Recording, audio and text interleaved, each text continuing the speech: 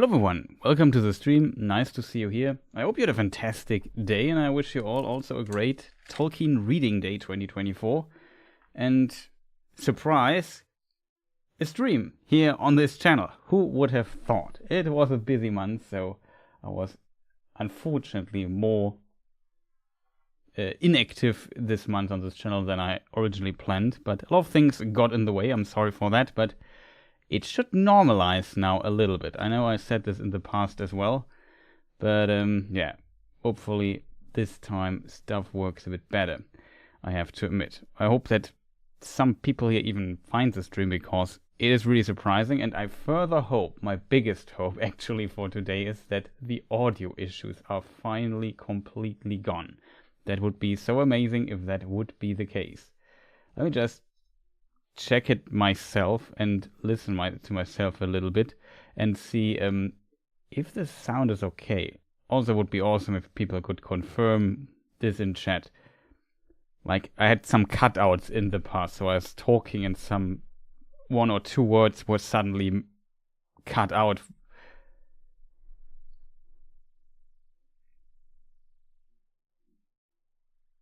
It seems to be okay so far. I'm very curious how this is, because I completely redid my OBS scene collection setup, which was quite a bit of work, to be honest. And as a result, yeah, I hope this fixed it, because it is 100% an OBS scene collection issue, and I just hope that this might fix this. You sound knowledgeable as ever on my end. Much appreciated, Anthony. Much appreciated. I hope it's I'm still knowledgeable enough to do these streams here. That might be the issue. Did a lot of other things recently, focused on some things, but yeah, also was outside of YouTube business and stuff, very, very busy in the past few weeks, months, I should say. And yeah, that now should lead to a little bit more what you call, in German we call it Normalität. What is this in English? Normality is potentially not the word.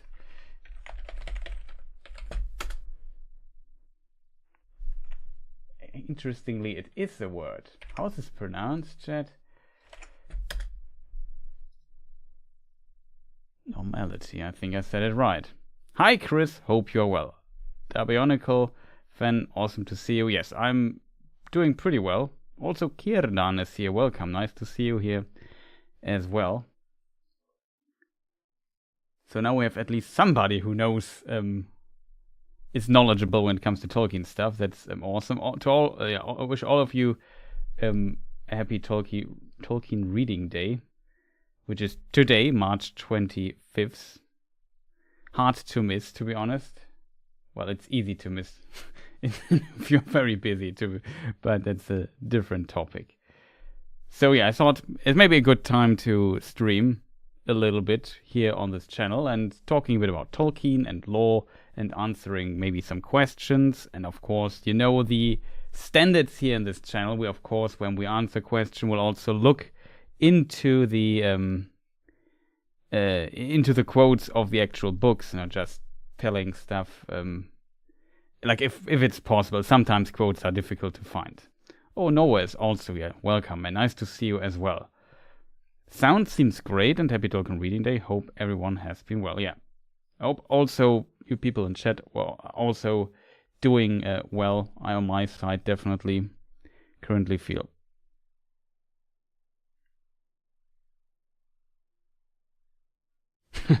And hi to my future bearded self. That's actually very funny. Even though my moderator Modo is not usually is called himself Kirdan, and for people wondering, and nowhere is Kirdan's name from his use, in case people wonder. So it's an interesting coincidence seeing both names here back to back, though. On YouTube, Kirdan is not called Kirdan. But yeah, still shoutouts to my moderator, of course. Always much appreciated to have you here. And also all the other people's joining. Like I said, it's a bit of a surprise. The channel went quite a bit silent recently. I need to reactivate it a little bit more. I also have some stuff planned, but currently I'm lacking a bit the time of doing stuff, kind of. Well, it's mostly a mixture of being very busy and setting priorities maybe wrong, or also on other channels and stuff. So that's currently a thing. But yeah, it has been tough recently, let's put it that way. But I'm doing well overall, and yeah, that's just what is going on. Theologist K, I hope I pronounced your name right. Welcome, nice to see you. So yeah, I don't know, we're already a little bit into the stream, like a few minutes. And yeah, I usually when I make a thumbnail for these streams, I just browse my gigantic archive of Lord of the Rings film screenshots, and just stumbled upon this one, where we see Gandalf and talking to Theoden. Gandalf the White, I should say. And yeah, it's about Gandalf kind of advising him to fight, and Theoden is a bit hesitant and wants to go to the Hornburg, and go there. We have this little scene with the two children arriving there and so on. And yeah, Theoden knows tough times are ahead. That he definitely know. But I thought it's interesting. It's a cool picture for Q&A. So I definitely chose this, and maybe it's a good starting point to talk about. I'm not sure if people here in chat, like, it's tagged the stream here as a Q&A, so you can definitely ask your lore questions here. And yeah, feel definitely free to ask whatever you like. You don't have to be shy if you feel like it is not a fitting question for experts or whatever. We don't care about this. It's just always good to talk about lore stuff, in my opinion. That's for sure. And yeah, I don't know. I have, yeah, like I said, an idea for a next video, which I already talked about it with Kirdan some days ago. So if that question comes up, I might say, yeah, well, it might be a video. I don't think so it will come up, though. Interestingly, the idea for the video came up also as a question in a lore Q&A thing. Yeah, I mean, you know everything, Kirdan. As a result, you don't have much stuff to ask, but maybe you can suggest a topic to discuss or something. It does not have necessarily to be a question. Maybe there's a specific lore topic you want to talk about. Theoden is an interesting character. That's also why I kind of chose him. Oh, wait, I guess I need to make a video about him one day, because it's yeah, I don't know. His background story is quite interesting in many ways. Mainly due to his father deciding to yeah, like his grandfather and his father did not get along that well, if I remember correctly. His grandfather was Thengel and his father was Thengel, and Thengel married a woman called Morwen Steelsheen, and she is like yeah, a Gondorian noblewoman, you could say.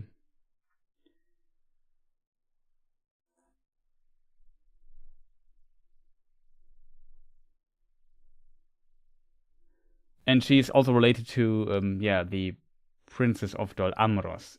So that is very interesting. And you could ask a question, and I can't even answer that, to be honest. Does, like, Theoden has some roots in Gondor as well as a result.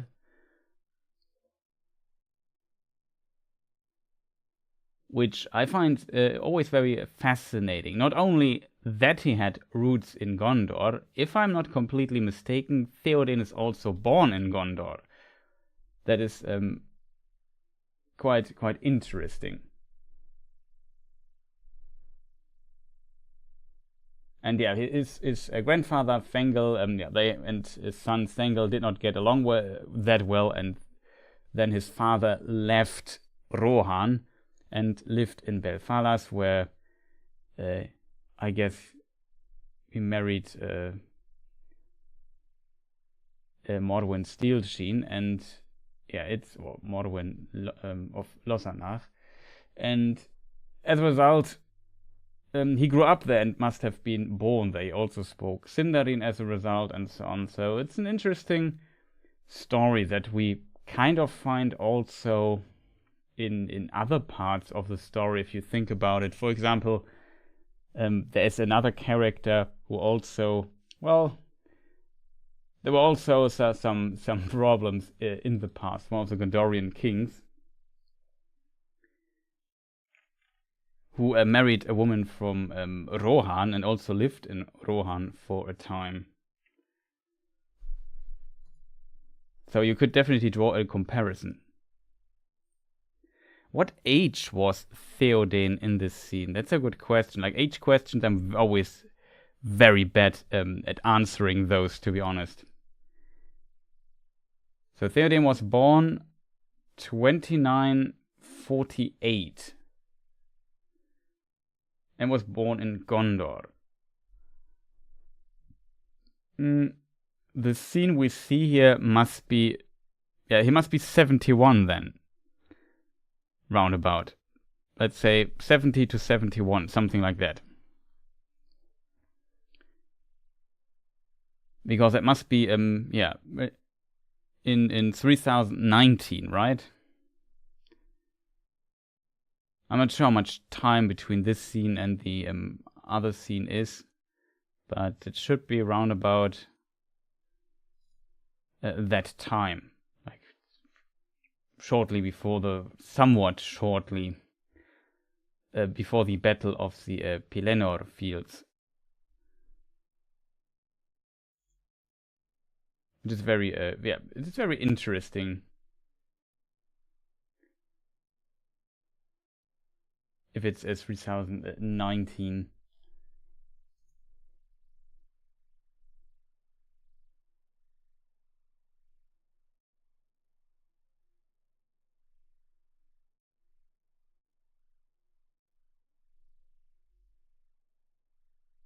Theoden retreats to Helm's Deep. Yeah, that was in March. It's very interesting that the Battle of the Pelennor Fields and the retreat to Helm's Deep is not that far apart, if that makes sense. They had not much time to rest. They definitely made a lot of haste there.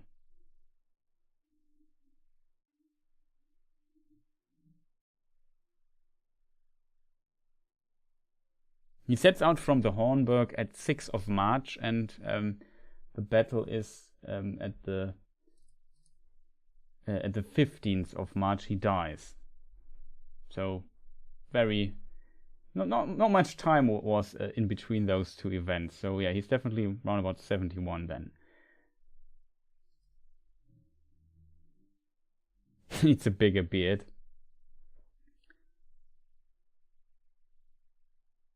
Yeah, Noah already got here the answer.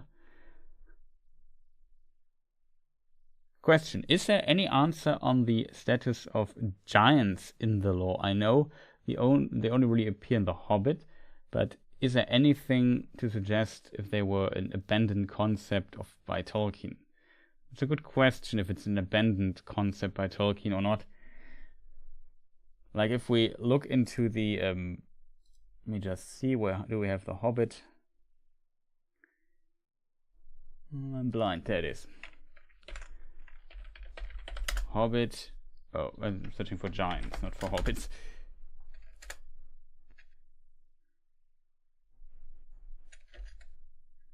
So yeah, there we have something we also see in the Hobbit films, and it's often kind of discussed if it belongs there or not. But though, to be fair, it is somewhat accurate in my opinion. At least I get the idea what Peter Jackson was doing there, but that's a different story.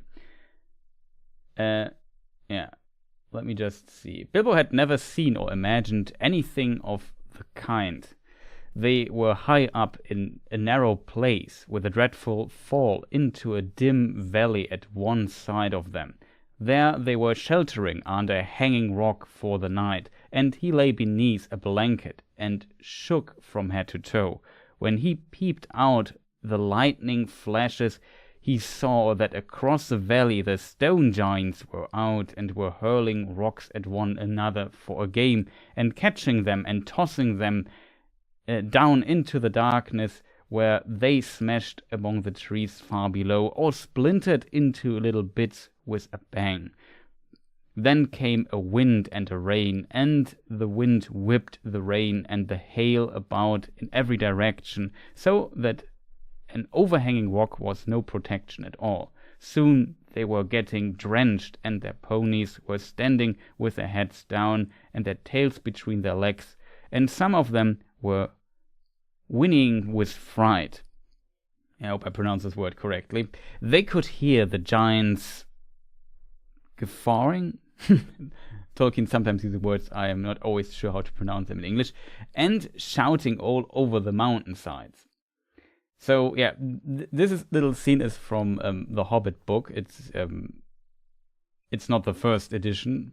Could also look into the first edition if you want, but I would be surprised if Tolkien changed anything.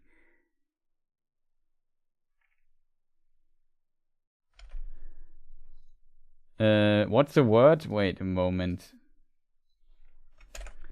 I can post it in chat. Also welcome everyone who's just to laugh. But how is it pronounced?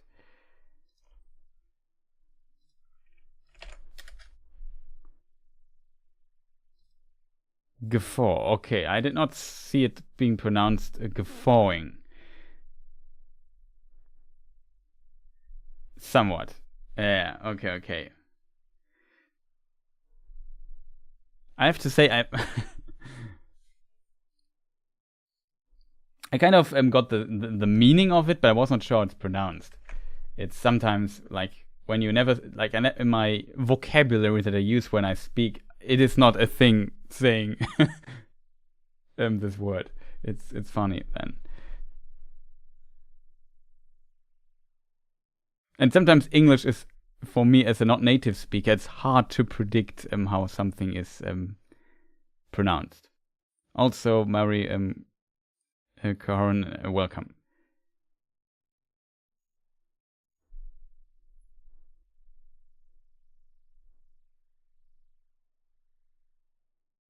It derives from a Scottish word.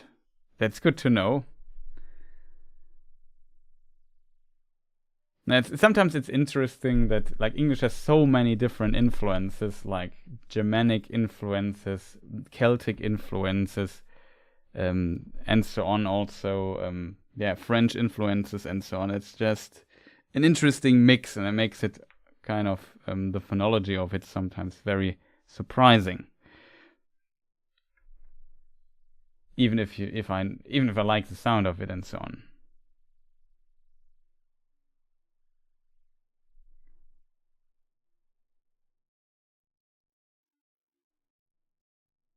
Yeah, of course. Also, all kinds of influences from all over Europe, you could say. Well, there's some exception. There are also Latin influences we should not forget that are also very strong in English, but also in French, of course.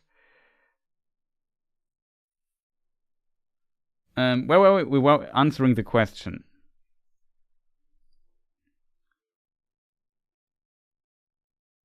We were talking about the giants. Yeah, I think that we had this discussion in a previous stream some long time ago. Before, and it's a bit difficult to say because the giants, I think, don't really appear anywhere else. Like in Lord of the Rings, I'm not sure if we find something about giants there.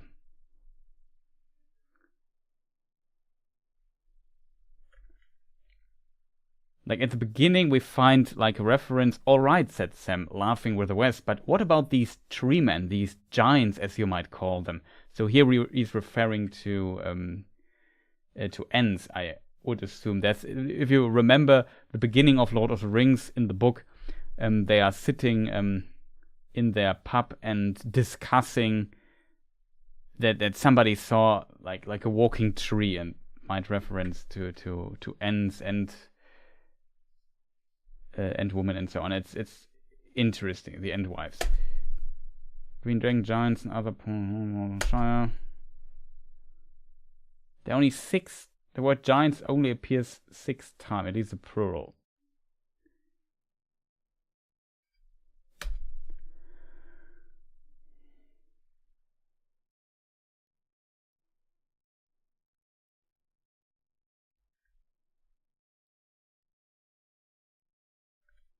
Which chapter am I here, chat?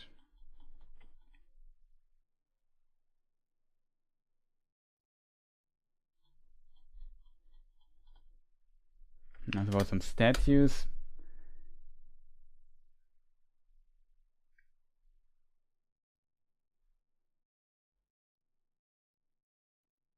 Interestingly, we talk about Theoden in a moment. It's an interesting quote here. At Helm's Gate, before the mouth of the deep, there was a heel of rocks thrust outward by the northern cliff. There upon its spurs stood high walls of ancient stone, and within them was a lofty tower. Men said that in the far-off days of the glory of Gondor, the Sea Kings had built here this fastness with the hands of giants. The Hornburg it was called, for a trumpet sounded upon the tower, echoed in the deep behind, as if armies long forgotten were issuing to war from caves beneath the hills. There's also the story, of course, with Helm Hammerhand or Hammerhand and his horn and so on. It also comes to it. Originally, an older name for the Hornburg is Thusburg, and Thuth is, I think, the Old English word for south. You hear the similarity there. Kind of interesting. The Gondorians had a different name for it. I have to admit, I can't remember it. It was something like with an A, right? I have to look it up though. Aglarond, yeah. I knew it was starting with an A. Thusburg, Old English name, I would say, was Thusburg, hard to say word. Aglarond in Sindarin. That I assume would be the Gondorian name for it. The Hornburg name came in the Third Age later with Hammerhand's story. Yeah, but interestingly, we have the legend here again, coming back to the question of, are the giants real? Like, people couldn't believe, like, the Gondorians were, even though they were never on the height of the Númenóreans ones, they definitely were advanced compared to all other free people on the mainland in Middle Earth, in the middle. And I assume people wondered, how did they build these fantastic fortresses and so on? Also, welcome Priscilla, nice to see you. How did they build all these fantastic fortresses? And I assume it's kind of a legend that we can read here, that they must have used giants to build this. Like, I find it very interesting. Let's read the sentence again. Men said, it's not that the Gondorians said this, but men from the region maybe, and around maybe the people of Rohan and so on, that in the far-off days of the glory of Gondor, the Sea Kings had built here their fastness with the hands of giants. So it's very interesting. I would assume that Tolkien includes this, the classic idea of giants, purely for a mythological standpoint, because they're simply parts of many mythologies, the giants. If you think about Northern mythology, and so the Norse mythology, and so on. In the Hobbit, when it comes to accounts in the Hobbit, we know that it's not 100% reliable, if that makes sense. Like, we have the first edition that Tolkien also said, yeah, that was a story how Bilbo told it, and the second edition of the Hobbit, where the riddles of the Riddles in the Dark chapter was completely reworked to fit the idea of a one ring, which wasn't present when Tolkien originally wrote The Hobbit in 1937. When he published it in 1937, he wrote it early in the 30s. And as a result,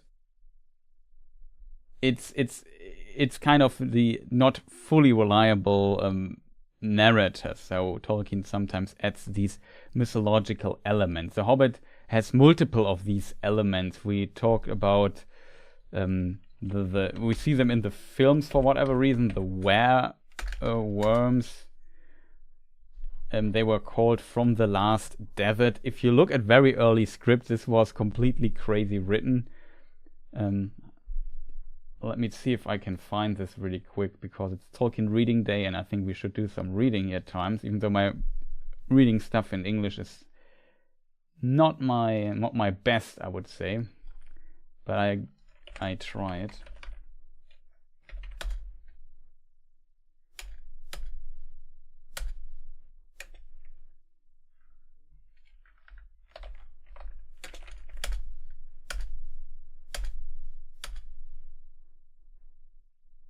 Yeah, in early writings, instead of the last desert, Tolkien wrote, I think, the Gobi Desert in very early versions of The Hobbit.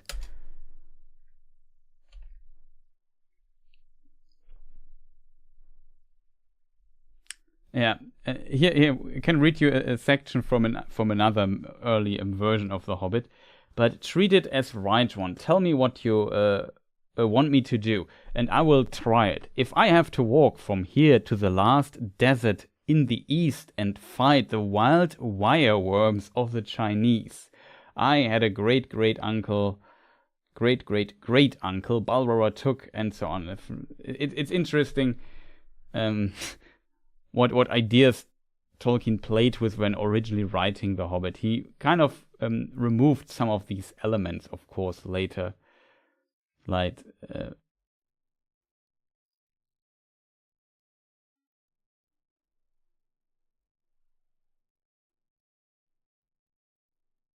so yeah, it's interesting to see a lot of these real world elements suddenly Tolkien removed from his early Hobbit writings. It's very fascinating to look into these old manuscripts always. I have a cold. Oh, I hope you get well soon then. Gute Besserung, as we say in German.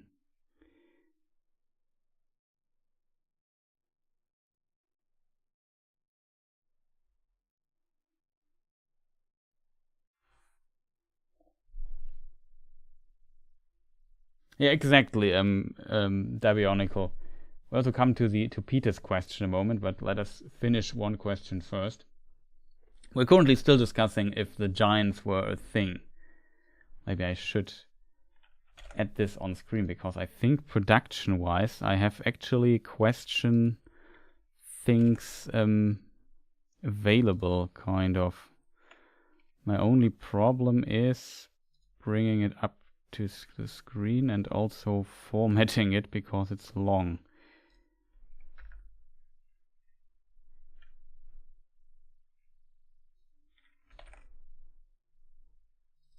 So people know what we are talking about. I always forget to get the production side of things going. Unfortunately, it's always a bit a pain to do this in OBS. So here people maybe know what we are talking about. Yeah, so production done. The giants. Okay, so let's come back to that. You're kind of right, I think. It's a case where it could be a case be made that they are left ambiguous as to whether they are from Bilbo's imagination. I can't recall if any other characters acknowledge them. Exactly. So the only other instance I just read basically from the Lord of the Rings, which I found interesting, that there's a legend among men that giants hence help building the Hornburg, and as a result, I would assume that the mythology of giants is kind of there, and like, you could think about what are giants for? Like, they are big, they can move things that normal people, especially in ancient times, couldn't simply move. So legends about giants and other supernatural beings come up. I think it's in Germany. There's a constellation of very big stones that were also moved, and people in the medieval times said it was a devil who placed them there. I think they're also called devil stones, something like that.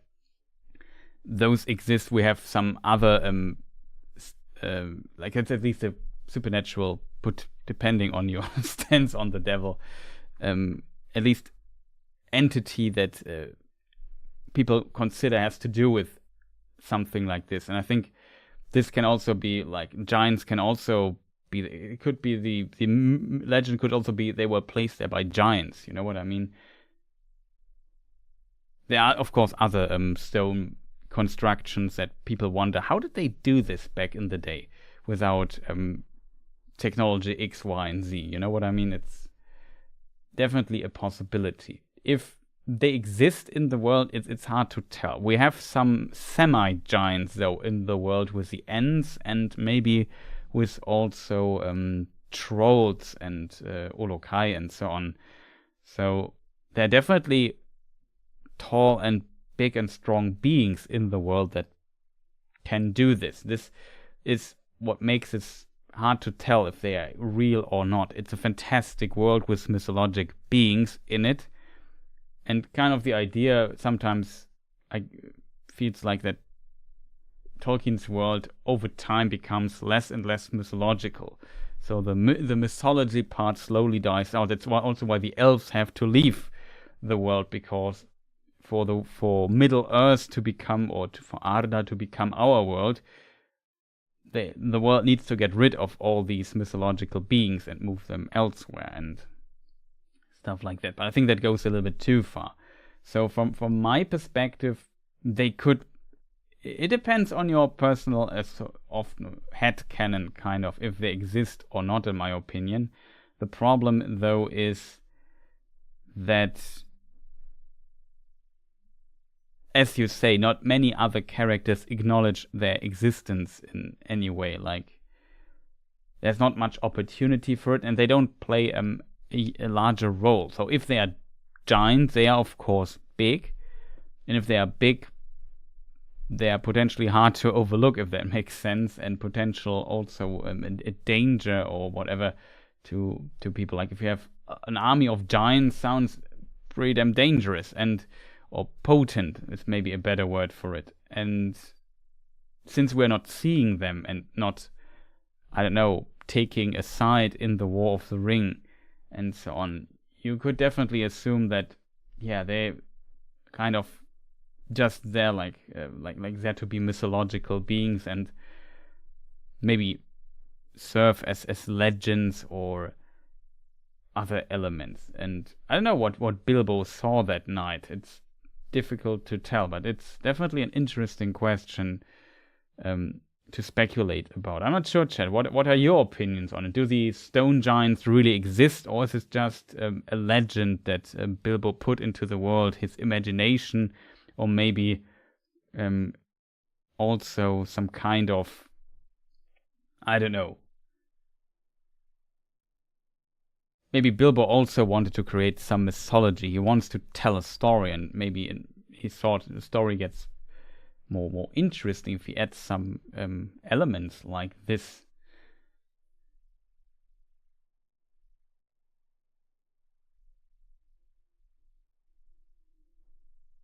Not sure what here the opinions in chat is. Also, who's giving a PC a virus? That sounds not pleasant.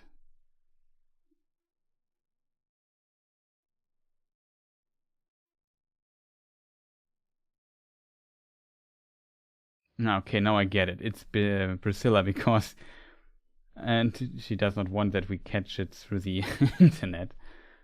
Well, I can't giving a PC. Okay, and I get the joke now. I understood.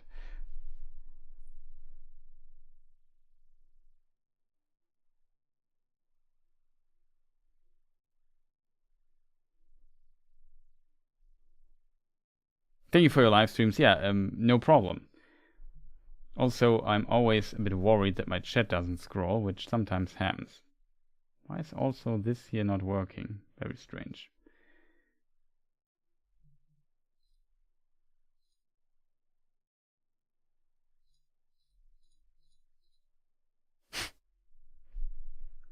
Can't see the little bar here. It's also a bit annoying, always a bit annoying that the bar is always over the current chat message. I'm not sure why YouTube is doing that.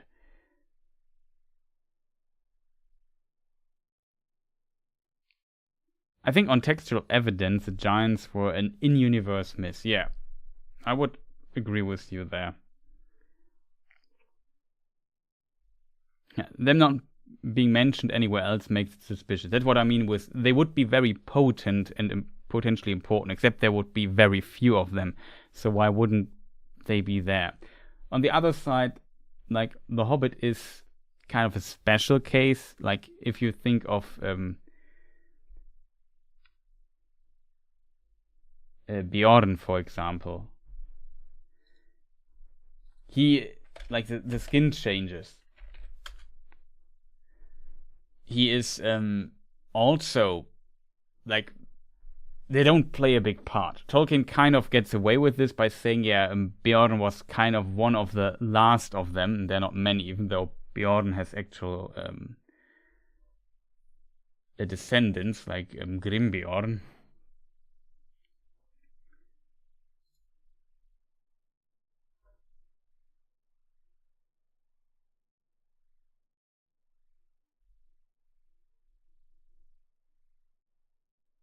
It's not. It's the son of Bjorn.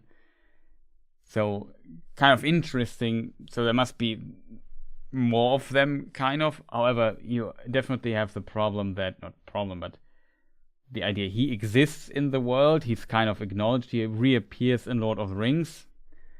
Though to be fair, Bjorn also plays a bigger role in all of this and so on. The stone giants are just kind of a side note, if that makes sense. Like they're mentioned once when Bilbo tries to sleep and looks out, and in the rain and distance and flashes, maybe see some forms and see some rocks falling, and maybe it's just also a metaphor how what happens at these cliffs and in the mountains of in the misty mountains and so on. It's definitely there's some room for interpretation here, I think, for sure. A bit of a weird question, we know. Okay, another question. Also, welcome Killswitch. Nice to see you.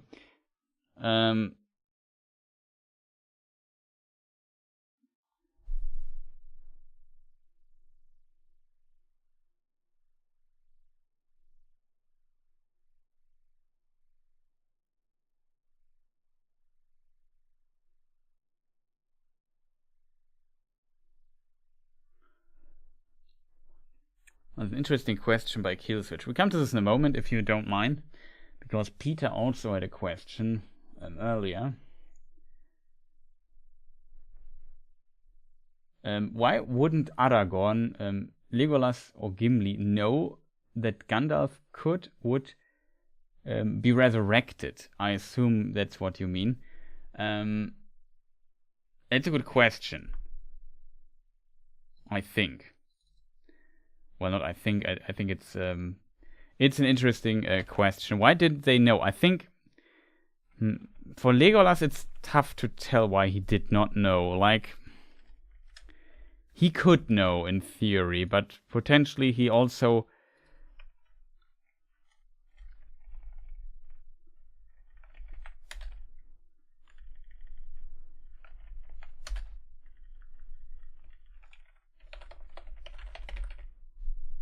hope I spelled resurrected right. So, interesting question. Why didn't they, like, for Aragorn and Legolas, Aragorn maybe could have known kind of as well.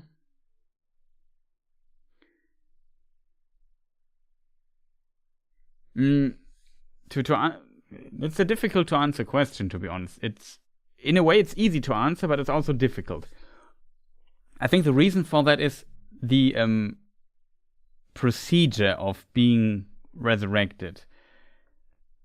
Like, we see him here also, Gandalf the White here in the background. Gandalf is one of the Maiar, and they are spirit beings. And these spirit beings take a physical form in the world, and this physical form, or their bodies called, I think, or their bodies are called Fana, if I remember correctly.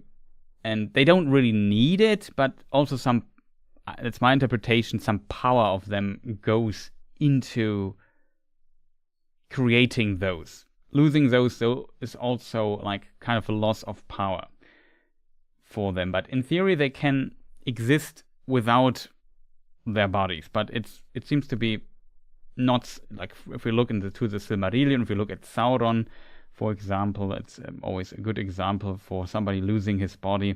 It has consequences for him as well, and also seems to be not great losing his body. As a result, he does not want to do that, and we can assume it's potentially similar for Gandalf as well. It's not 100% clear what happens next when they lose their body. They're just then in a spirit form. I could imagine they are then weakened, and maybe they then have to return to Aman for a moment. That would definitely be a possibility. So usually these Maiar don't die. So it's kind of an exception in of itself that this happens, if that makes sense. So I could imagine if Gandalf is killed, that the standard protocol for him is maybe returning to Aman, and then his spirit. I'm not 100% sure if that is the case. Like if a human being, like if men die, or in theory also dwarves and also elves, if they get slain, for example, then they are called to the halls of Mandos. I'm not sure if that is the case for Maya or for Ainur in general as well.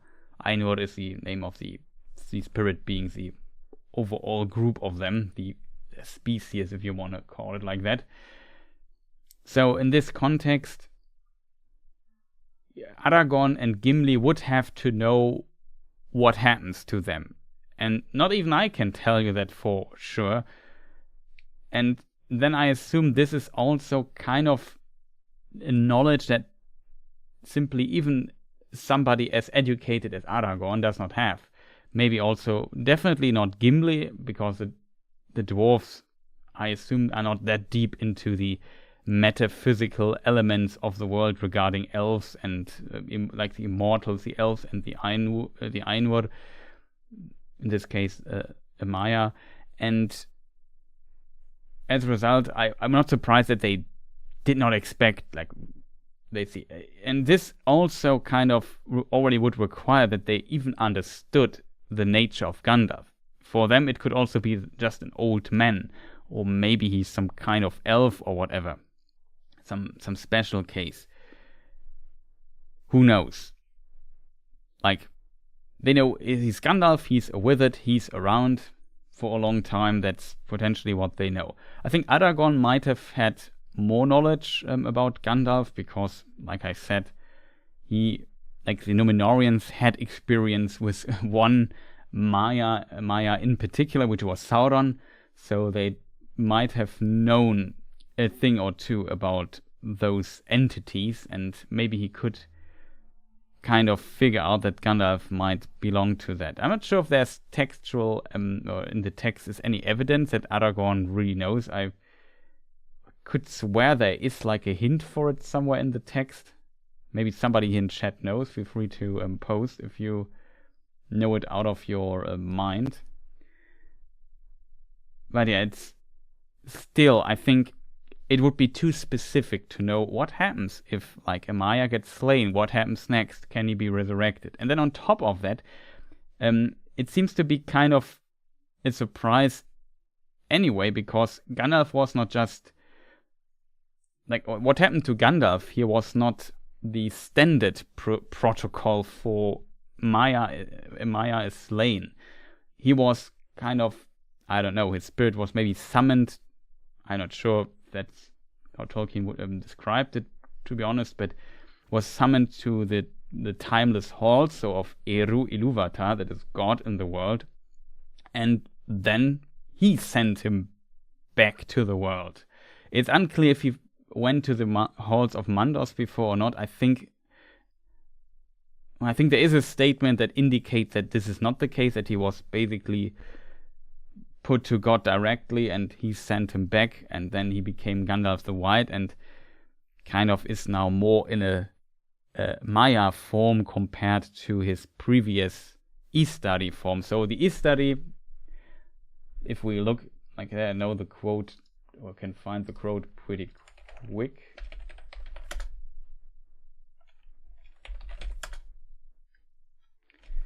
So if we look into the Unfinished Tales book, which I can't zoom in for whatever reason, now it works. So there we have a description of the Istari, and it's in the chapter, the Istari in this book, Unfinished Tales. For they must be mighty, peers of Sauron, but must forego might and clothe themselves in flesh, so as to treat on equality and win the trust of elves and men. But this would imperil them, dimming their wisdom and knowledge, and confusing them with fears, cares, wearinesses coming from the flesh. So they were not in their full power Maya, angel form, if you want to call them like that, but had to kind of take also a more almost mortal-like form, like that was very kind of different from what they had. And it seems like Gandalf the White is more freed from this restriction than he was as Gandalf the Grey.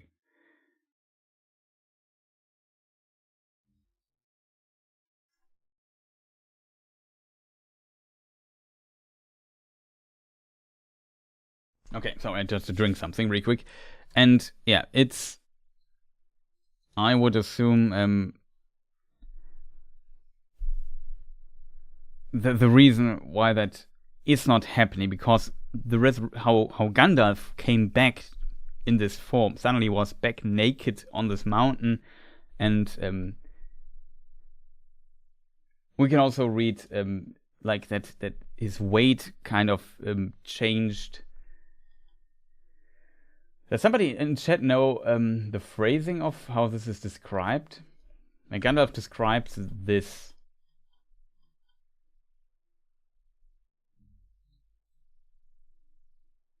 I can't remember how it's worded. It's not light as a feather, something like that though. There was a very specific phrase, and it was said by Guay.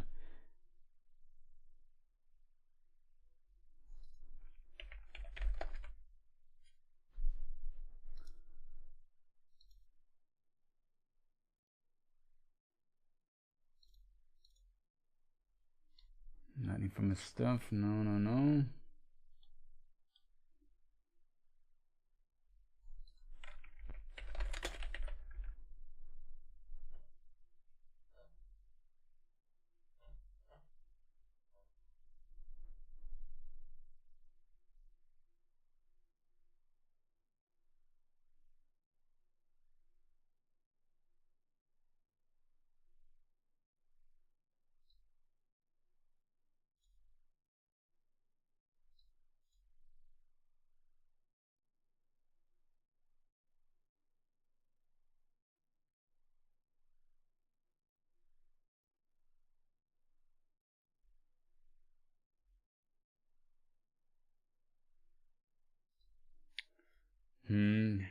He was given a new staff by Galadriel. That's what I need to find.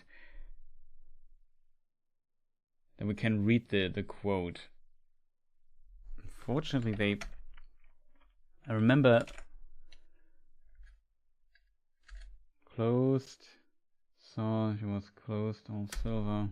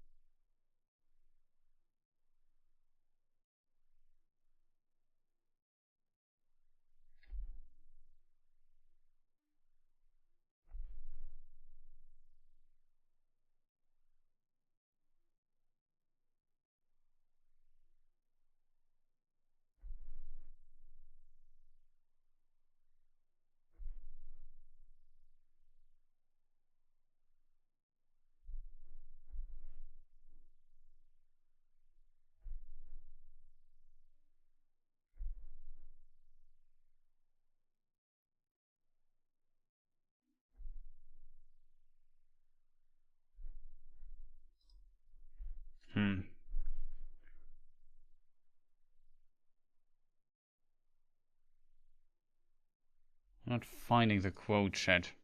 Where is chat? There it is. Oh, David, welcome.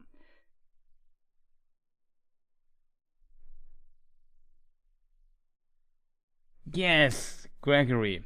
That's a phrase. Now a burden you have been. Yeah. Now I couldn't remember this phrase. So now we can maybe read this section here very quick to go back to answer the question a bit further. Naked I was sent back for a brief time until my task is done, and naked I lay upon the mountain top. The tower behind was crumbled into dust, the window gone. The ruined stair was choked with burnt and broken stone. I was alone, forgotten, without escape, upon the hard horn of the world. There I was staring upward, while the stars wheeled over, and each day was as long as the life age of the earth. Faint to my ears came the gathered rumor of all lands, the springing and the dying, the song and the weeping, and the slow everlasting groan of overburdened stone.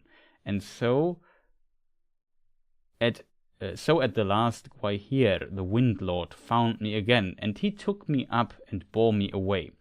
Ever am I fated to be your burden, friend at need, I said.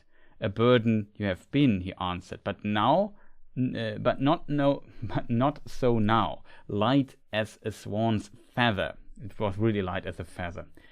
In my claw you are. The sun shines through you. That's also became kind of transparent, I guess. Indeed, I do not think you need me anymore. Were I to let you fall, you would just float upon the wind. Do not let me fall, I guess, for I felt life in me again. Bear me to Lothlorien. That indeed is the command of Lady Galadriel, who sent me to look for you, he answered. Thus it was that I came to Caras Galadhon, and found you but lately gone. I tarried there in the ageless time of that land where days bring healing, not decay. Healing I found, and I was clothed in white. Counsel I gave, and counsel took. Thence by strange roads I came, and messages I bring to some of you. To Aragorn I was bidden to say this, and then it continues. So yeah, this gives kind of an idea that it was definitely a very special case, and I think not even Aragorn or Gimli or Legolas could have known this. On a writing perspective, of course, it would make sense to, like, it's a surprise. Gandalf dies, and then at some point he's back, and that's a pretty cool moment, I think, and a very strong moment in the book as well. It would be ruined if Aragorn said, yeah, well, next Friday he's back anyway. Like, you know what I mean? Just from a writing perspective, of course.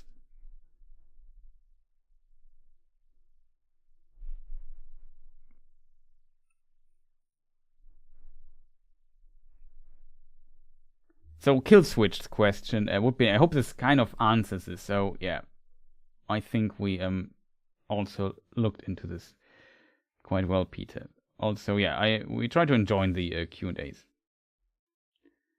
here as well, and glad that you also enjoy the stuff. It's always fun answering questions, reading some quotes, and having people in the chat like Gregory who just knows everything out of his mind.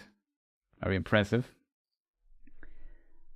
And sometimes I just need to remember how it's phrased exactly. There's maybe some significant phrase in it, and then you can search it in my online version, my digitalized version of the book, and then I find it. Swan's feather. Should memorize that. Yeah. So a bit of a weird question. We know that Tolkien was inspired by Norse, German, Anglo-Saxon mythology, Germanic Anglo-Saxon mythology. Are there, in your opinion, stories which were inspired by other mythologies? Only thing that comes to my mind would be the end of Beren and Luthien, which reminds me a bit of Orpheus and Eurydice. I think she's pronounced in English. Not sure, but you know what I mean. I think Greek mythology also appears here and there. Like if you you could also connect, and I think Tolkien, we can read the letter actually. Not sure how it's pronounced again in English. It's a big problem, I think. But in German it would be Ödipus. I have to look this up, chat, because if we talk about this, I know it's in the quote as well. But yeah, the Children of Húrin story is inspired also a bit by that.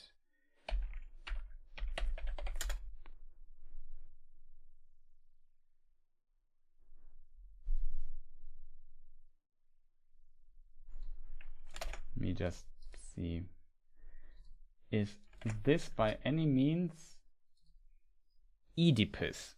Is I think how I pronounce it in English. Okay, good to know. We have to look into the letters of Tolkien. Letters of Tolkien. We have the fantastic new revised version with more letters in it, which is awesome. There's also like a poem collection announced for later this year, right? With Tolkien poems. It's also interesting.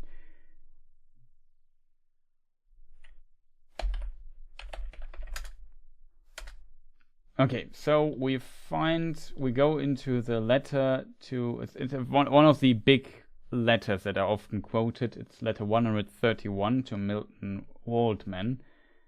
And the context of this letter is kind of interesting. I think it was, Mr. Waldman, I think, was of Collins, a publisher. I think it's a US publisher. Now it's HarperCollins, they kind of fused and so on. They have the publishing rights for Lord of the Rings and stuff. And yeah, so he made contact and was about publishing. Tolkien, in a lot of detail, kind of explained what's the Lord of the Rings, the Silmarillion, and so on about. And it's a very good summary of Tolkien's work with a lot very interesting information at times that you only find there in this particular text. However, there is this quote here. There are other stories almost equally full in treatment and equally independent and yet linked to the general history. There is The Children of Húrin, the tragic tale of Túrin Turambar and his sister Níniel, of which Túrin is the hero, a figure that might be said by people who like that sort of thing, though it is not very useful, to be devised from elements in Sigurd the Volsung, Oedipus. I've forgotten how it's pronounced again. I have to look. What is Oedipus?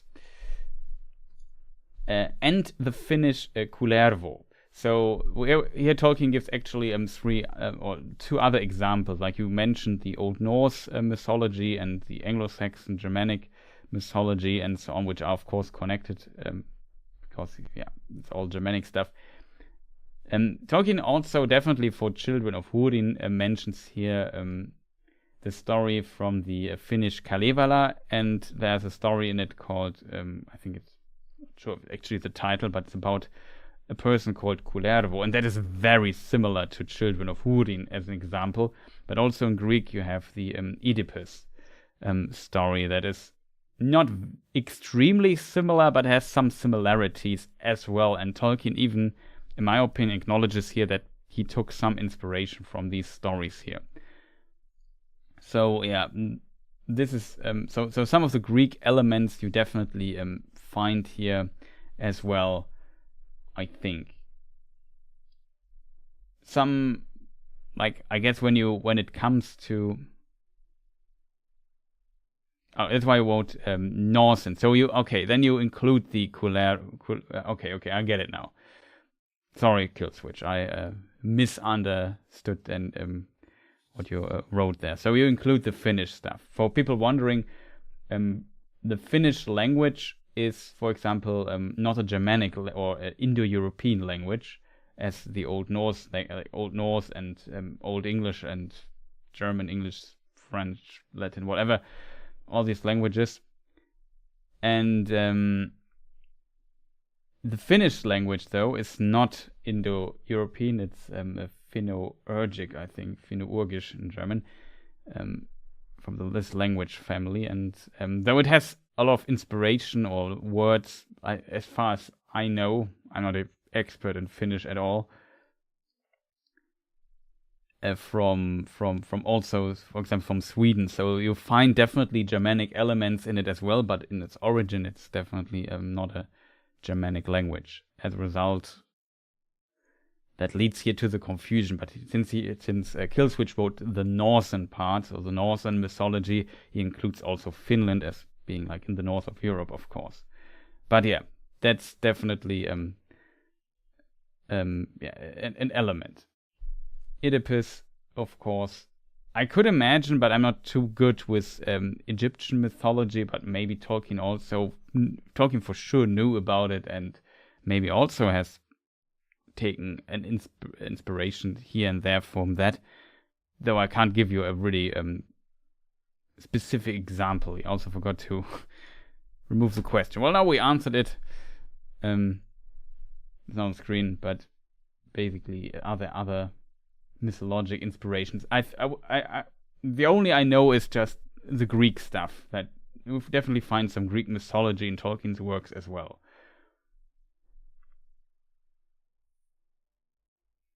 But you are right, there are not that many I can currently think of. The Old English mythology, for example, Beowulf and stuff like this, you definitely find in Tolkien. A lot of Old Norse stuff. There's even some elements, I always find this interesting, like we have Elrond's father, Earendil, and in early versions he is called Earendel, I think. And Earendel, if I'm not mistaken, is the Old English name of a Old Norse hero.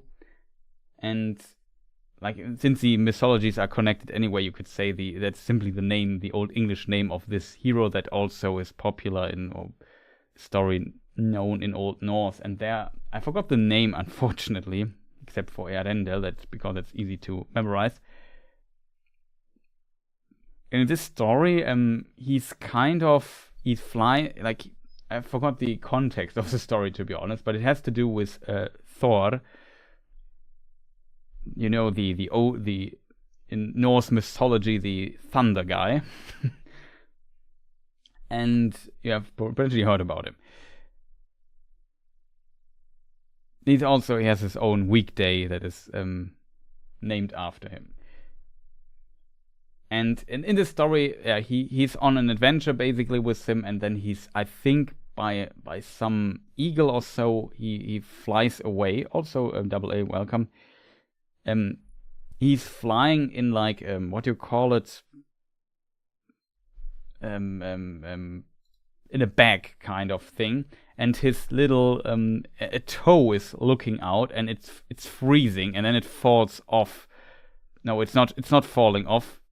I think it's even more brutal than that. It freezes and dies off his toe, and then Thor takes it, rips it off, and throws it into the sky, and it becomes a star. And even though this story is not like Tolkien tells the story, but the idea of Earendel becoming a star is kind of also in Tolkien's mythology. So you definitely see these inspirations in his works. Fortunately, I forgot how he was called in Old Norse. I also potentially retold this this story completely terrible, but yeah.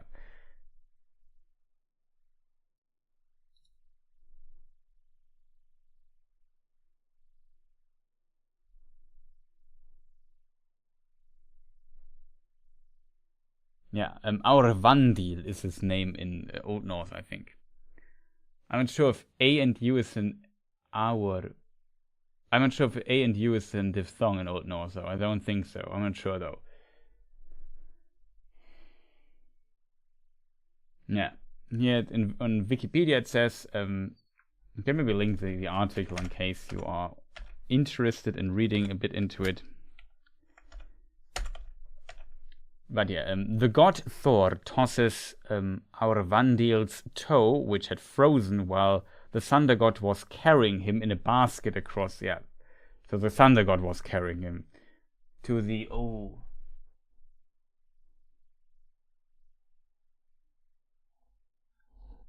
to the Elivorgar rivers, I think it's pronounced, into the sky from a star called Aurvandil's Toe. It's interesting. It's a long A. The long A in Old Norse pronounced O. Aurvandil's Toe. So it's interesting that the word toe is a Germanic word. Interesting. In German it's C, which sounds very different. In wider medieval Germanic-speaking culture, he was known as Earendel in Old English, Aurendil in Old High German, Aurivandolo in Lombardic, and possibly as Ausandil in Gothic.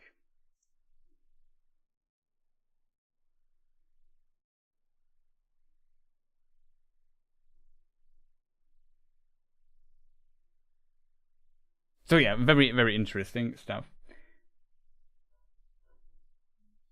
So he appears in a lot of Germanic mythologies. And yeah, Tolkien for sure kind of inspired this. I only know Donar. He has his day, yeah. In German, in English, Thor, you have Thursday. And in German, Thursday is Donnerstag, because in here in this region, Thor is called Donar, or Dona, and yeah, that's why it's called. The German word for thunder, which is also related to Thor, I think, in German it's Donner, so that's still related to this. Kind of interesting how mythologic figures kind of shaped also some words that we use in our daily life, even though not even aware of that often. It's kind of fascinating. I think, for example, Wednesday in English, Wotan is Odin, and yeah, it's Odin's day. In German, it's Mittwoch, which is mid-week's day, basically. It's just midweek, it's literally translated. So there, Odin was kicked out, maybe, out of the week of the naming scheme. I'm not sure. Tuesday is very interesting in this, because that is Tyr's day. He has he's pronounced differently in Old English, and that's closer to Tuesday. Yeah, we have Freitag, Friday is also similar. Sunday, Sonntag in German, also very similar. This is the day of the sun. Monday, Montag in German, the day of the moon, and so on. Kind of fascinating.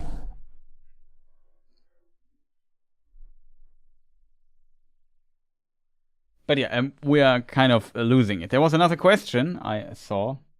Here's Double A asks, hello, here's my question. Gandalf knew Gollum had the One Ring. He knew Bilbo found the ring in Gollum's tunnels. Therefore, why didn't he figure out Bilbo had the One Ring? Okay, let's put it as a good question. And I think a question we also I often have talked about on different occasions in the past. Because I'm always myself wondering in a similar way, but we might look into this. Let me just try to bring this here on screen so people know what we're talking about.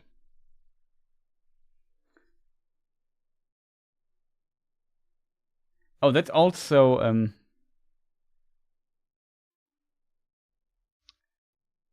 yeah, that's the thing. Could also be that, but the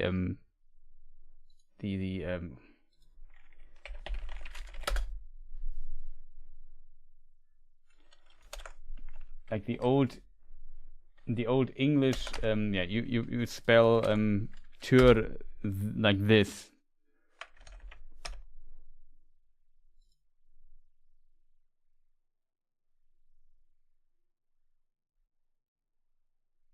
And in Proto-Germanic, you add in, it looks like kind of this.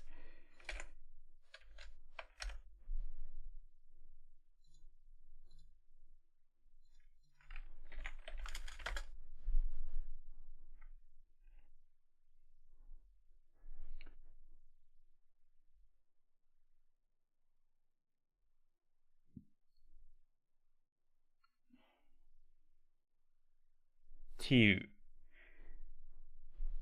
think it's really pronounced Tew. The T-I-Y. I'm not sure though.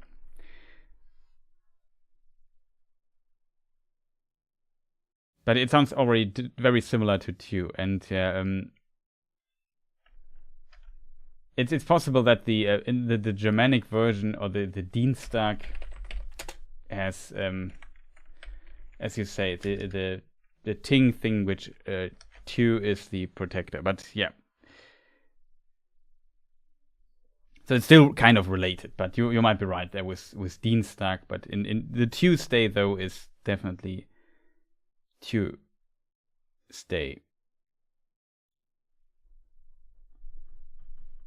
Oh yeah, we wanted to talk about the other question. I was thinking, there was something I wanted to do there. Yeah, so the question, Gandalf knew Gollum had the One Ring. Well, the problem is a little bit the chronology when Gandalf knew it was the case. Though to be fair, the timing, to answer the question, it's a very difficult to answer question because of all the dates we would have to consider. But let us look maybe a bit into Appendix B of the Lord of the Rings. That helps usually quite a bit to kind of understand the timing of this a bit better. First of all, I need to find, I hope everything is here.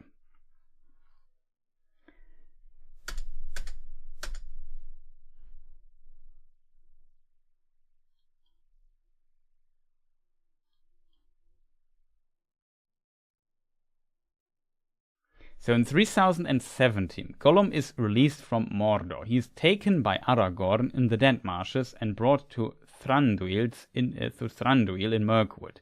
Gandalf visits Minas Tirith and reads the scroll of Isildur. That happens in the meantime.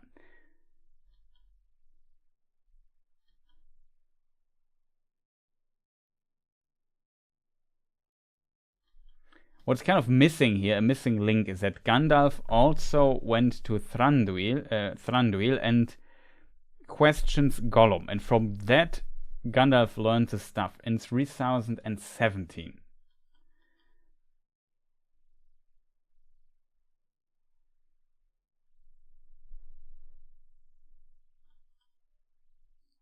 So he kind of learns the traces. The question is, or I always ask, like you said, the same question myself. How could Gandalf not 100% know that this must be the One Ring?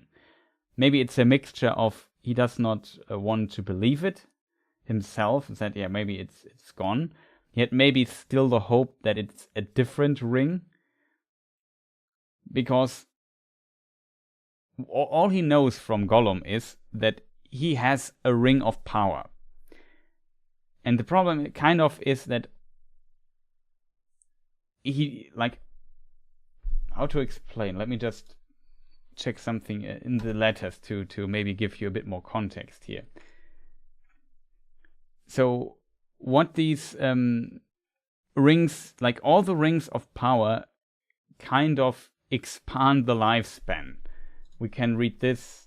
I need a second copy here of this here, else I lose my stuff here. We need to go to the Council of Elrond. There Gandalf explains this in a bit of detail.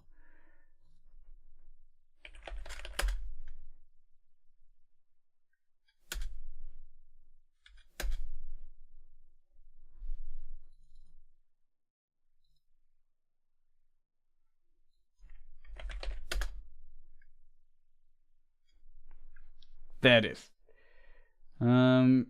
Blah blah blah, endure. Many elves and many mighty men and many of their friends had perished in the war. Anarion was slain, and Isildur was slain, and Gil-galad and Elendil were no more. Never again shall there be any such league of elves and men, for men multiply and the firstborn decrease, and the two kindreds are estranged. And ever since that day the race of Numenor has decayed, and the span of their years has lessened. Okay, I thought that would be the quote that leads to the ring stuff. That's a bit further down. All I learned also that he possessed it long, many lives of a small kind. The power of the ring had lengthened his years far beyond their span, but that power only the great rings wield. That was the line I actually was looking for. Sorry for doing the wrong line there. The other quote is from Elrond, by the way. This is, I think, here from Gandalf. So Gandalf does not 100% know that it's the One Ring, even though he should. I agree with you. He should have known. But it's a bit complicated. So what we learned from this particular thing, Gollum is old. He knows that. Something must have prolonged his life, and he sees a similar effect on Bilbo, who also must have a ring. He knows that Bilbo had a ring. And this is only possible when it's a great ring of power. And now the question is, are there any great rings that we don't know where they are? Gandalf knows what happens with his 3 elven rings of power. He has one, Galadriel has one, Elrond has one. He knows that for sure because he's a ring bearer himself. Then he has the 9 ring of the Nazgul. He knows Sauron or the Nazgul have those rings. So they're also accounted for. The only uncertainty he has are the 7 rings of the dwarves, I guess. And here it's a bit difficult to reconstruct when Gandalf learned what happened when where. Because Gandalf here, in this thing here, let me see, fire, no, it's dragons or Drake. Dragonfall, no, Dragonhorn. Dragon came. Fire.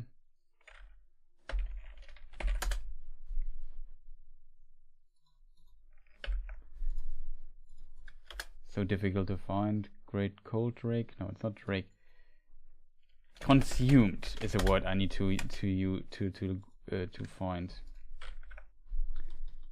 I think. It's not fire. It's not dragon. He does say they were consumed by dragons. Something like that. Sometimes it's so difficult to find these quotes, chat, you have no idea.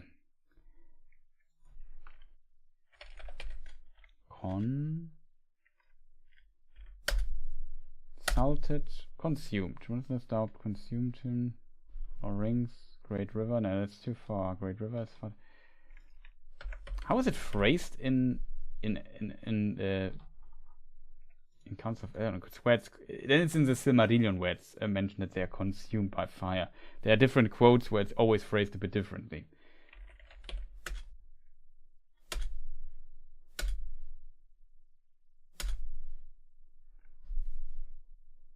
Okay, I'm just too stupid to find this quote, chat. What is wrong with me?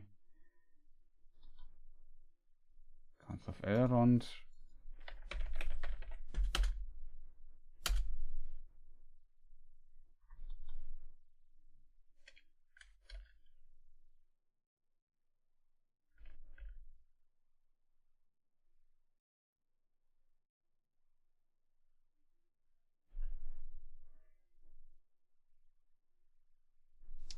No, that's also not right. Why am I so bad at finding this quote today, chat? I've found it so many times in the past. Now I struggle with it. I'm a bit sorry for that. I could swear it's Gandalf phrases it with the word consumed. Maybe in chat somebody has found it already.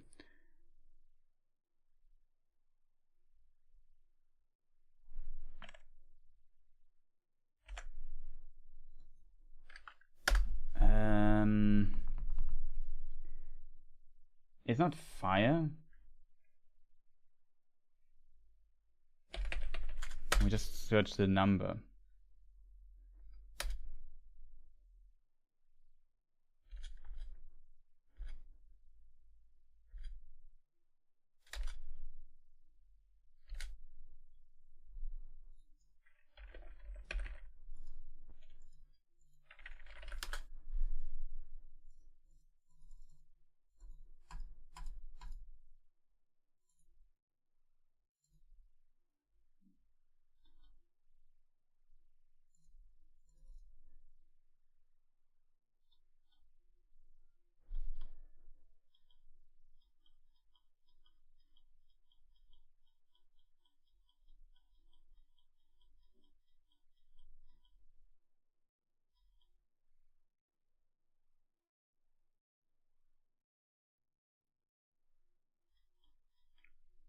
The 3 we know of. Very much. I can't find the quote, chat.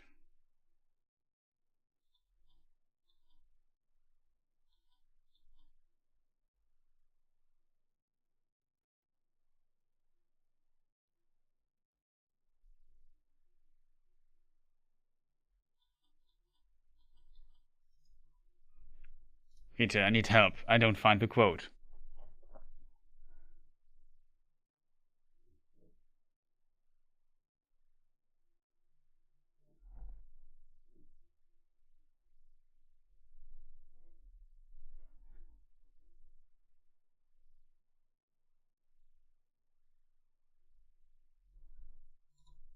I mean, I could just look it in the Silmarillion, because there I know it must be consumed.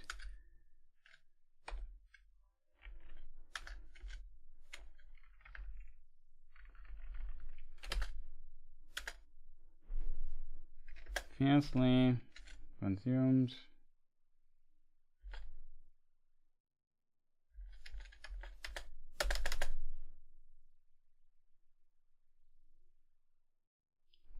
So then the Silmarillion, it's easier to find. It is said that the foundation of each of the 7 hordes of the dwarf kings of old was a golden ring, but all those hordes long ago were plundered, and the dragons devoured them. And of the 7 rings, some were consumed in fire, and some Sauron recovered. The exact number is not spelled here. It's not written down here. That is definitely in the chapter where I try to find it, but I'm currently too stupid to find the quote for whatever reason. Always unpleasant, chat, if you just want to make your point very quick and then search for the quote for like 5 minutes.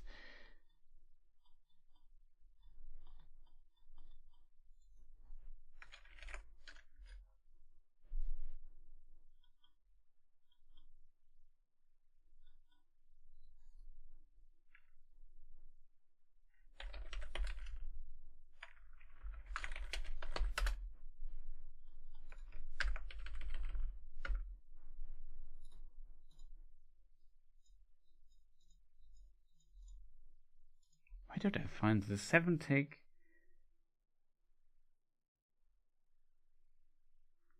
Nazgul 9 keep. The 7 are taken or destroyed. At this Gloin steered up. The 3 we know of.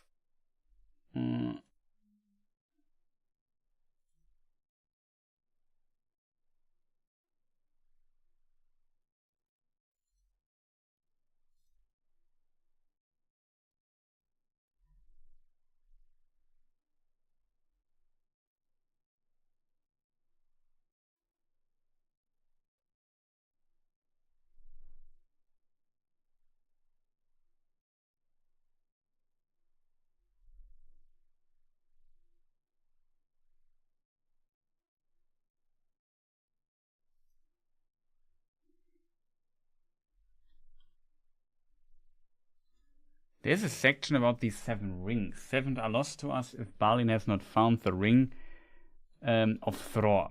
And here in the council, which is Gandalf already knows, but this is 3018. There Gandalf knows. The question is, when does Gandalf know? Man, I hate that I don't find this quote, chat. I'm so sorry. Can't find the quote. Maybe they changed something in the Matrix or so.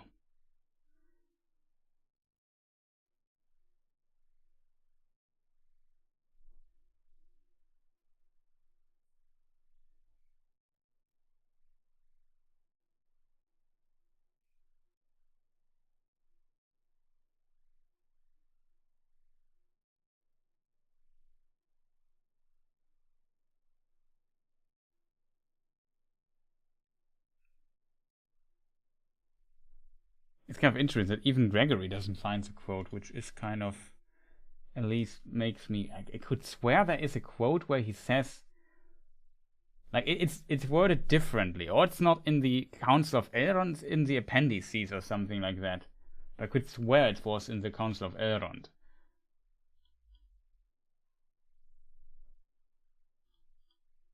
And they kind of discuss if it's really the One Ring, and Gandalf kind of explains this by saying no.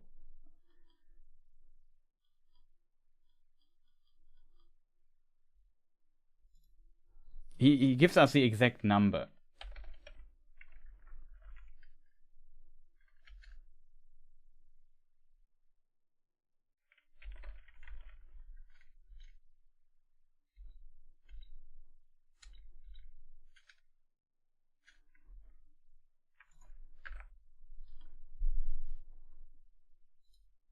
Okay, I have an idea how to look it up faster. We have to 7 rings. Maybe they have a quote for it. 4 was swallowed by dragons, but sounds need finding 2. The last was Ryan, blah blah. It's Appendix A, it says, but it doesn't give us a page number.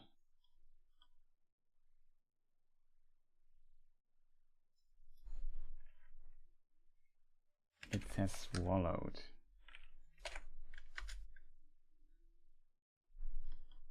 Is it in the appendices, chat?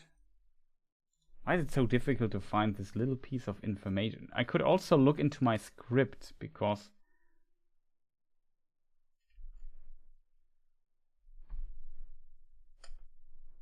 four riders, 4 more invaded, 4 hobbits.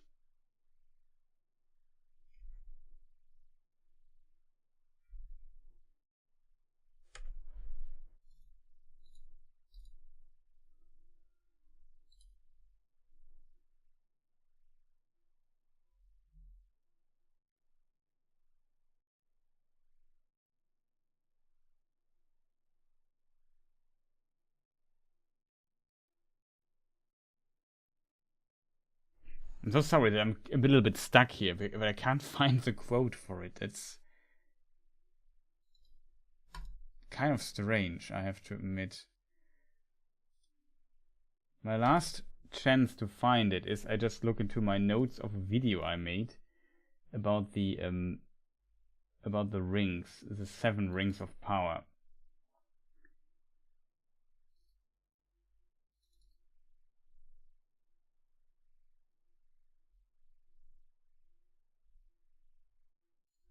A lot of quotes in this file here.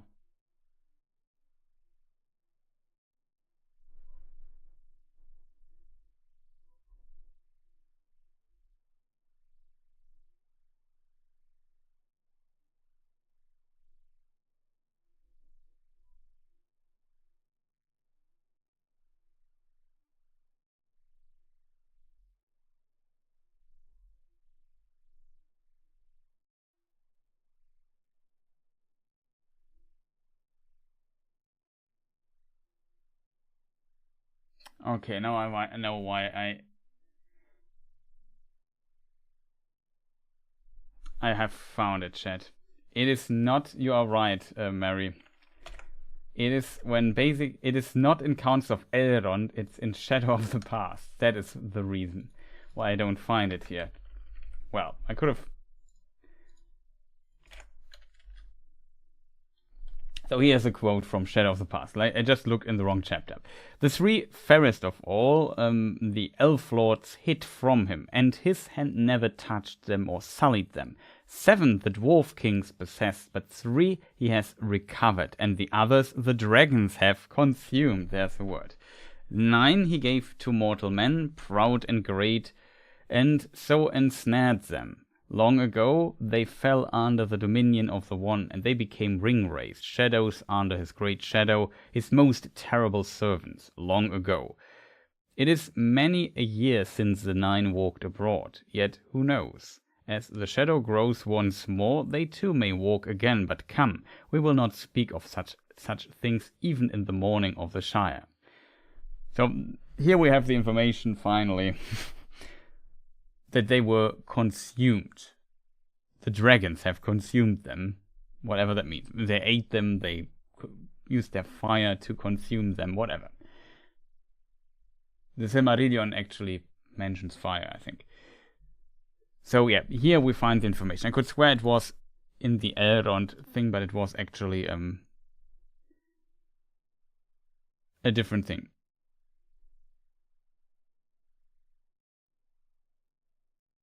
Yeah, I found it finally. So now we can come back to answering your question. I'm a bit sorry that it took so long to even get here.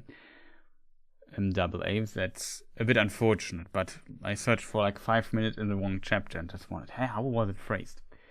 So this Gandalf tells to Frodo when he does the final test that this is really the One Ring. So he's pretty sure at this point, at Gandalf in Shadow of the Past already, that this is the ring. However, the question must be, when did Gandalf find out? And this is kind of the missing link. Gandalf potentially does not know where all the dwarven rings is, but he seems to find out that 4 are consumed by dragons, 3 are left. And and he knows that 3 were recovered. And the dwarves even didn't know that he had recovered 3, because one of the rings was the ring of Thror. That was the ring that Thror possessed. And before Thror died, he gave it to his son Thrain, or Throin if you pronounce him Old Norse. And this was for a long part, I assume, not known to Gandalf. Maybe not, I'm not sure that this was the case. However, at the time we are talking about now, 3017, Gandalf already met Thorin Oakenshield, and also before has met Thorin Oakenshield's father Throin in the dungeons of Dol Guldur in the films. So maybe I can finally use here my freshly created... Oh, that is wrong. Console. I'm not sure which Hobbit film it is. I think it's the second.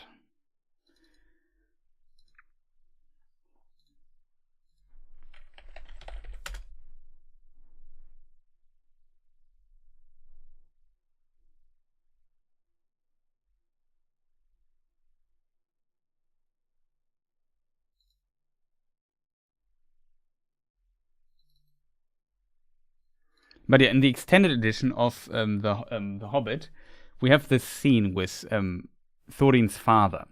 And in the books it's also described that he found him in the dungeons of Dol Guldur, and he got the map and the key from him. And there he must have understood also, maybe later he puzzled this part together, that he had potentially the ring from his father Thror, because Thror was also, like, he was killed by Azog. We know the beginning scene there. In the Hobbit films it's completely different, but kind of the core is distantly true, if that makes sense. But yeah, in the books, so Thror also goes to Moria. He wants to take it back. There he meets Azog. Azog kills him and taunts him and his servants. His servant Nor or Nar, I think. Nor, I think was his name. He left alive and he went back, and then the dwarves were angry and they started the war of dwarves and orcs, and the dwarves attacked the Misty Mountains with great force and just killed all the orcs. And then the end battle was the Battle of Azanul-Bizar. That's the big battle we see. The Azog is slain in the books. In the film he survives, and so on. And yeah, but before Thror originally went to Moria, he gave his ring to his son Throin that we see here on the image. And now it becomes interesting. Later, Thorin Oakenshield's father then wanted to go to Erebor and take it back. So basically he predated the Hobbit mission, went there, and on his way close to Dol Guldur, I think also in Mirkwood somewhere, he camped, and then he was kidnapped, kind of. He just vanished. They were attacked. He was captured and brought to the dungeons of Dol Guldur with his ring. And this is how Sauron got the third ring. And I assume that this was for maybe some time a missing link for Gandalf, even though he met this person, he met Thorin's father in Dol Guldur while Gandalf was exploring Dol Guldur. He met him there. And then he escaped. So Gandalf escaped, but his father died there. Not Gandalf's father, but Thorin's father died there. in Dol Guldur, and he didn't understand at the beginning who he was, but he later kind of had to puzzle this together. However, this was before The Hobbit. We are now at the time of Lord of the Rings, so I don't know, decades later. At this point, Gandalf should have known already, in my opinion, that Sauron must have had this ring. So he potentially did not know what the if Gandalf recovered the other 2 rings of the dwarves as well. And it's not clear when Gandalf learned that 4 were destroyed by dragons or whatever. So I think this was the missing puzzle piece in this Hobbit stuff, in this ring story, that Gandalf simply did not really know at this point. So he knew Gollum must have a great ring of power. He didn't know it was the one ring. And my explanation, the only explanation, is he did not know until the year 3000. I don't know when he met or when this whole ring and Frodo story after Bilbo's birthday party happens, and then later when he visits again and so on. It seems like Gandalf did not know that this was for sure the One Ring.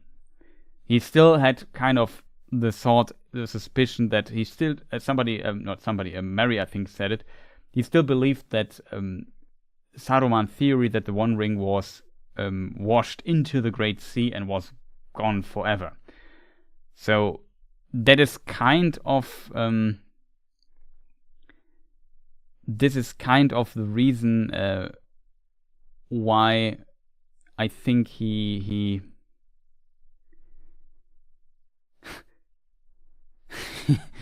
the Bionicle, yeah, that's true. That's kind of the reason I assume, it's the only explanation, that Gandalf on this time had not fully figured out what happened with the other rings yet.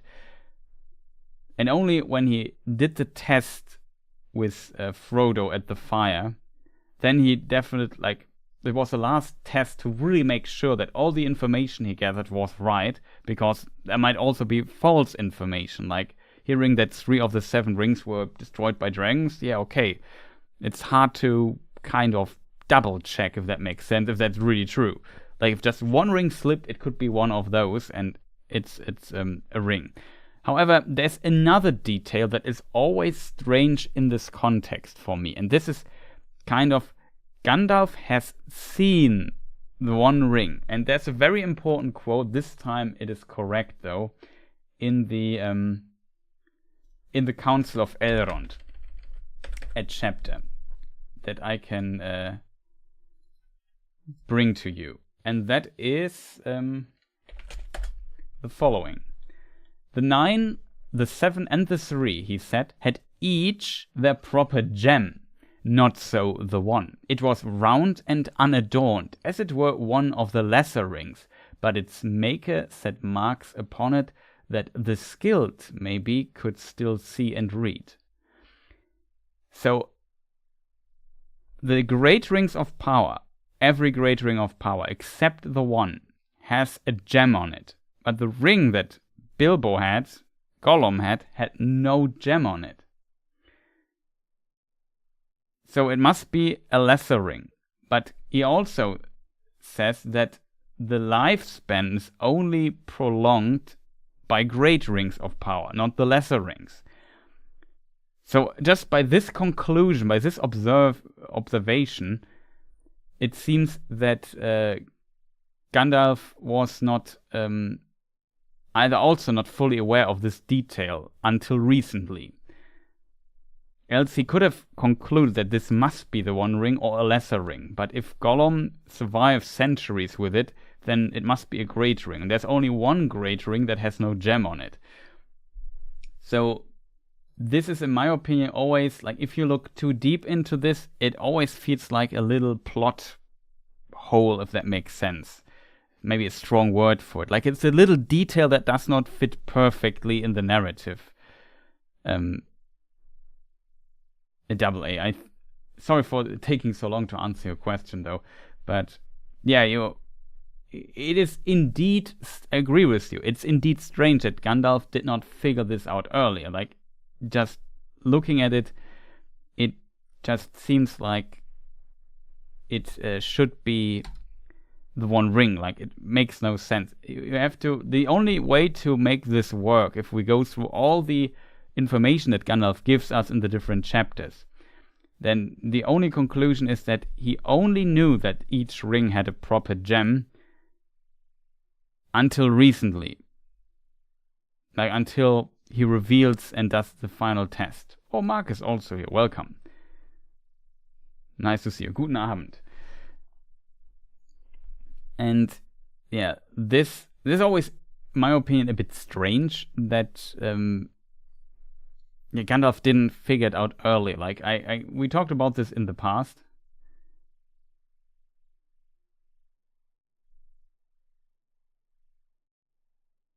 Yeah, that is true, Aris. Also, welcome, Aris Aurelian. To be fair, Gandalf cannot read the books as an observer in our reality. Thus, in hindsight and with the books, it is easy for us to conclude. That is true. Further, we find an interesting detail in Appendix B. Yeah. Appendix B, we can read the following. In the year 3017, Gollum is released from Mordor. He is taken by Aragorn to in the Dead Marshes and brought to Thranduil in Mirkwood. And now comes an interesting section. Gandalf visits Minas Tirith and reads the Scroll of Isildur. So only in 3017 Gandalf has the full information of what is in the Scroll of Isildur and learns potentially there very important details of all the ring stuff. And it seems like in the past only Saruman already went and did the research on this. It's a bit strange that he starts so late with the research on this particular detail, but I could assume that he finds some information there in this Gandalf research time, and 3018 is already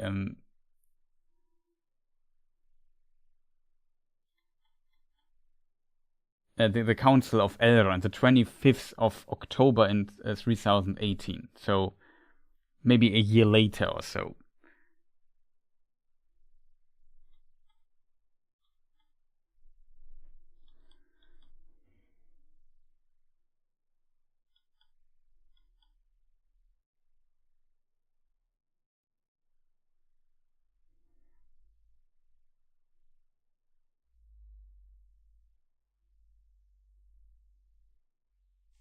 In 3008, in the autumn, Gandalf pays his last visit to Frodo.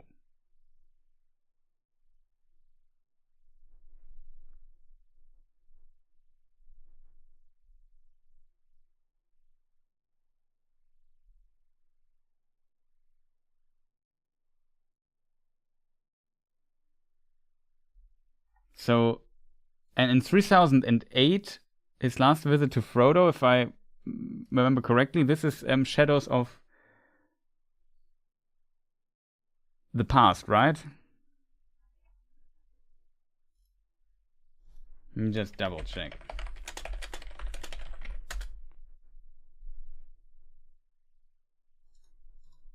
No, Shadows. Shadow of the Past.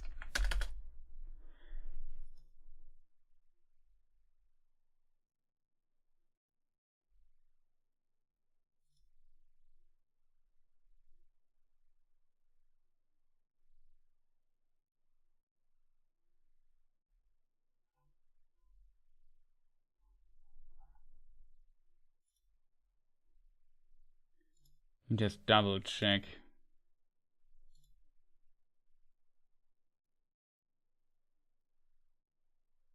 Maybe it was also earlier.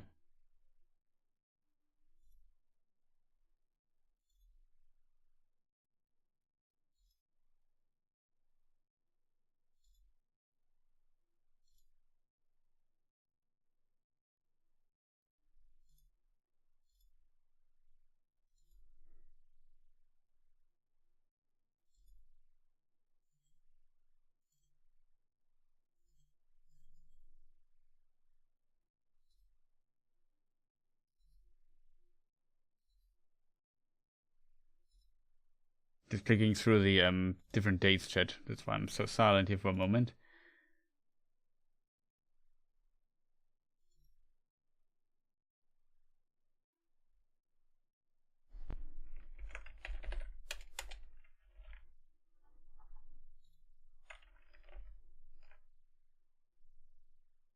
No, it's April. It's in April 3018. Gandalf reveals to Frodo that Bilbo's ring is the One Ring.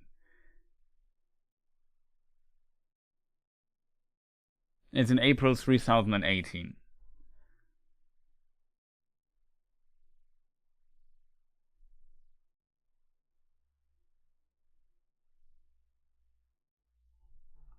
So in the same year. That's very late in my opinion. But the question is, since when does Gandalf know this?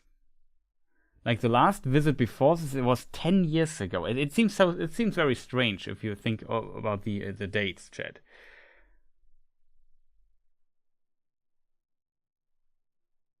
When Chris goes silent, we can look at the lovely artwork in the books. Exactly. I wonder why Galadriel never knew Sauron was false as Anatar, or that Saruman had turned. Also, welcome, Mosin.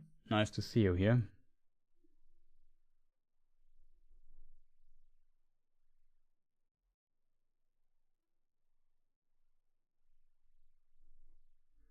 So yeah, it's very interesting. Like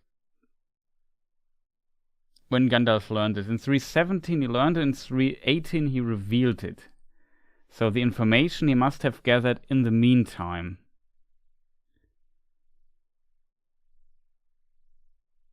But yeah, I wonder. Let me just bring here the screen back to normal. I think we kind of answered the question. Like I said, it's a tough to answer question because there are so many steps in between to answer this. It's just not, it's like this and that is why. Oh, the amazing Bad Boy, welcome to see you. Actually made a live stream. Yeah, awesome that you made your way here. So yeah, that's, like I said, it's a very tough to answer question. There are a lot of different quotes needed to actually answer that. It's very kind of unfortunate that it's so tough, especially if you search for a quote for 10 minutes and don't find it. I'm very sorry for that. But I just looked, like I knew it was there, I just didn't forgot which chapter it was. But there's so many little pieces to this puzzle, and it's definitely strange. I mean, from our perspective, it is easy, if that makes sense. Because we have all the information, we can look it up and so on. From Gandalf's perspective, it's for sure a lot more difficult because he has incomplete information and has to puzzle the pieces together, and maybe it's sometimes some stuff is not explicitly said, so he has to kind of find it out for himself for some time.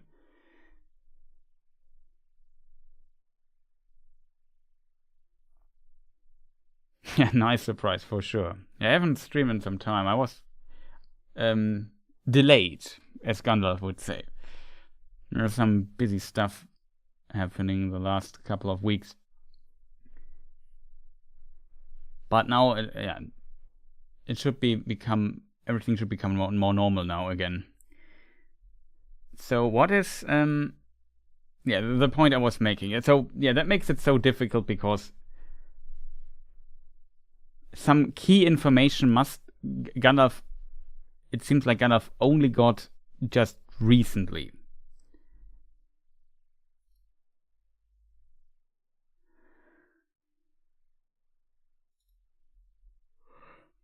It's in April, 13th of April.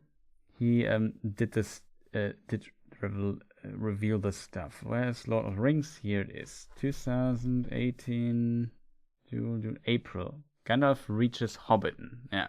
There's the visit. That's the line I overlooked.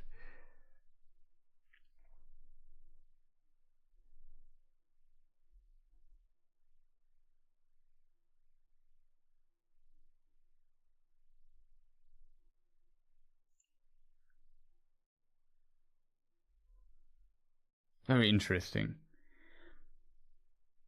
But yeah, I think the only explanation is for this to work is that until 3018, Gandalf did not know that either only the Great Rings confer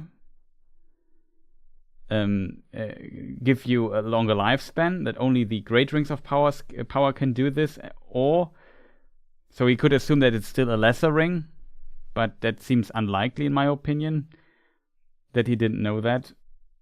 The second thing is that he potentially didn't know that that not only the 3 rings of power, because he had one of those already, that also the 16 other rings of power had gems. But this would also be strange.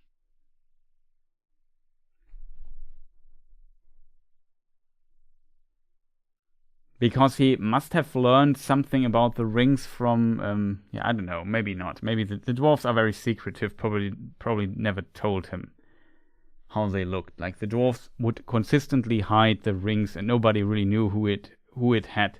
That's why in the Council of Elrond there's a dialogue between the Glowin and Gimli and so on. Talk about that Balin must have found the ring of Thror, and Gandalf knew, no, not even those dwarves knew where the ring was, because the kings made such a big secret out of where the ring is.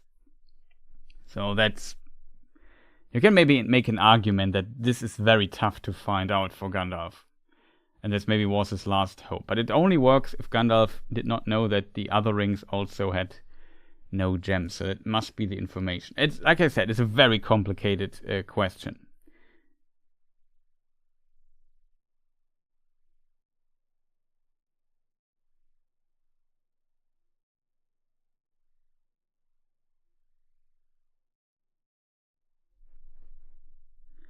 There was another cool question, which also was discussed briefly in chat by Morsin, and we come to this also in a moment.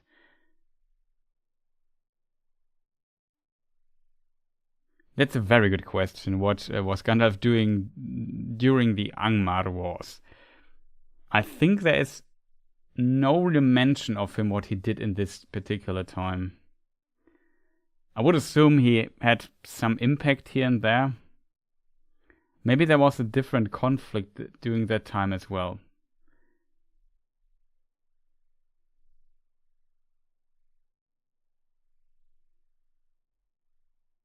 Yeah, that's actually, Mark has a good point. Like, I think I also remember something, reading something, a comment on this. The Tolkien retconned tomatoes, but let potatoes, whatever, and tobacco in the book, even though it's also imported stuff.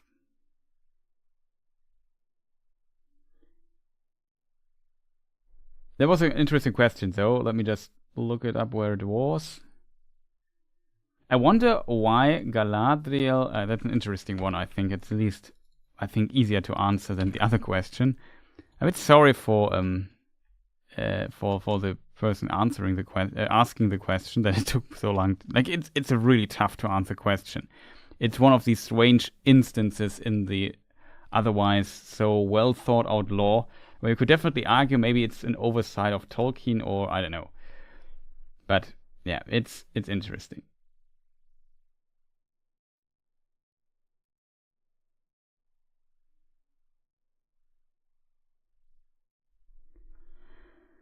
So I wonder why Galadriel never knew Sauron was false as Anatar, or that Saruman had turned. Like, Saruman having turned is very difficult, I think, to foresee, because not even, like, nobody foresaw it. Like, we have a lot of very powerful foresight people. We have Elrond in the council of in the White Council, who has the gift of foresight. We have Círdan, who also had literally a vision by the Valar of the future. So you could also argue he also, Círdan, not only has Círdan the vision by the Valar. Let me just read the quote from, I think it's in the appendices. Let me just see if I find it. Next, try to find a quote.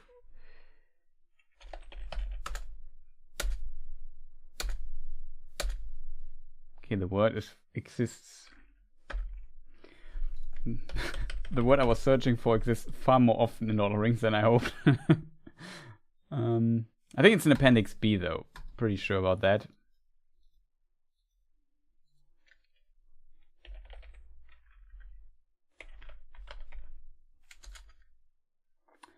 So, yeah, when Gandalf arrived round about the year 3rd Age 1000 in the havens of Mithlond, in the Grey Havens,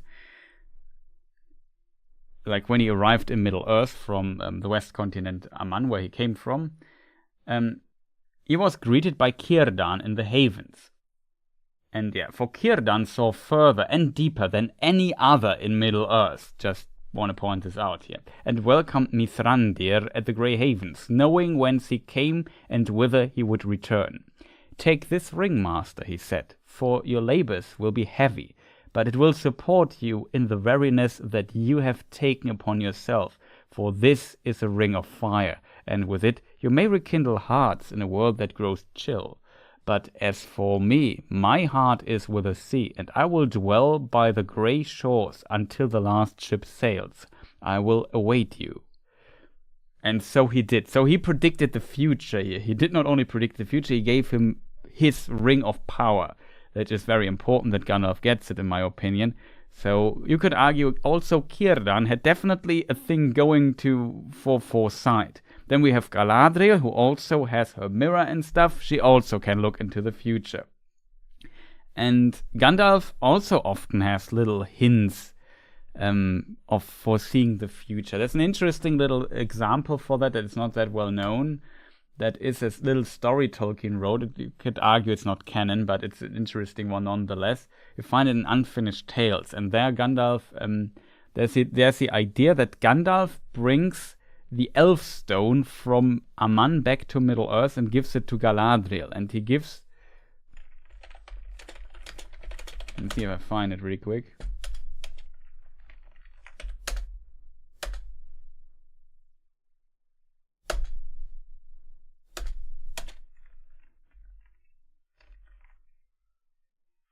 Maybe it's not in Unfinished Tales, but I'm pretty sure it is. Elfstone.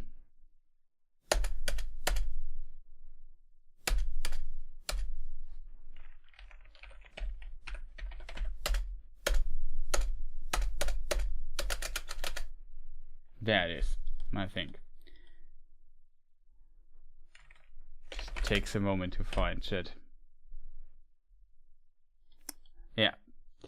It's an interesting story that he brings the stone to Middle-earth and he gives it to Galadriel. It's not so, said Olorin. Olorin is the actual name of Gandalf, or his name in Aman as a Maya. Their eyes are not dimmed, nor are their hearts hardened. In token of which, look upon this. And he held before her the Elessar, the Elfstone, and she looked on it and wondered. And Olorin said, This I bring you from Yavanna, that is the Valar of nature.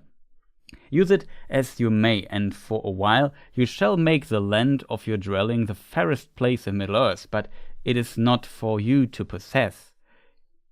You shall hand it on when the time comes, for before you grow weary and at last forsake Middle-earth, one shall come who is to receive it, and his name shall be that of a stone. Elessar he shall be called. And we know that Aragorn becomes King Elessar. I find that a very cool idea, in my opinion, that Tolkien had here. It's a very nice thing. But it also shows that Gandalf also can foresee the future. And even though you have this combined power of foreseeing the future, they could not, all of them were deceived and could not see the treachery of Saruman in this context. That is, I find very, very fascinating, to be honest. That definitely shows that it was very difficult to see, and that their foresight was there, but it was not absolute. There was still parts in the world that they, not even them, could foresee. They were not. What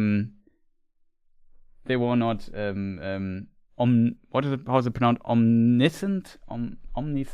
I need to look it up, chat. They were not allwissend.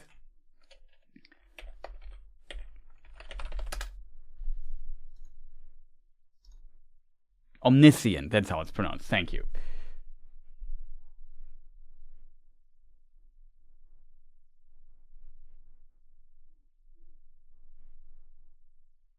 Thank you. Thank you, Morsi. more seen. It's sometimes English a difficult language. But yeah, it's not absolute. It's not perfect. They simply can't have a clue of all these details. Also, Marley, welcome. Nice to see you. Potentially other names I forgot to read here, but you already are here in the chat, and while discussing over potatoes, I just looked up. Thomas B also has the potato question, and we'll maybe come to this in a moment. But yeah, it's interesting that he could not see this. And same, did a German just throw shade at English for being difficult? The English pronunciation is difficult. English is like German. Forming sentences in German is very complicated in many ways, even though there are languages where it's even more complicated. But I would say the English pronunciation is, for a not native speaker, often not very predictable. Often it is, but there are some cases where it seems very random. Like, take these TH words in English, for example, or the T words as I call them. You have the word thorough, but then you have through, you have though, and when you remove the H from though, it becomes tough, I think. It makes no sense in my opinion, but it is what it is, I guess.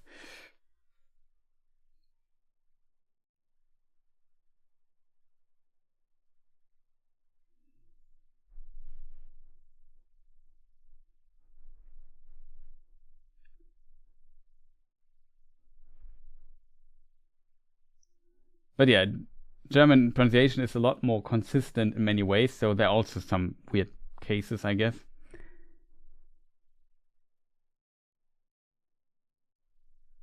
But yes, I'm very bad with pronunciation.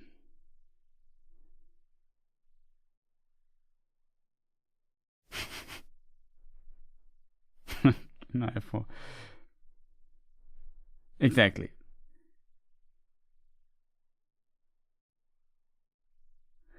But yeah, what was the question? Oh yeah, Anatar is the same. Like, I guess Anatar or Sauron is also one of the Maiar, same as Saruman. And this, I guess, kind of maybe has also to do with their power, that they can kind of hide certain things from the others, if that makes sense.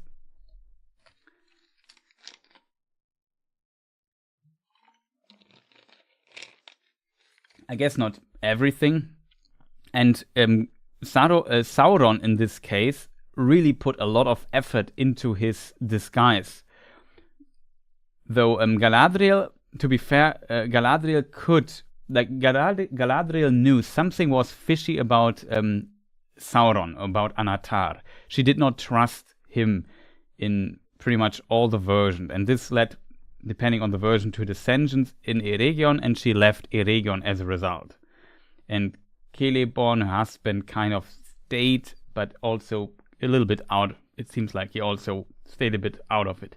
In one version, he is like Galadriel, Celeborn, and Celebrimbor are the founders of Eregion. It's a bit complicated. This is period in time because Tolkien wrote so many different versions of this. It becomes very complicated in this context. But yeah, we can read in Nature of Middle-earth quite a few interesting texts in there, which I often mentioned here in previous streams. But nonetheless, I found this, in my opinion, one of the most fascinating texts in like there were I guess most texts in Nature of Middle-earth are very fascinating, but this I found very memorable, even though it's just such a short one. And it's called Note on the Delay of Gil-galad and the Númenóreans. And there, basically it's a longer text, but I can recommend checking it out. Because there it is basically explained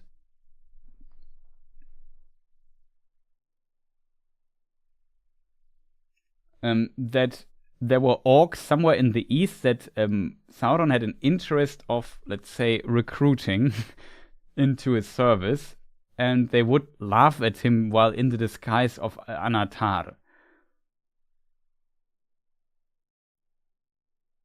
Let me just quote this passage here. But not until Mordor and the Barad-dûr, the Dark Tower, were ready could he allow them to come out of hiding, while the eastern orcs, who had not experienced the power and terror of the Eldar or the valor of the Edain, were not subservient to Sauron, while he was obliged for the cozening of western men and elves to wear as fair a form and countenance as he could. They despised him and laughed at him. Thus it was that, though as soon as his disguise was pierced and he was recognized as an enemy, he exerted all his time and strength together in training armies. It took some 90 years before he felt ready to open war. So it's kind of interesting that while he was in this disguise, it was not like in the Shadow of Mordor or the Shadow of War game where he just snips a finger and then he changes his disguise. He stayed in this disguise all the time.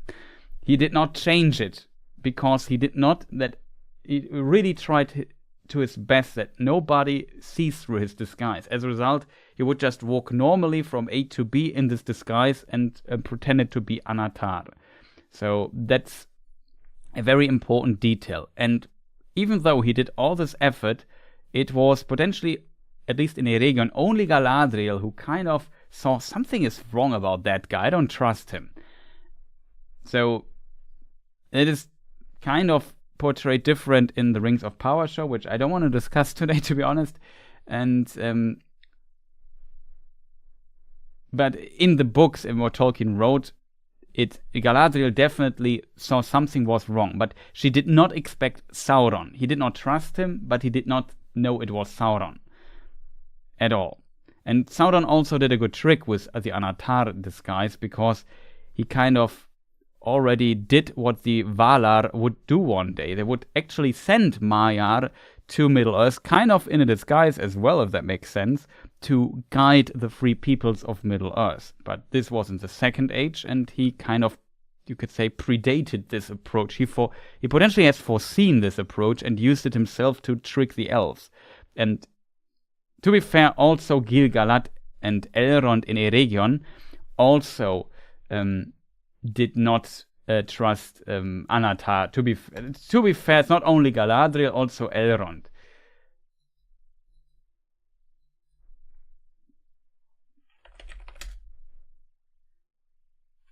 Interesting. In Silmarillion, there's an interesting quote about this. That Anatar says to I think Celebrimbor. So, for Sauron took to himself the name of Anatar, Lord of Gifts, and they had at first much profit from his gifts, the people in Eregion.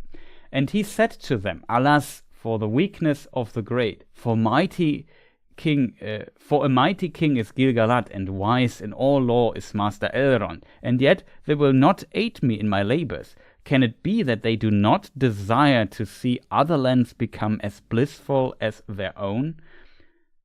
So he kind of...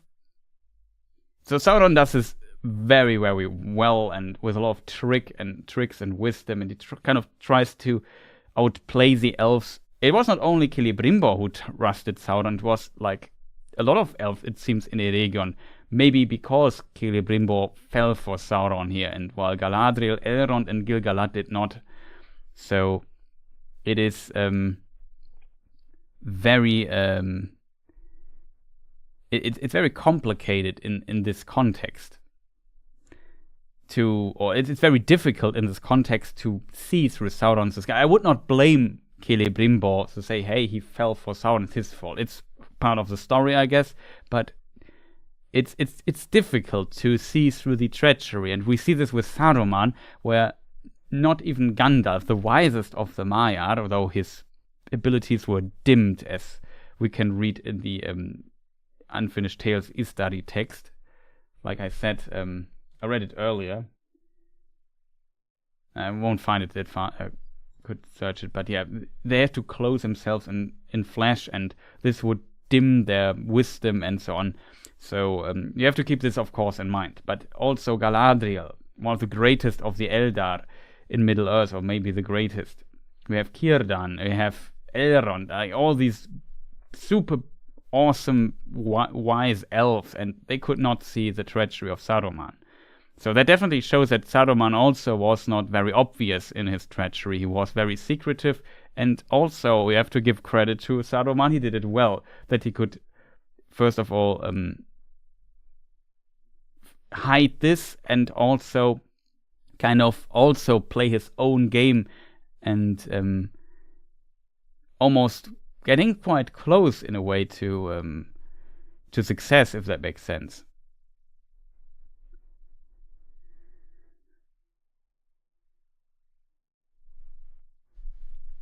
Also, chat is doing a lot of things.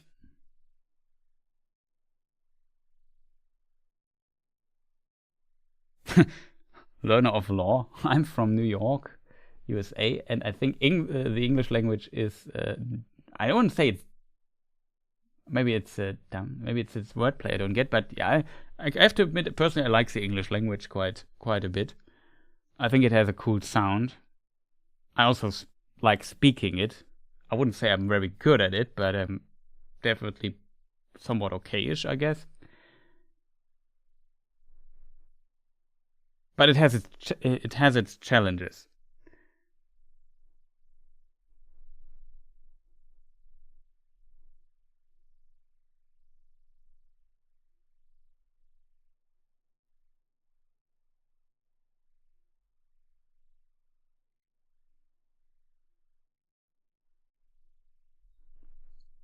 Okay, we talked about Sauron. Like I said, Sauron didn't change his form while he was Anatar. Him not changing his form is different from him not being able to do that, to be honest.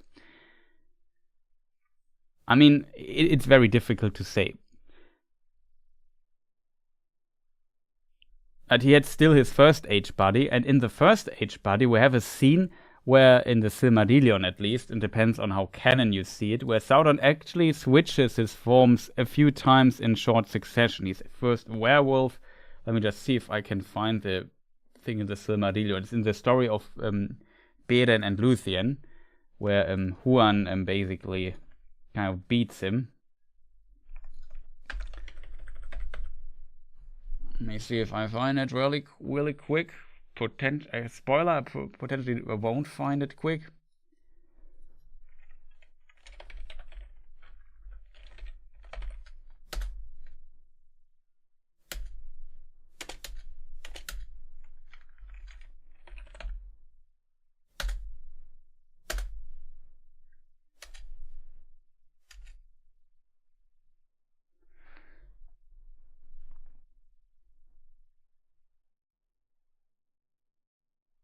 There befell the battle of Huan, and the wolf Sauron, and Sauron turned into a wolf, and the howls and baying echoed in the hills, and the watchers on the walls of Ered Wedrin across the valley heard it afar, and were dismayed. But no wizardry, nor spell, neither fang nor venom, nor devil's art, nor beast strength could overthrow Huan of Valinor, and he took his foe by the throat and pinned him down. Then Sauron shifted shape from wolf to serpent, and from monster to his own accustomed form. But he could not elude the grip of Huan without forsaking his body utterly. Ere his foul spirit left its dark house, Luthien came to him and said that he should be stripped of his raiment of flesh, and his ghost be sent walking back to Morgoth. And she said, there everlastingly thy naked self shall endure the torment of his scorn, pierced by his eyes, unless you yield to me the mastery of the tower. Then Sauron yielded himself, and Luthien took the mastery of the isle and all that was there, and Huan released him, and immediately he took the form of a vampire, great as a dark cloud across the moon, and he fled, dripping blood from his throat upon the trees, and came to Tower Nufuin, and dwelt there, filling it with horror. So that's the Sauron story here.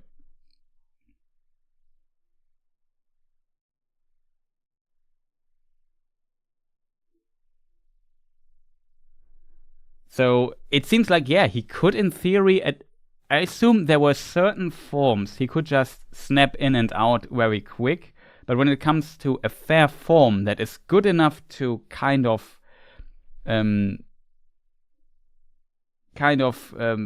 what do you call this? Täuschen. I forgot the English word for it. Man, Mr. Brain's not working today.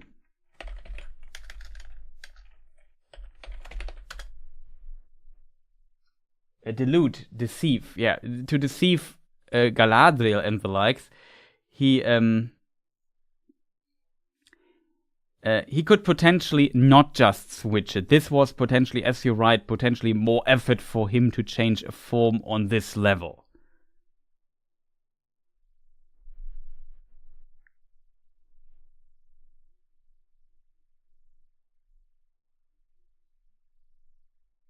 So yeah, it's interesting question. The English is very good. Thank you, Dabionicle fan. I mean, sitting here for 2 hours talking to people about Tolkien lore, that's usually pretty awesome, but also shows that, let's say, my basic ability to speak English is at least somewhat existent.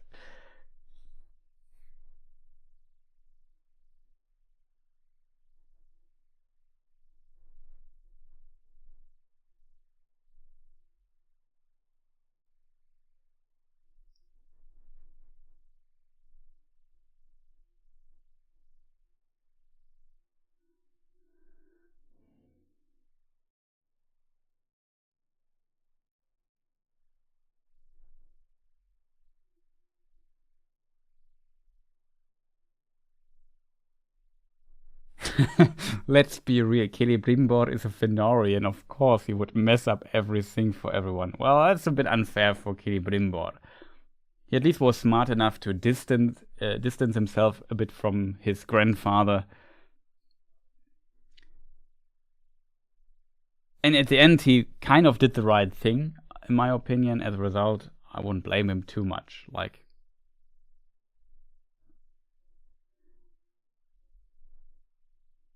there's some trickery that sometimes is difficult. I have to go to the supermarket. Yeah, I'm not sure how long I stream. Maybe an hour or so.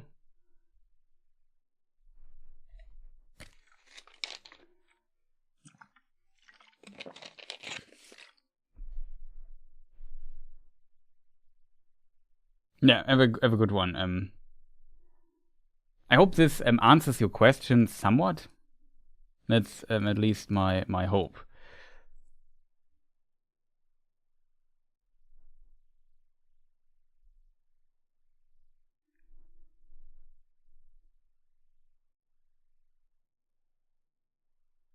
There was also, like, Noah mentioned something about the it was something like thoughts on the 5 Guardians.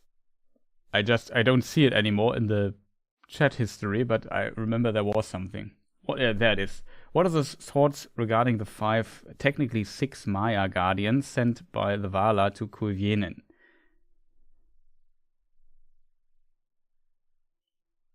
So it's clearly 3 of the future Istari, possibly 5, and led by Melian. Yeah. I mean, even, like, we can only speculate who, like, it is pretty clear. Like, we have Olorin. We have, you have the names there. Tarindor, that seems to be Saruman, and Hravandil as Radagast.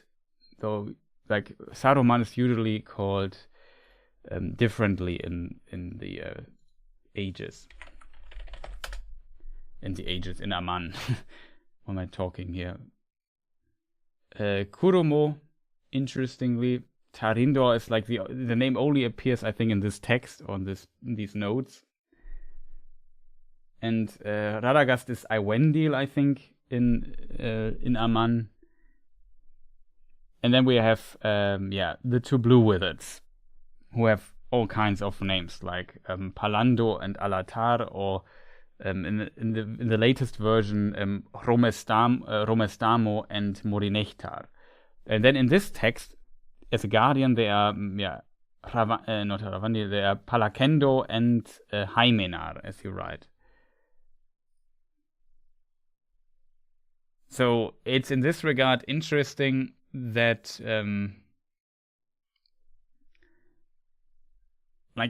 if so many Istari are there, it would make complete sense. Or like if Saruman, Gandalf, and Radagast are there, why wouldn't the two Blue Wizards be there? Also, like we have Palando as one name of the Blue Wizards. Here we have Palakendo. So both have these Pala in it, which means far in Quenya. So I can see a connection there. Hymenar, not really, I guess, but the names for them are even like a mystery, if that makes sense. I find it interesting, though, that this little story bit with Melian leading all of them as the sixth guardian, that she has a reason to be in Middle-earth, and that's maybe how she later is meeting Elwë. Then they marry, and he becomes King Thingol, and founds Doriath, and becomes the first king of the Sindar elves. But it's interesting. Of course, we don't know for sure if Palakendo and Hymenar are really the two Blue Wizards. It could just be a coincidence. But you could also argue from this, like you could say, well, you are already in Middle-earth, you have experience from the Great Journey and so on, so that's why these guys were even asked in the first place. They are wise, good, like they have their talents, they are wise, but they also know Middle-earth and the elves, kind of, if that makes sense.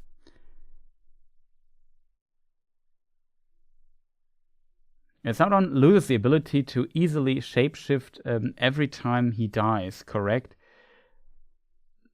So maybe Huan forced him into a single form after their flight, and has to choose to stick to a persona. No, I'm not sure if he does not lose the ability to shapeshift. I'm not sure if he loses. You could interpret it, but I think it's never directly stated if he loses the ability to easily shapeshift. He was wounded there, for sure, but I don't think that is the problem. My interpretation would be it's more difficult to get a shape that can kind of deceive the high elves and so on. So for this to work, it needs more power, new effort. Maybe he had to change his Fana completely or whatever. I'm not sure what the Tolkien's thought process was there exactly. I don't think so. I could imagine he can still easily shapeshift to Snake or whatever if he really wanted to. But it was not only being in this form, but becoming this form, to really have no weakness in being revealed. Like if he starts shape-shifting around like crazy, somebody could see him and kind of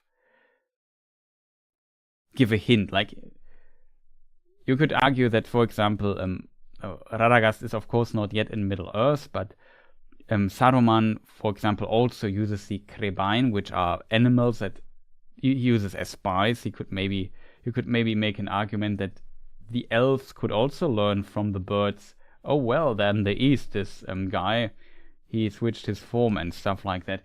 So if you think from this perspective that there would be potential means for even the very powerful elves to kind of learn what is going on there, here and there, I think that potentially explains why he wanted to stay in this particular form. The only information we have after Sauron's first age body is destroyed, or first age and before body is destroyed with the fall of Numenor, we know that after that he can't take a fair form anymore. That's the only thing we know. Why that is the case, I don't know exactly. I always found it a cool idea of Tolkien because it shows that the effect and the impact he had there, and like originally the form he had, he was also like on the good side. He was one of the good guys, and then later he abandoned the good guys and became this demonic evil entity, like this evil this fallen Maiar, this evil entity. And when he had to take a new physical form, he could only basically take a form that kind of fits to himself, if that makes sense. And previously he had still access to the fairness of his, because he was originally a fair entity, an entity of the forces of good. But then it was like a leftover of it, and losing it kind of potentially only allowed him to take a form that fits his spirit, and that was not fair anymore. As a result, he could not take a fair form. It's my interpretation, my personal explanation. It's not, I think, really directly stated by it. I think you could make an argument, if you go to the Silmarillion, if I remember correctly, there is either it's the Silmarillion or it's in Morgoth's ring.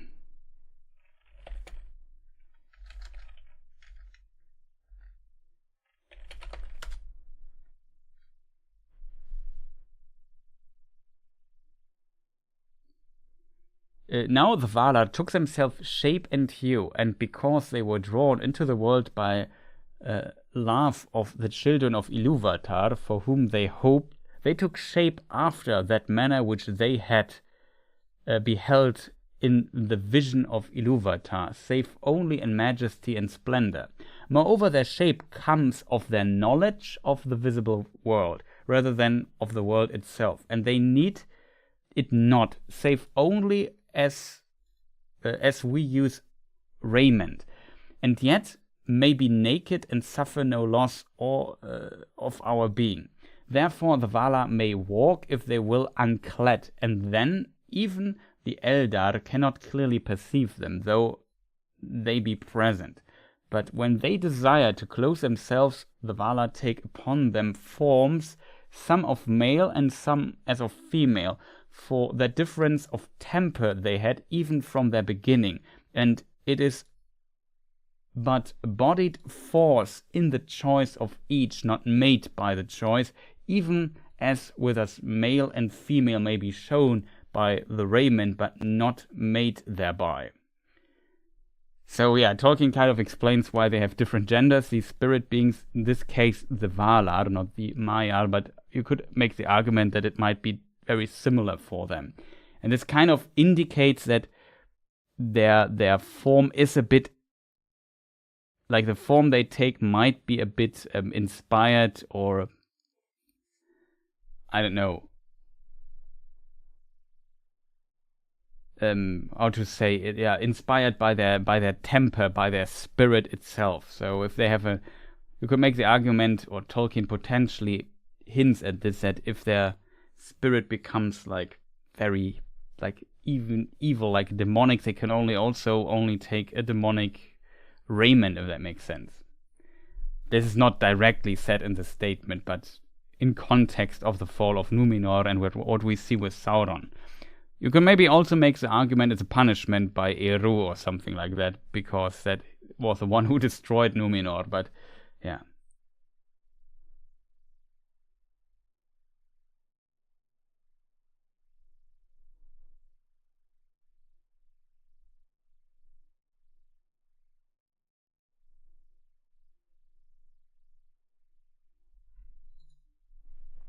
So yeah, it's a complicated topic with a lot of speculation. Was Sauron in the form of Anatar when Pharazôn defeated him? I would say no, because at this time he was already revealed as an enemy. And we can read in the text I just read from the Nature of Middle-earth book. Let me just read it again.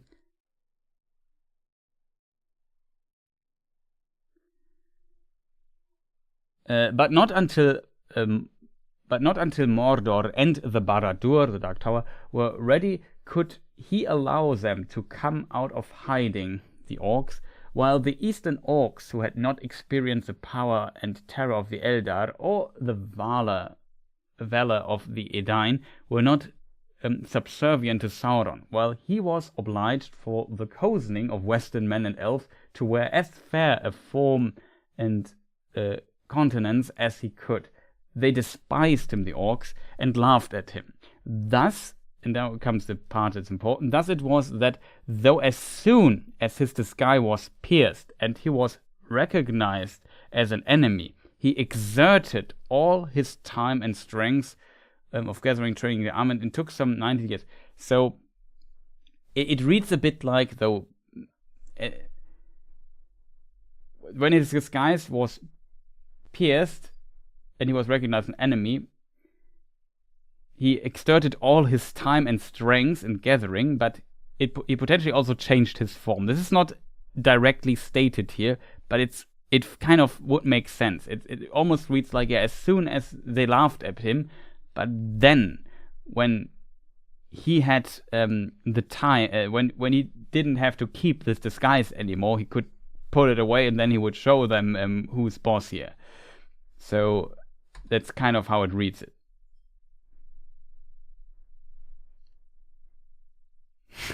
Now come the complicated questions. Now that you mention orcs, how do they maintain their populations? How do they reproduce?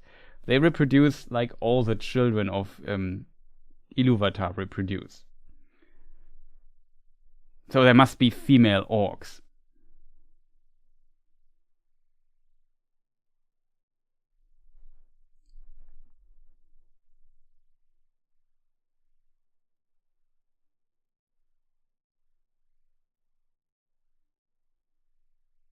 Oh, Asteroid TV, welcome. Nice to see you.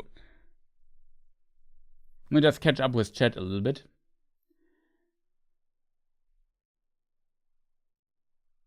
I think Sauron turned himself in rather than defeated. He knew he could not win, so let himself go with them to Númenor. Yeah, it was Sauron's plan. Like, he couldn't beat them, so he made a new plan on the go. It was a bit of, okay, I think he definitely acknowledged, okay, beating these guys will be tough. And then further, he thought, okay, I can just manipulate them, and if I go with them, it makes sense.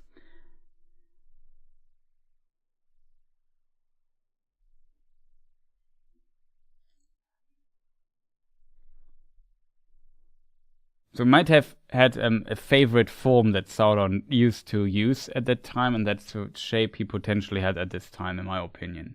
And it makes no sense that he disguises himself as Anatar at this time. I would like to know if any of the dwarves, circa Fellowship of the Ring, knew that a Balrog was the actual cause of Moria. Did any of the dwarves tell this to any of the wise? It's also a very good question, Rob. Sorry for coming to a question so late. I'm not sure if I can provide you good quotes, though, on that. Maybe somebody in chat has some good quotes. I potentially can come up with a line. I think there is one, though, but I can't remember how it's phrased, so finding it will be tough. So yeah, it's a really good question.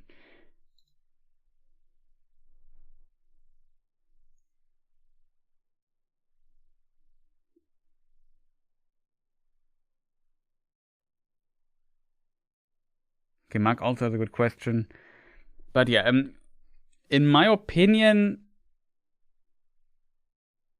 I don't think that they knew exactly what a Balrog is. Because, I mean, they could know.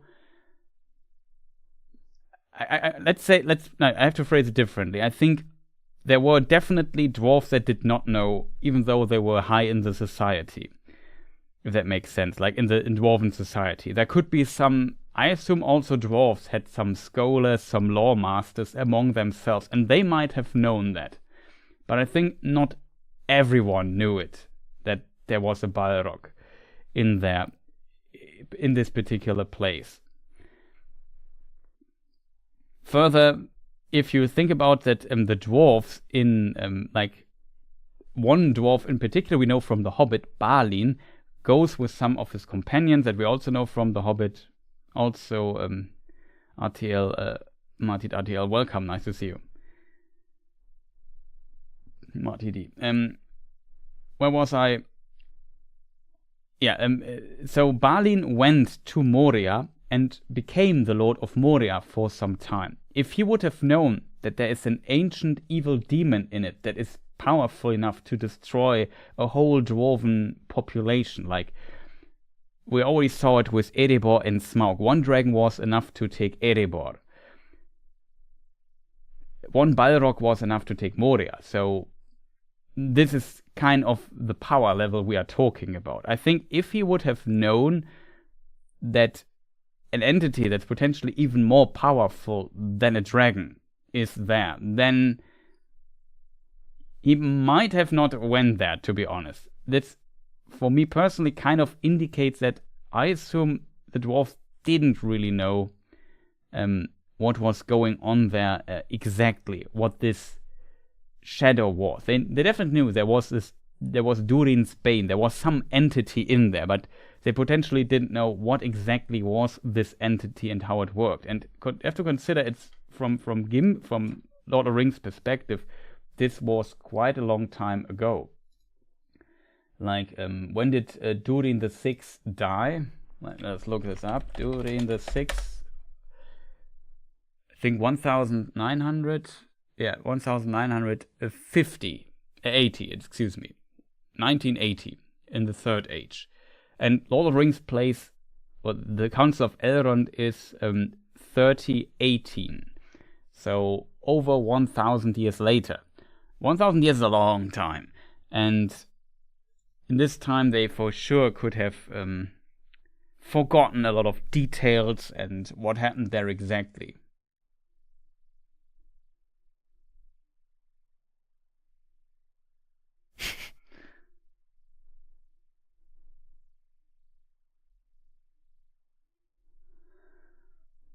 So a really good question.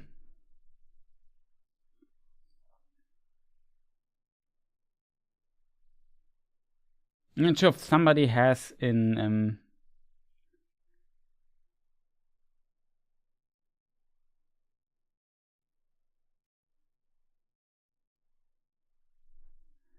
it's an interesting question, yeah.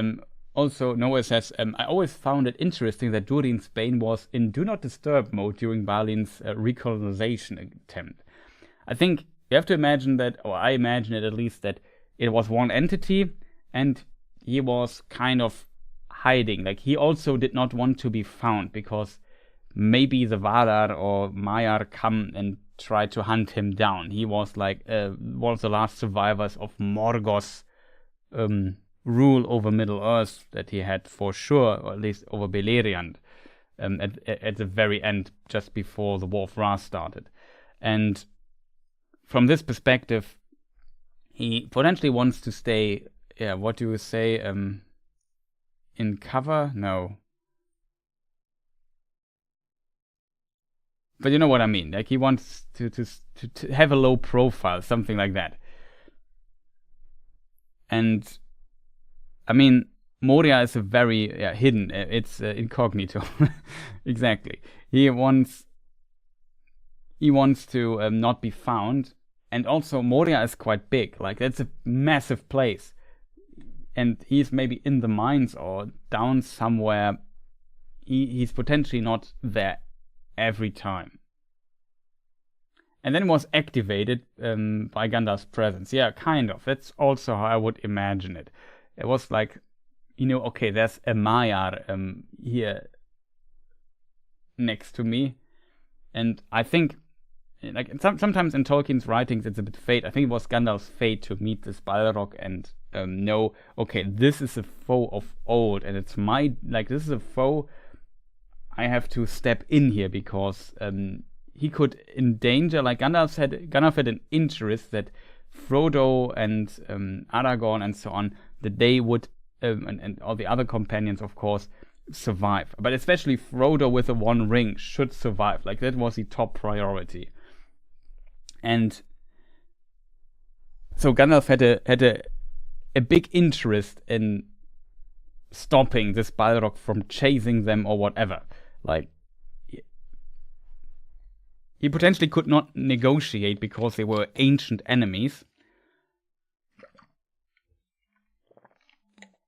So there was no room for negotiation here, or for a deal like, yeah, well, Mr. Balrog, Mr. Durin Spain, I just go there, you go there, and we just pretend we never met. That's not how Gandalf works, and I guess also not the Balrog would work. As a result, it was showdown time then.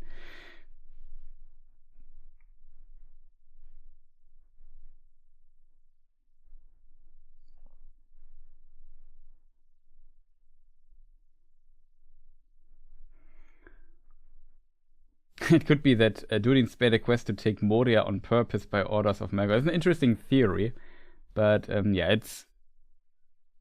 I don't know. I just think that the idea that Tolkien also portrays in the book or in his works. Let me just see if I find it.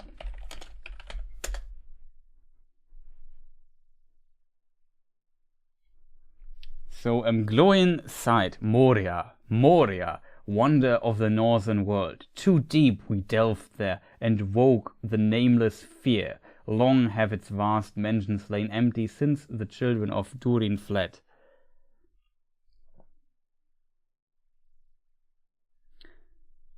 So yeah, he mentions that they delve too deep, and that is like usually like it's an interesting detail in my opinion, you know. Usually, persons would always put the blame away from them. They would say, yeah, there's some incident happened there, and that is why Durin Spain woke, or we were attacked by Durin Spain. But if the dwarf admits, well, we delved too deep, it's actually our fault. You know what I mean? It's like he's not hiding. Like the dwarves are not hiding it, and it's kind of yeah. They also call it Durin Spain. So something has happened there, and they potentially agree on, yeah, we probably overdid the digging there a little bit, and then we met Mr. Balrog there, Mr. Durin Spain there, and then he just killed us all. Kind of like that.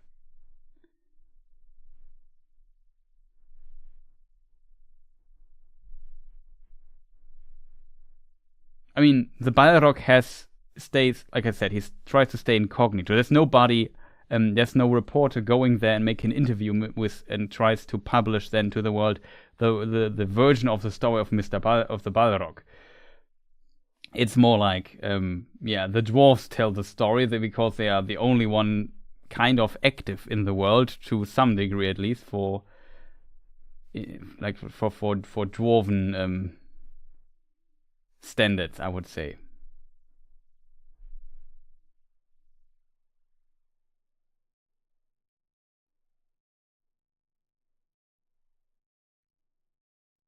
Wait, Legolas, a Balrog is coming.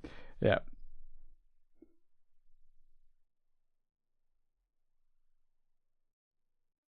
Could be. I'm not sure, to be honest. If Tolkien ever mentioned what the inspiration for Beleriand was, difficult to tell.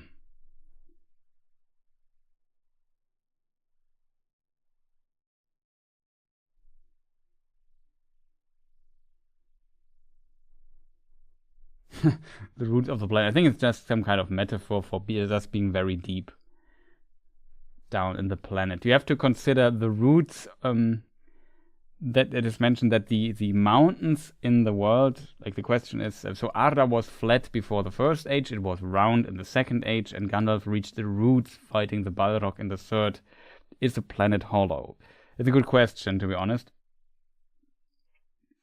But yeah, you have to consider that mountains are the trees of Aule.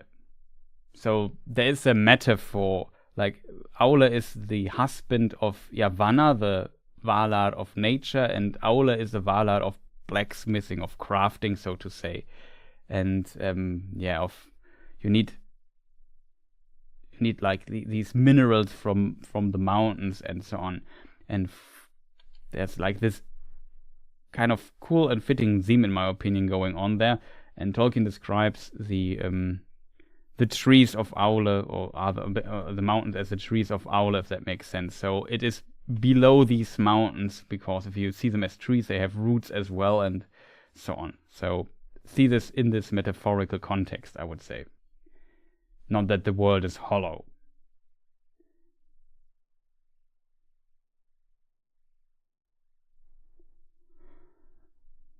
Sauron might have wanted to work with Smaug, or Smaug, or however it's pronounced, a difficult topic.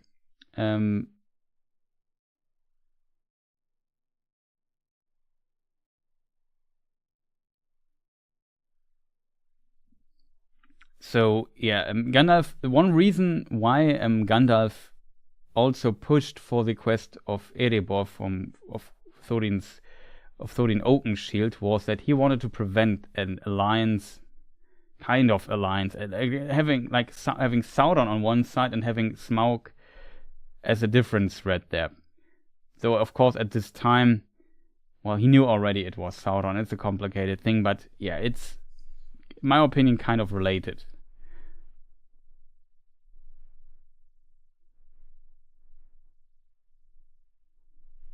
Yeah, exactly. The Balrog has no reason to become a servant of Sauron. Like, he could, like, in a worst case scenario, the Balrog would for sure kind of see Sauron as an ally potentially, but on the other side, he just wants to, like, the Balrog, the idea of the Balrog is it's a demon from an ancient time, a leftover that kind of survived to this day, that should not exist in the world. But it is inactive for the most part.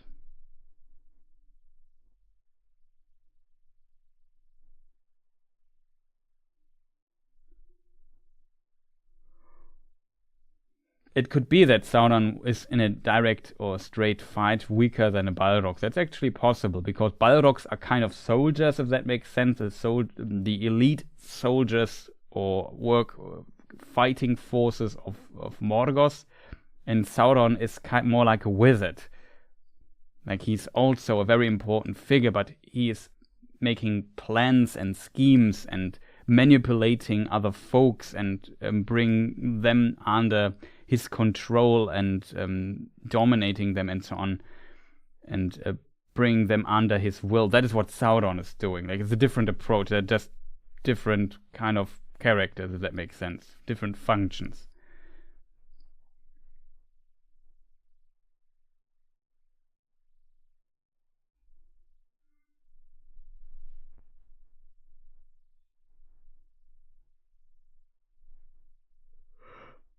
Yeah, also Mark makes a good point. The Balrog could be a potential threat to Sauron, especially when the latter does not have his full power, aka it doesn't have the ring. Exactly. That's also an important point here. Without the One Ring, Sauron is potentially weaker, and why should the more powerful Balrog bow to Sauron then? Like, it makes no sense. Like, shouldn't Sauron bow to the Balrog then, if the Balrog would be more powerful, potentially?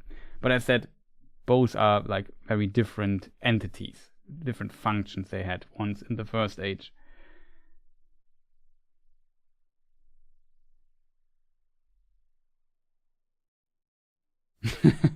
Incognito.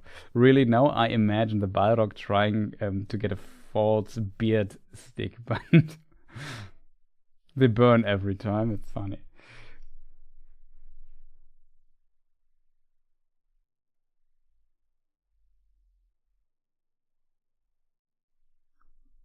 In a similar vein, to what extent did the average Gondor Rohan soldier know what Sauron was? Did they even care?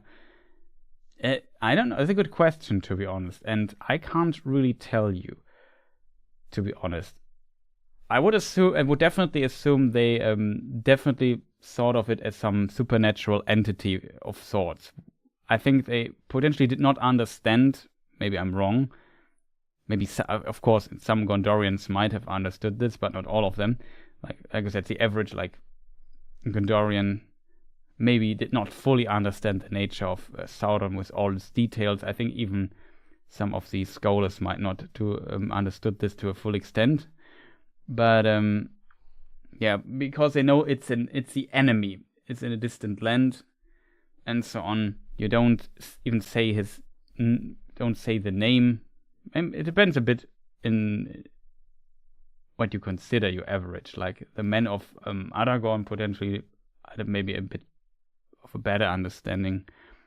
And of course there's the law, and Sauron, for example, appears in the law, and the story of Beren and Luthien is also, I would assume, among at least, I'm not sure if among the average Gondorian, but the nobles for sure knew this and knew that there was this potentially encounter of Finrod and Luthien and Beren and Sauron and Huan at some point. As a result, I could definitely imagine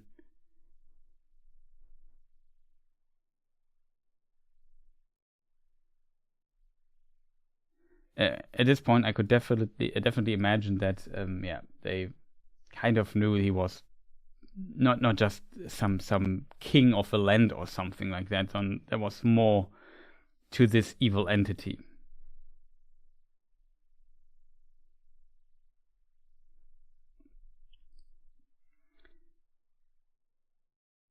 Sauron First Age was First Age or Ring Sauron the most powerful? Oh, that's tough to say. I would say Ring Sauron might be the most powerful. I'm not 100% sure though, if there's any textual evidence for that. We only know the most powerful of the Valar was Morgoth, and he was more powerful than all the other Valar together. But he spread his power in the world and his servants and so on, and then he as a entity alone then suddenly became beatable for the others.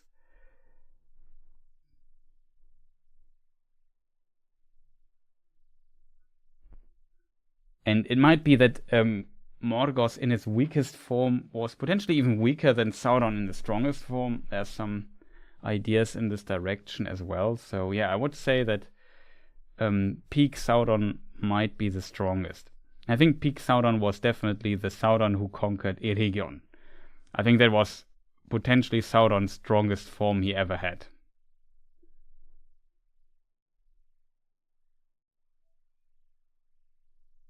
Most powerful Maya is very difficult to tell. Eonwe is definitely a contender for that, in my opinion.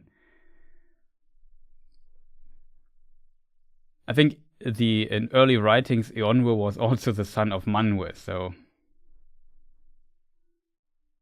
that's something. Though, to be fair, the leader of the Balrogs, Gosmog, was also an early version, I think the son of Morgoth, but that's very early. Yeah, exactly. Like, there's a concept, Noah mentioned it, of Morgoth's ring. While Sauron made a little ring out of metal, kind of, that became his ring, and where Sauron infused his power into this metal ring, the One Ring, and his will. Morgoth did the same, but not with a ring, but with the world itself. And then the world itself became the world itself, so minus the oceans, became basically the ring of Morgoth. How was peak Sauron defeated by Elendil? Was peak Sauron defeated by Elendil though? But yeah, Elendil is a legend. Like, he is a very powerful legend. He had also one of the Silmarillion, and the Silmarillion are insanely powerful in this regard. And he could also do, like, Elendil. I mean, it depends on the situation. It's legends and difficult to compare. We're not here with, I don't know, Dragon Ball with what does a scouter say about his power level? It's over 9,000.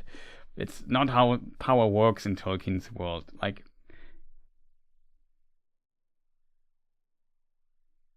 oh, I'm just read. You mean Elendil? In my mind, I was talking about Earendil. Earendil for. Well, I'm not sure why I made this mistake. Sorry. Yeah, okay. Elendil, you mean Isildur's father. I was talking about Elrond's father for a moment, which is Earendil, not Elendil. I don't know why I'm confusing these people always in my head. I just read Earendil. Yeah, Earendil, of course. He destroyed Ancalagon, or defeated him with the help of the Great Eagles, to be fair, and so on, but it's very different. And Elendil, like, it was a 2v1, so Gil-galad and Elendil kind of defeated Sauron together, but both also died in this context. And Elendil is also like a legend, like he's very powerful. And you have to keep in mind, Sauron is not a warrior. Sauron is more like a wizard. And if the warrior gets close to the wizard, I would maybe bet on the powerful warrior, if that makes sense. Because the wizard is the guy who stands in the back and shoots fireballs at you, while the warrior is the guy, if he gets close to you, he cuts you in half. That's what they do. Like, just imagine different RPG classes, if that makes sense. So in a sword duel, Elendil could potentially beat Sauron. In a magic duel, Elendil could not beat Sauron. See it a bit like this. Sauron was powerful because he could gather armies and manipulate people and do his trickery, deceive people, and so on. That was Sauron's power. Elendil's power was being a good leader, having good foresight, also potentially being a good warrior, being good with fighting with his sword, Narsil,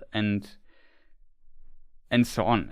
And he potentially, I don't know, maybe there was some other people helping him out. Also, he had Gil-galad. There was another question about Gil-galad's spear a moment ago. I forgot who asked that question. What happened to Gil-galad's spear? I don't know, to be honest. Maybe it was... I could imagine that Gil-galad has a grave somewhere, so maybe it is there. Maybe they sent it to Aman because he would be re-embodied in Aman as well, so also a possibility. But why would he need a spear in Aman is a good question, I guess.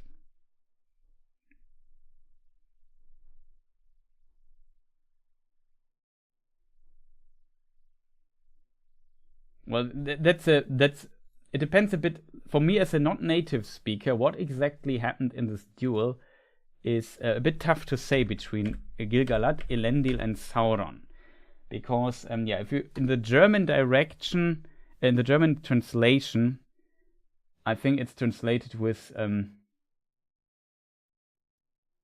I forgot how it's translated in the German version. I have to look it up. But let's just look how it is. It is.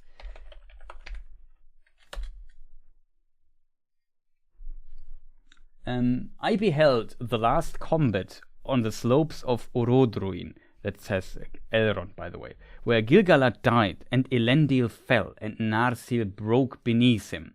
But Sauron himself was overthrown, and Isildur cut the ring from his hand, and the hilt shard of his father's sword, and took it for his own.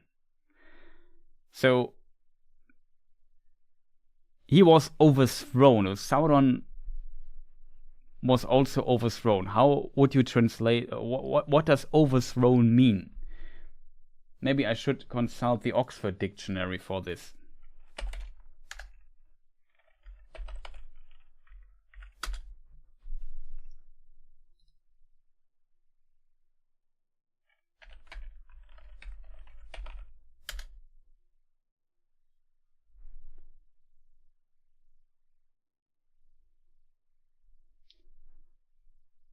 Interesting. The first explanation as a verb in the Oxford Dictionary is overthrow somebody, something, to remove a leader or a government from a position of power by force.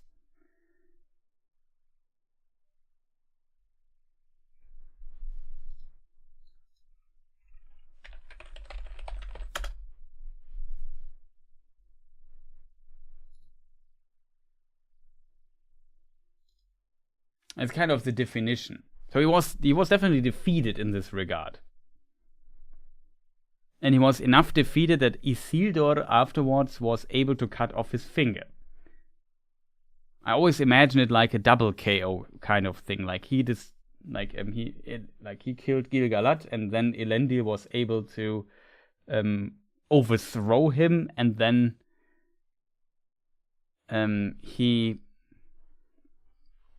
overthrow here is the synonym for defeated. Yeah, I would also translate it like exactly. That's my understanding.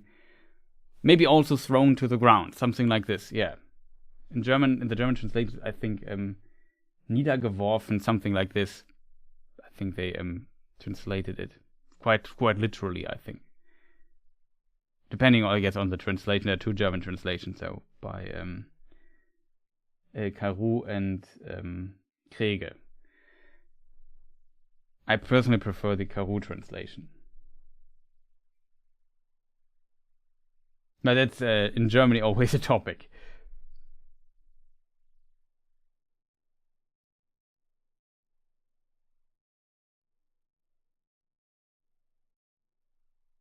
Yeah, they work together, take him down. There's another thing here. Let me just see where it is.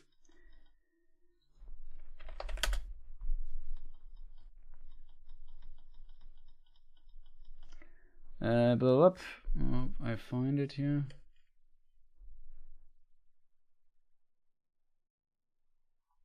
So yeah, I deem it to be a tongue of the Black Land, since it is fashioned in an elven script of Eregion, for they have no letters in Mordor for such subtle work, but the language is unknown to me. I deem it to be a tongue of the Black Land, since it is foul and uncouth.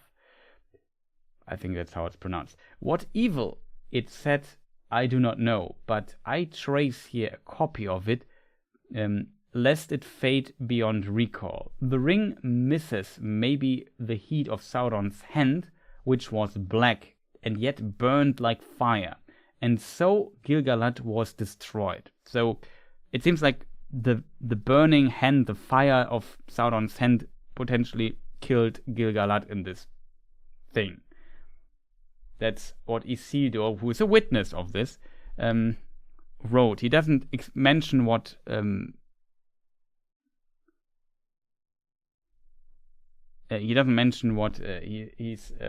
what he's saying there, like how his father died there. But yeah, and what does it say in German? I would have to look into the German edition of the book. It might take a moment to find.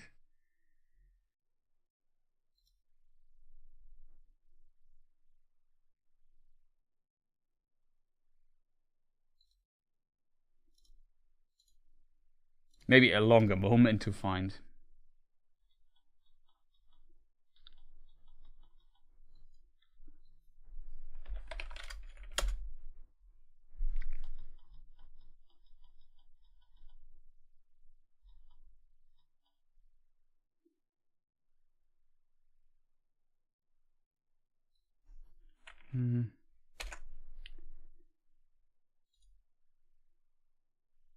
Let me just see. Maybe I can find it really quick, but can't guarantee it.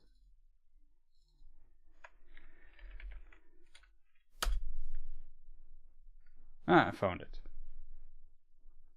Ich sah den letzten it just read it in German. Maybe I can just read it in German. Maybe that's interesting. It's the Caroux translation, though.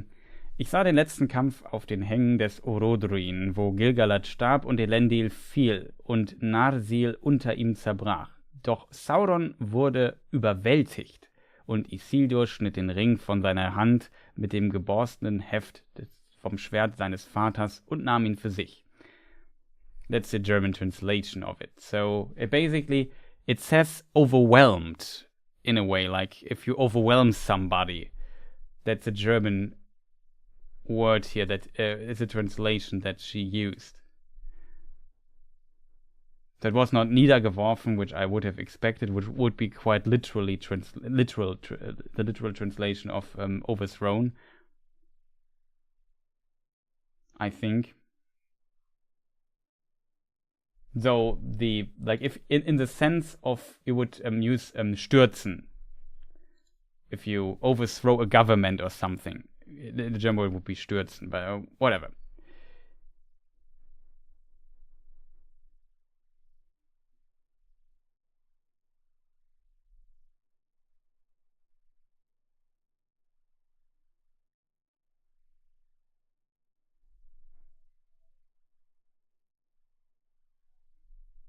Yeah, it's actually a great touch. That is true.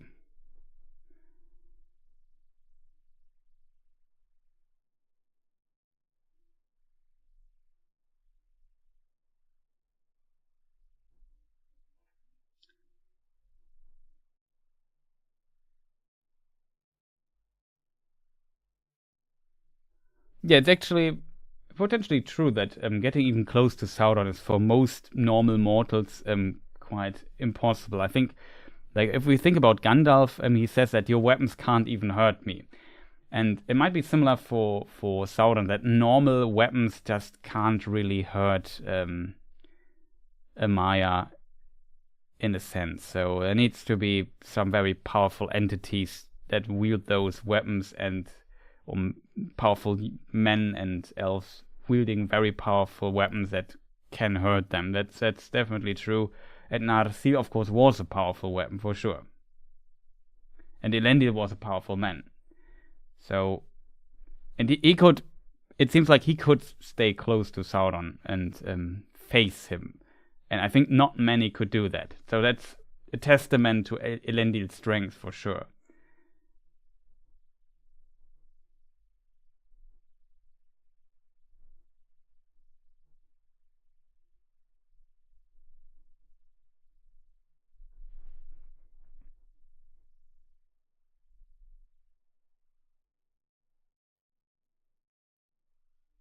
Yeah, they tackled him to the ground. Yeah, something like that. I could imagine that. Like, they gave their life, they overthrew him, and it seems like they also, that's how I read it, kind of neutralized Sauron in a way, that Isildur was able to cut off the ring.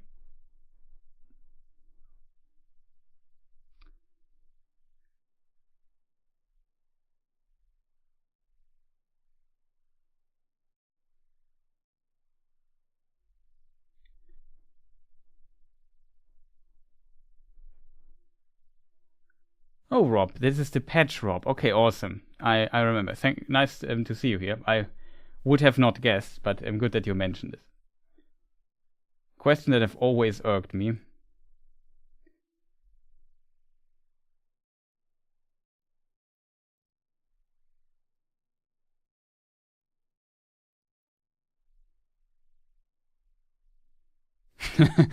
I agree with the image of Sauron just running out of gas, and then Isildur rolls a natural 20 grapple. Yeah, something like that. Or mind magic only works one target. You have a spear master and a sword master at your neck, immune to your fire. Might not be best time for mind magic. Yeah, potentially. So there's definitely some cases to face this, to defeat Sauron. It was possible. It has happened.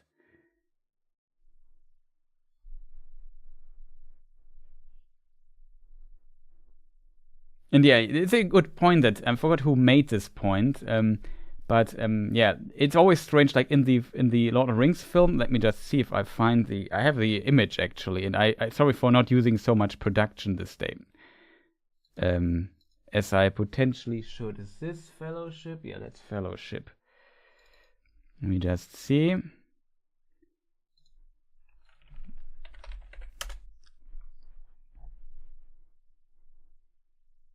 Yeah, we have this image here of Sauron from the first Lord of the Rings film. I hope the credit is correct. And yeah, here you see his black hand wanting to grab Isildur.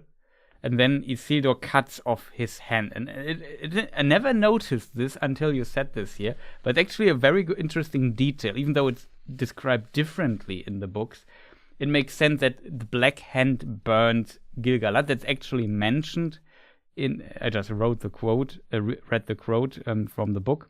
And yeah, that he grabs him. He wanted to use his black hand to burn Isildur or something like that. So that kind of makes sense, I guess. Even though it's a bit different.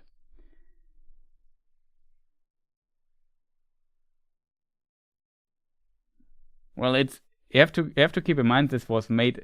I mean, it's already impressive. All these CGI and stuff work. This was made like 1990. I think when did they start shooting? 1998 or 1999? 1999. Well, it's tough to say. So yeah, long time ago. And I think the film CGI stuff still holds up pretty well, all things considered, considering how old this is.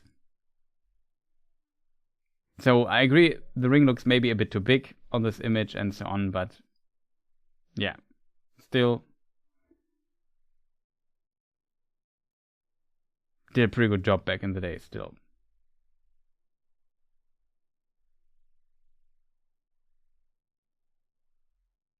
That's also true. Sauron might also be mentally exhausted from the siege. He was besieged for 7 years. You have to keep this in mind. It was not just they just entered Mordor and then the battle happened. They were fighting. Sauron lost the first battle, had to retreat, went to Barad-dûr, and then Barad-dûr was besieged in Mordor for 7 years. And this is also how Isildur's brother Anarion died. He was killed by a stone.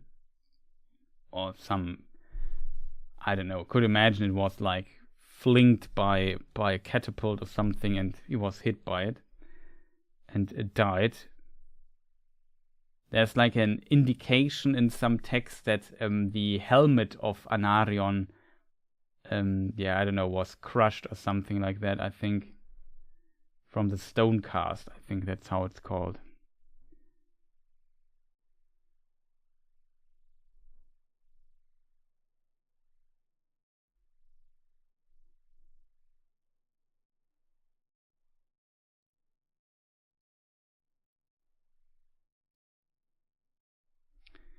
I think there should be a remastered version. I don't know. Like, the Star Wars stuff is already pretty controversial. Like, if you want to see the Star Wars film, how it aired in, like, the first one in 1977, I think it aired, it's really difficult to get. Like, I think you can't get this. There's, I think there's a project where people kind of digitalized a very old film scroll of the original film.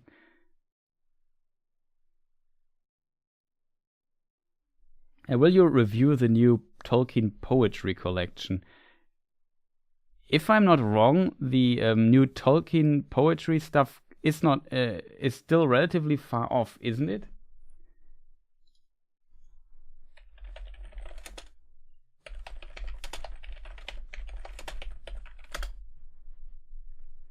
September 2024 says the internet. So if it comes out, of course, I might look into it, yes.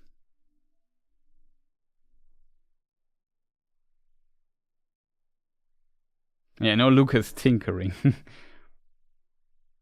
Only CGI stuff, yeah, maybe, I don't know. I'm kind of, I mean, if they would improve and the technology definitely improved quite a bit, I can definitely see that they might improve the on a CGI level the films and bring it a bit up to date. For sure possible. If they really put in the effort and do a good job, yeah, why not? But what I imagine, and this might be a topic at some point that they make a remake, or like there will be a new film trilogy at some point. Yeah, I would agree. They can just leave it be for the time. And this will be very controversial, I think, when they might at some point make new films. But on one side, I don't need new films, to be honest. On the other side, having, like, just imagine they would actually deliver decent films. It would be not bad to bring maybe new people into the Tolkien franchise and stuff. Sometimes you just need an update. You need, something the cinema people are hyped about and stuff like that. Maybe people get interested. I also got interested in Tolkien by watching the Peter Jackson films, and I think book fans back in the day didn't like the Peter Jackson films either. So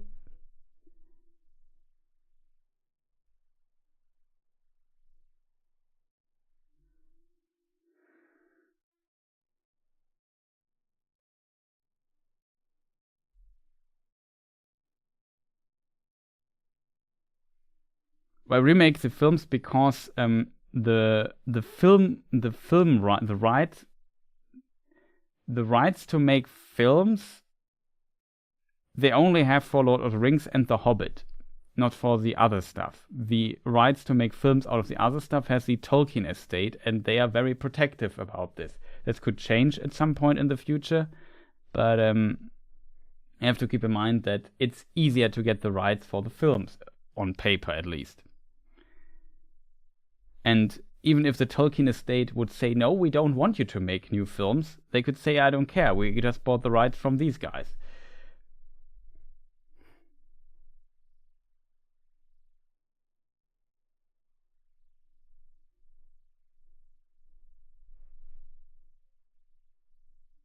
Yes. Also, Noah says, anyone looking forward to War of the Rohirrim? I'm very curious of War of the Rohirrim.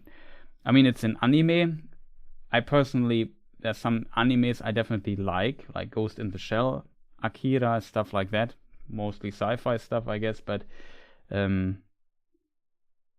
I would definitely say that I don't mind it being an anime or something. And I hope it's good.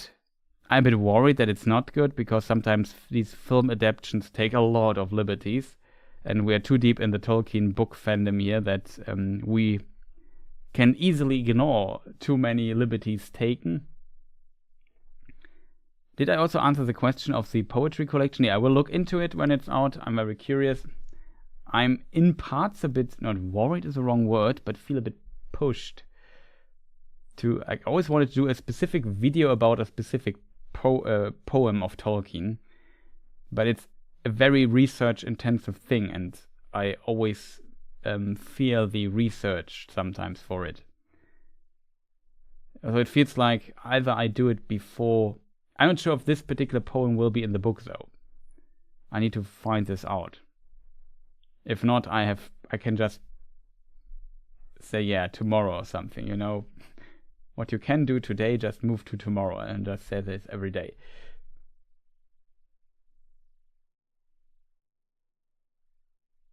That is true. We already have reached peak filmmaking, so remakes are unnecessary. Of course, in a way, they're unnecessary, but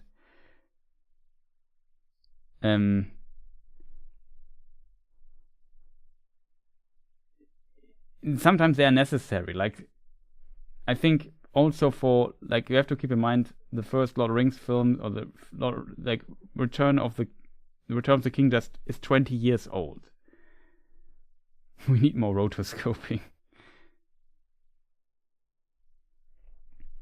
And sometimes you just, especially in our times, remakes are just there. And I know some very good remakes in the video game space. For example, some years ago they made a remake of Resident Evil 2. And also last year Resident Evil 4 got a remake. Fantastic. Like, I really like what they did there. If they do a good job, I don't mind it. The problem is if they don't do a good job, then we have a problem. Hopefully Philippa Boyens being at the helm Hell, Hammerhand, not bad. Is a good sign. I love your pun. Well played, man. Made it back in one piece. Awesome. Welcome back. Hope you could do your shopping. What is it called? I forgot the English term for it, but the buying stuff. I hope it worked well. And you got everything you wanted. Mostly Nala says a Ghibli-made Hobbit by Miyazaki would be amazing. That's an interesting point. Groceries, thank you. That was a word I was looking for.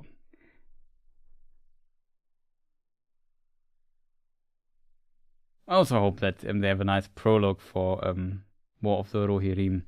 But interesting that you say we act in a weird way. We have a Ghibli Hobbit, and there is. Do you know the animated Hobbit film from Hobbit film 1977? I think it is.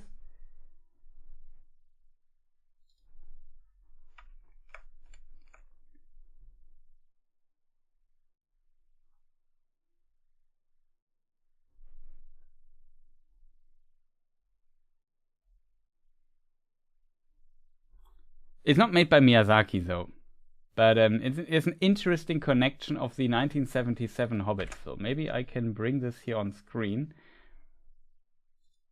I can already give you a widescreen warning because we will look into Wikipedia for a moment or two.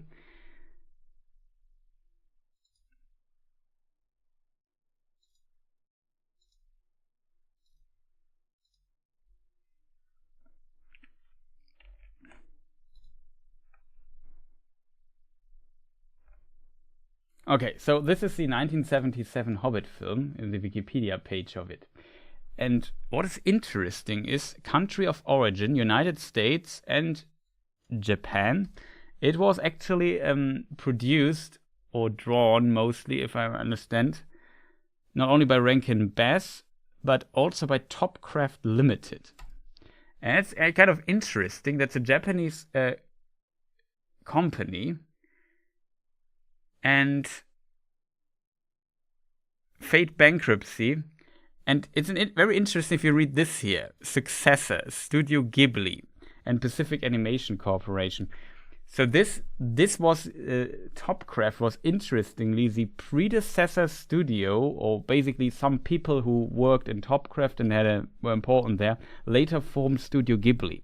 So there's an interesting connection between the first the Hobbit film, the animated film from 1977, to Studio Ghibli. If you just look at the art style for a moment of this film, you can see, let's say proto Ghibli a bit in it, if you are honest. So it's in this regard a very interesting fun fact that people I think often not aware.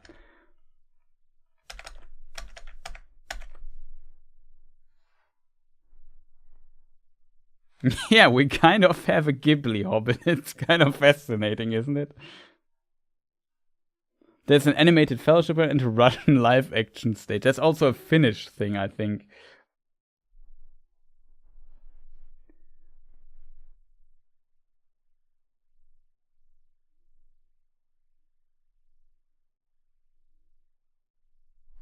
Looking forward to War of the Rohirrim. I feel like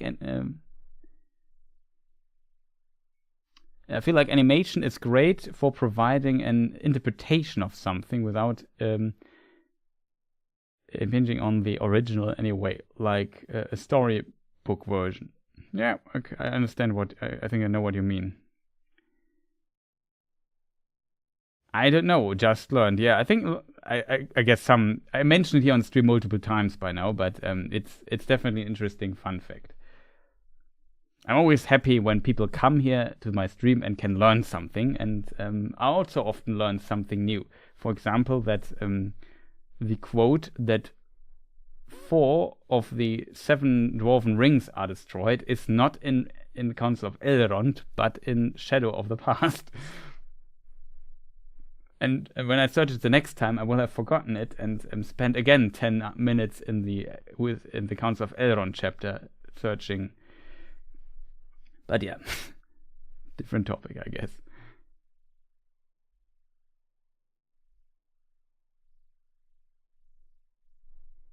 But yeah, some history, prologue with some history of Rohan would be pretty awesome. I agree. That would be pretty nice. Maybe mention the Eotheod. Though, to be fair, I think they don't have the rights for the Eotheod. Or are the Eotheod mentioned in Lord of the Rings?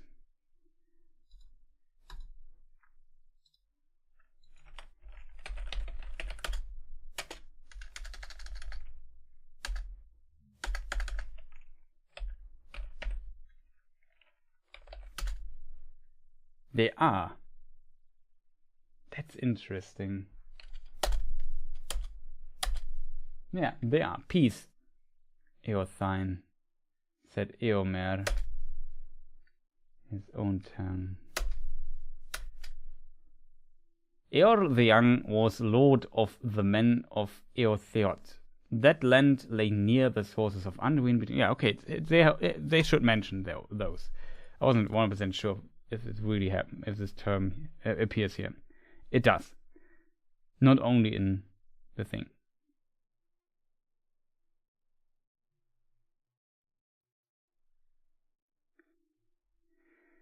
Ghibli is son of Gloin, that's funny.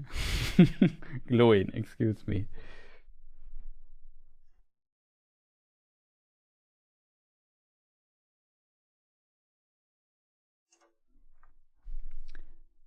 Chris, did you ever play the Battle of Middle-earth games? They are truly fantastic. Yes, I played the first and the second Battle for Middle-earth game ages ago. I haven't looked into them for ages as well. And my problem currently is I have too many games to play. And then I'm still playing too much Elden Ring. Even though I have already a couple of 100 hours in that game, I still continue playing that for whatever reason. I'm potentially crazy or something. But yeah, I've played them and I like them a lot, to be honest. I'm going to get some sleep now. Great stream, everyone. Until next time. Yeah, thank you, Mark, for joining and helping us out here. Much, much appreciated that you found the time here. Great nostalgic vibes. Yeah, that for sure.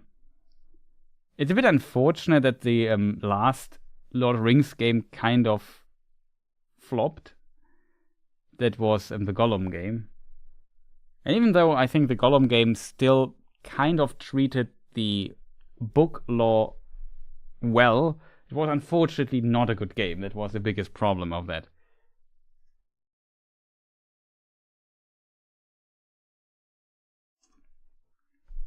Good Nacht, it's funny.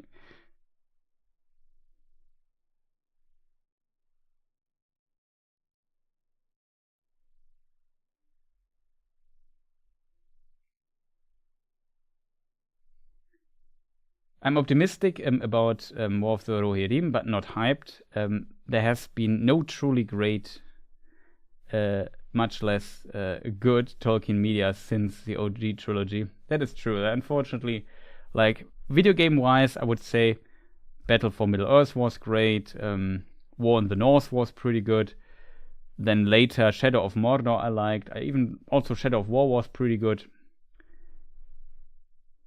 But then currently, I feel like all the Lord of Rings or Tolkien Lord of Rings related stuff is not hitting it. Like Rings of Power it did some stuff, in my opinion, actually very good, but too many things very poorly, and this kind of, eats up the good things that they did. And at the very end, I was also very unhappy with Rings of Power, I have to admit. Like, especially the last episode and the direction they potentially take. That kind of, I don't know, was just too much for me.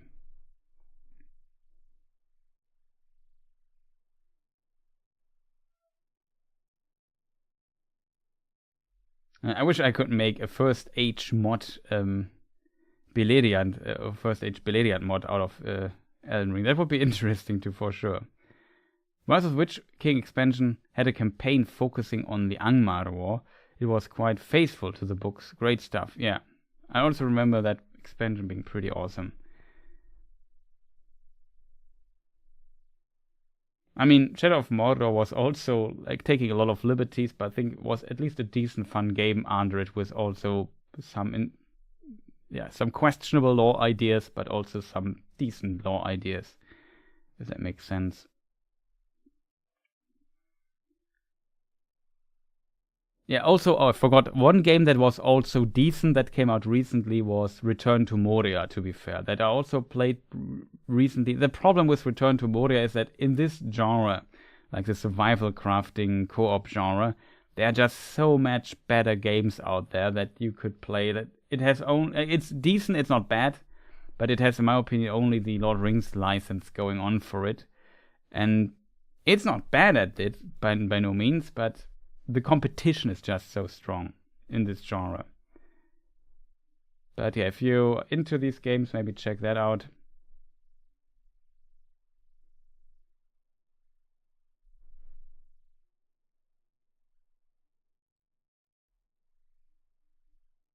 Movies and stuff, when I said media. I mean, there's not much movie stuff coming out for Tolkien anyway, right? There's The Hobbit. I feel like the Hobbit films are okayish. After seeing Rings of Power, I think the Hobbit film, like it's a bit like the Star Wars prequel trilogy. When I saw the sequel trilogy, I said, yeah, well, the prequel trilogy wasn't that bad, to be honest. It's the same with the Hobbit films, kind of, I think. Especially the extended edition is kind of fun to watch. So every time, like once in a year, we watch around Christmas. Yeah, Rings of Power really did put Hobbit into perspective for sure. Once a year we do like a watch party. Of course, I can't stream the actual films, even though people often come to the stream and say, "Hey, where can I see the film?" Well, we're on YouTube. I just can't stream a film here without getting into legal trouble. But yeah, we watch together. And when we do that, we often have, I don't know, I always enjoy the time. We often have a good time here watching these films together, even though Lord of the Rings is always the highlight, I think. But next year, by the way, people wished that we watch in chronological order. So Hobbit 1, 2, 3, and then Lord of the Rings 1, 2, 3. That means, though, we have to start early watching this year. That means in November already, if we want to be done with Return of the King in, I don't know, around Christmas. So already announcing that.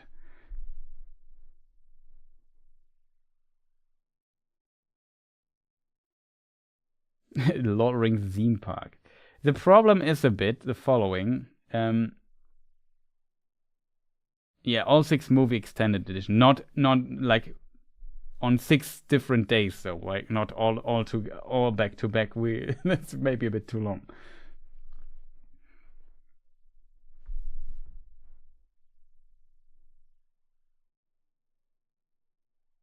Yeah, I also personally like the first Hobbit movie most. I think it has also some weird stuff in it that people might dislike, but it also has, especially the first half of it is pretty spot on in my opinion. Like they started really well with the Hobbit films, in my opinion. And it's just too long, because after the films we usually also have a little lore discussion for an hour. That would just take too long. Doing 3, like in the extended edition, we're talking about like 11 hours or something, just watch time, or 10 hours, something like that. If we have a 1 hour discussion after every film, it's like 13, 14 hours, something like that. That's too long for even for me, I would say. And also it helps me, like it's good content in my opinion. So why not watch, like once in a week, watch a film? That's together. That's, I think, how I would do it. Yeah, that's a big problem. The extended editions are so hard to find, though, unless you have them on DVD.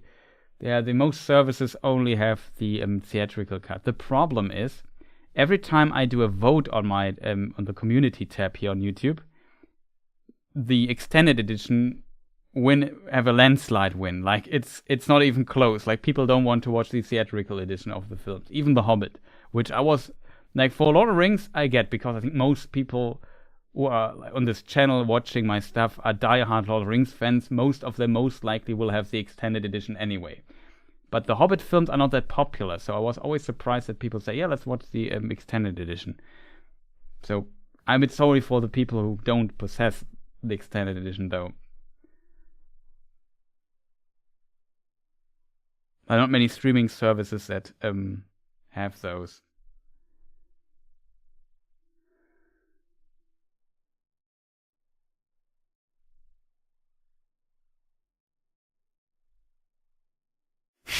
Stop respecting people's vote. Democracy for the weak. Problem solved. Sauron never used democracy. And look where it got him.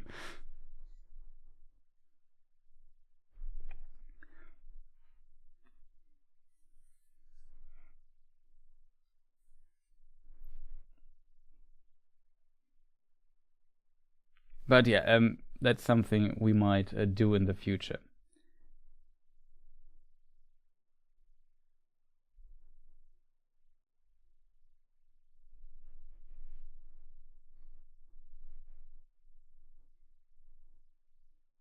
But yeah, my gripe is more the second film. So last time I watched the second film, I thought, yeah, it's actually the second film has at least a decent pacing. And the third film, yeah, has so many nonsensical elements also in it. I don't know. It's a roller coaster. Let's put it that way. It has also really good moments. Like every Hobbit film has their really good moments, but it has, especially 2 and 3 have too much nonsense in them. What is the meaning of the common prefix eo in the language of the people of Rohan?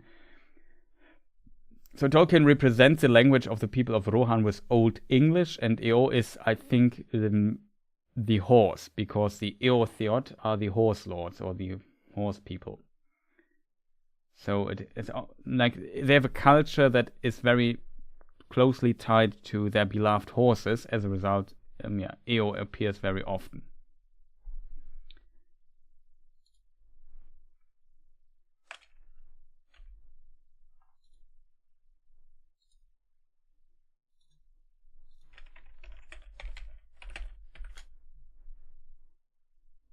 But it's not like that it always means horse. Just wanna get this out of the way.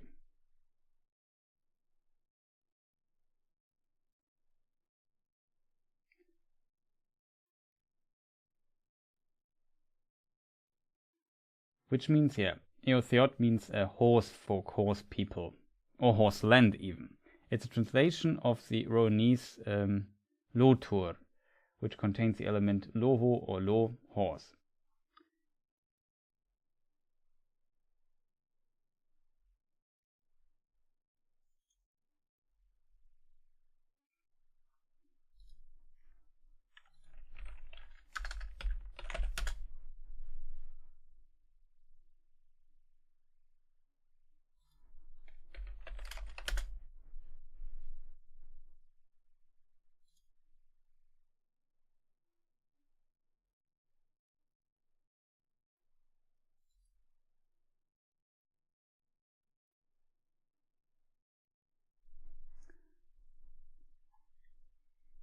Interestingly, the Old English word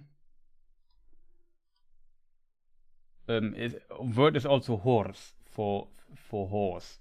That's the root of horse is also Germanic, but in the poetic sense, I think there is the eo comes from the term for it. So just in case people just Google Old English horse, what is Chris telling for nonsense?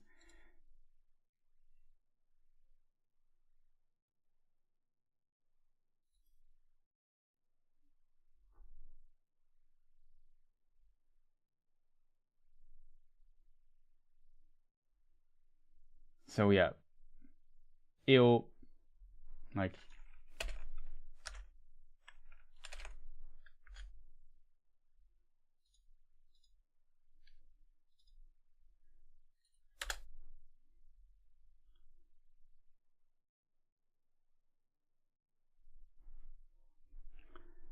Would Tolkien been happy that his LotR movies are Christmas time movies in our culture? And it's a good question. I don't know. Like, Christopher Tolkien was also not happy about the movies themselves, but I can understand this. Yeah, it's Steed, Warhorse, something like this. It's more used more in a poetic sense.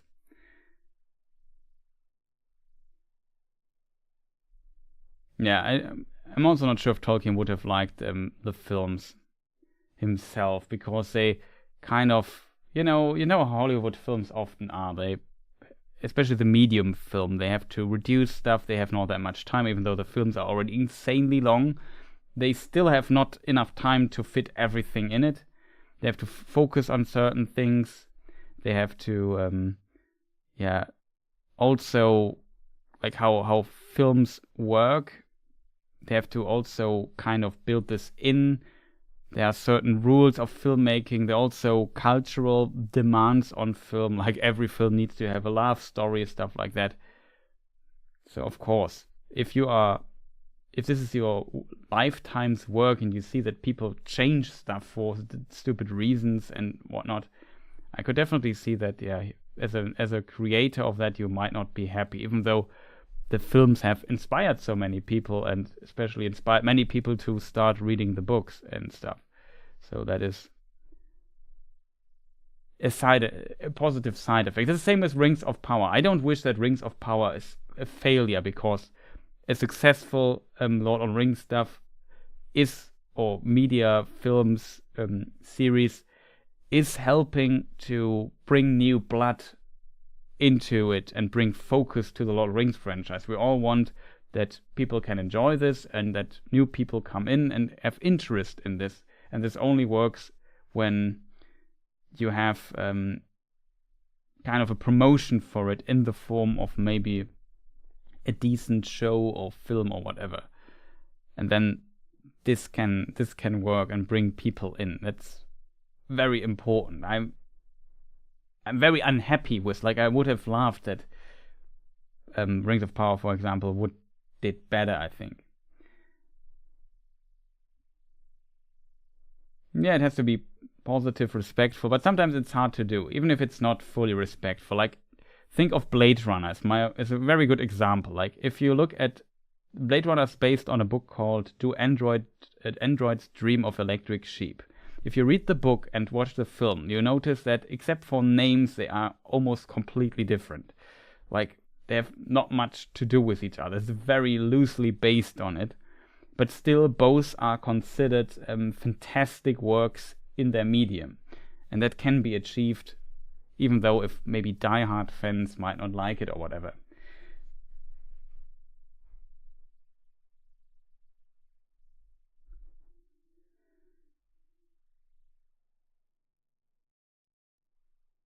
Oh, that is actually cool. I have a completely random connection to Rohan, in that my paternal grandfather was named Aldor, who was the third king and dubbed the Old due to his long reign. That's pretty cool. It's strange, I was too young to see the films when they came out, so actually was introduced to the books first when they were read to me. Okay, that's pretty cool. I love Philip K. Dick's works. Yeah, pretty awesome. He also made, I think, Men in the High Castle and stuff like that. I have not read too many of his works, but I like Do Androids Dream of Electric Sheep quite a lot. Very fascinating book, in my opinion. A lot of interesting ideas. Call it proto-cyberpunk, kind of.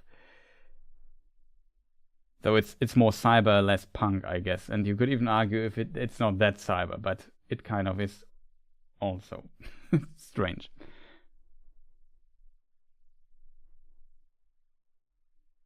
No, maybe it's more punk than cyber. It's very tough to put in a category, to be honest. But yeah, for me I was a teenager when the films came out, and they definitely caught my interest.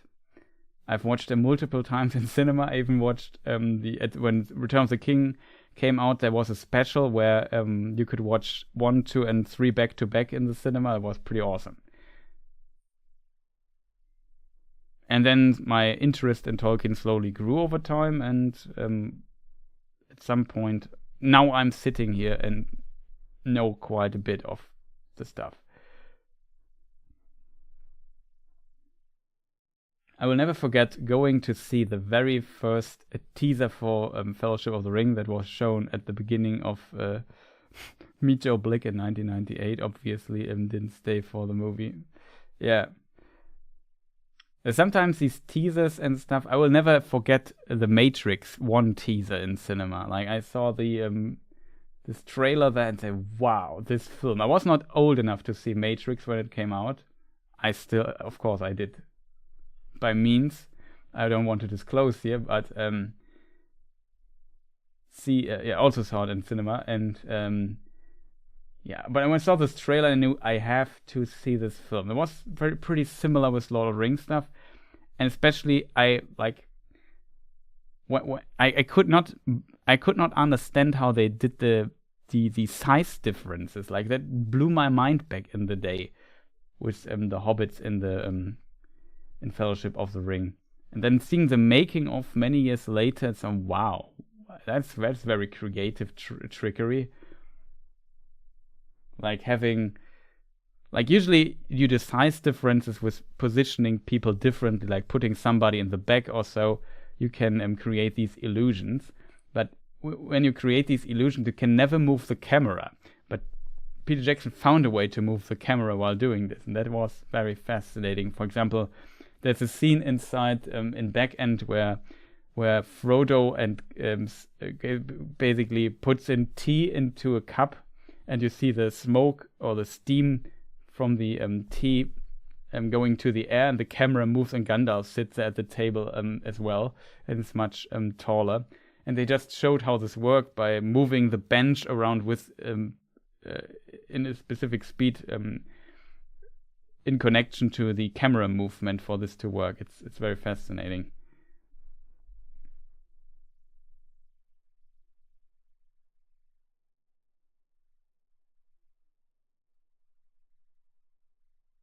Yeah, I couldn't imagine that. I think so Diabolical Fan says, I think I have a greater appreciation for chapters like The Old Forest because they were read to me. I enjoyed the songs and poems more than if I would just read them on my own, I think.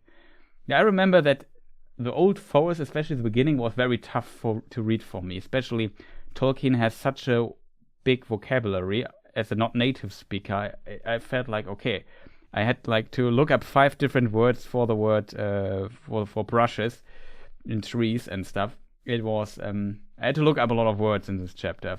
I remember that when I first read it. And as a result, it was quite a bit when I read it in English the first time, I should say. And yeah, I remember that was quite tough.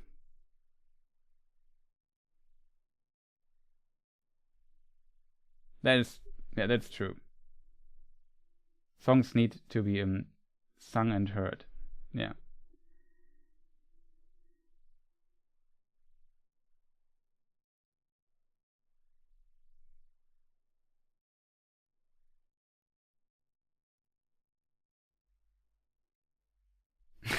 Playing Battle for Middle-earth 2. You mentioned it earlier. I got my laptop. That's pretty awesome. I wish you a lot of fun with that. It was a really fantastic game.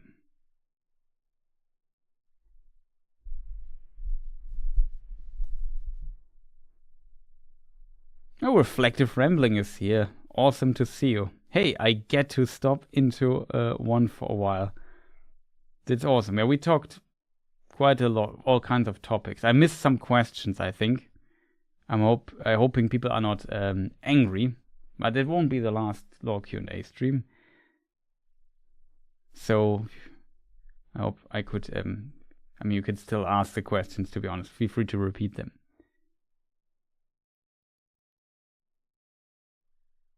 Okay, that's a question. Was listening to the Science of Middle-earth today, so I posted this to the chat. Now I'm curious. Sounds like a tough one, though.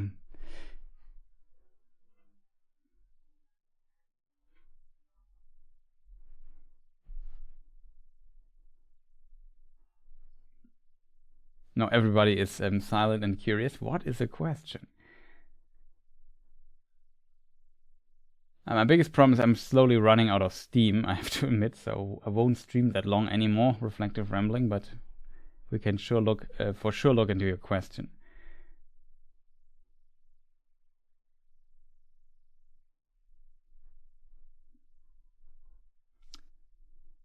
What are thoughts of Watcher in Water not being one entity, but a collection of critters?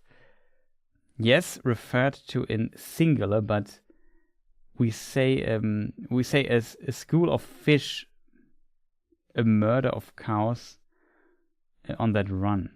That's an interesting idea. Of Watcher in Water, yeah, that is true. School of fish, Watcher in Water would be kind of in line with this phrasing.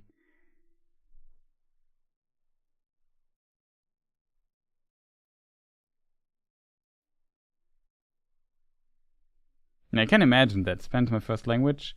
Reading Lord of the Rings in the 6th grade made me learn English very well. Yeah, it's definitely might help with that. Like if you can read Lord of the Rings, I would say you definitely learn English quite a bit.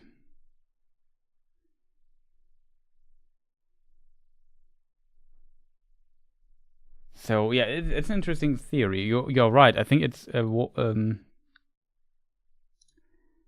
let me just look into the Lord of the Rings writing stuff. Now, that's an interesting theory. I never thought about this.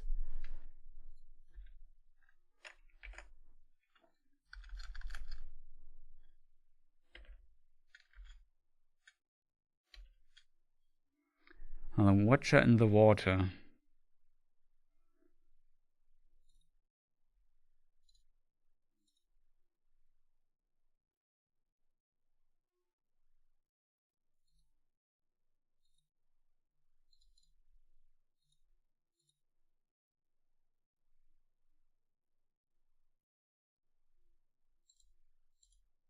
I mean,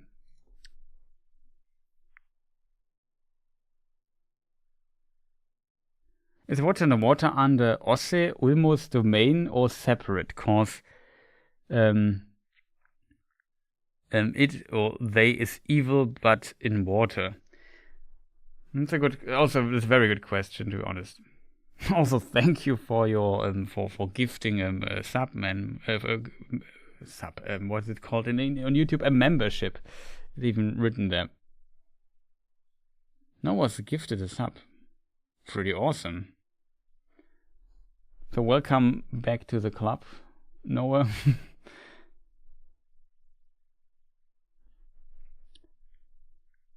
I'm just thinking about, is this possible? Like the concept of it, like if we read the Watcher in the Water stuff.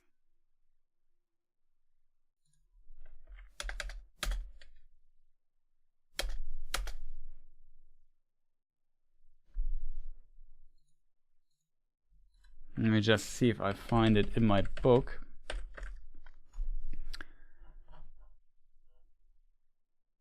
I knew it was a tough one.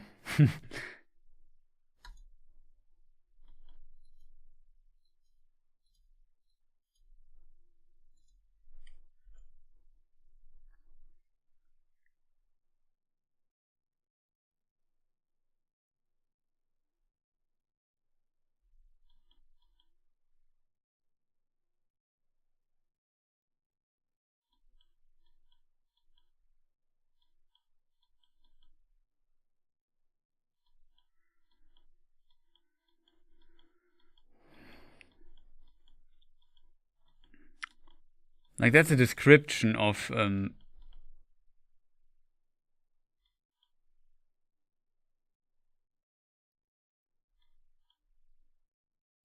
of the attack.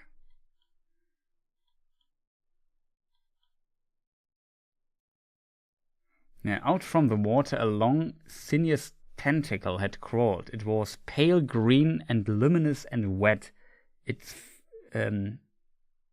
fingered end had hold of Frodo's foot and was dragging him into the water. Sam, on his knees, was now slashing at it with a knife.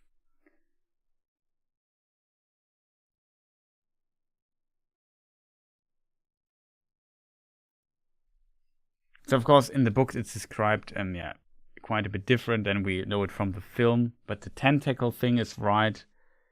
Pale green. It was luminous, so it kind of was also glowing.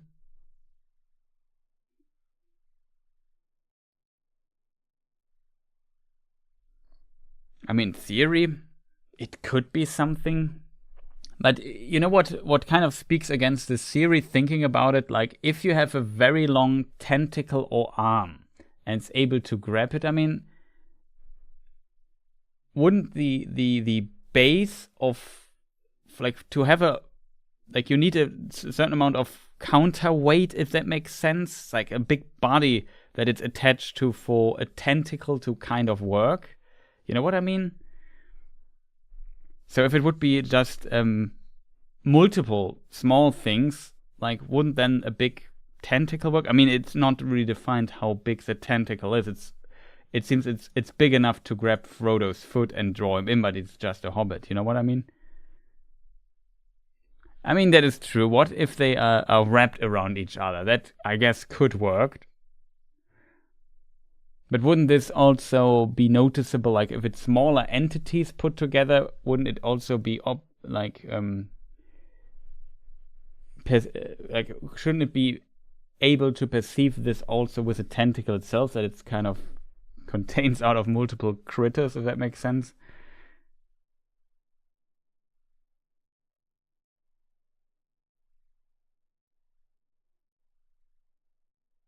I'm not married to it, but start bugging me. Yeah, I can see this. Again, also reflective rambling. Thank you for your support. Much appreciated. Thank you.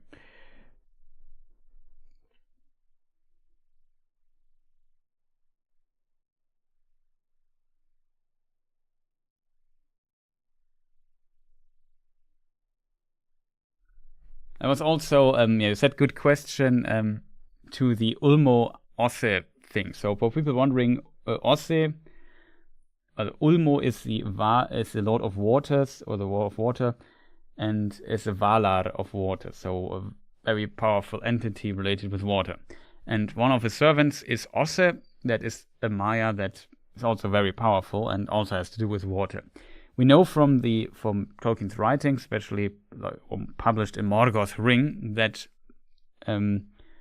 the evil power of Morgoth is in the world itself. The world itself became kind of his one ring. Except for the ocean, they are almost free of Morgoth's power. So the question is, why are evil entities in the water then? That kind of seems contradicting, if that makes sense. And yeah, to be fair, I never could really make anything out of this. Like, I often thought about this as well. Why is this possible? I never could come up with a really good answer, to be honest. It's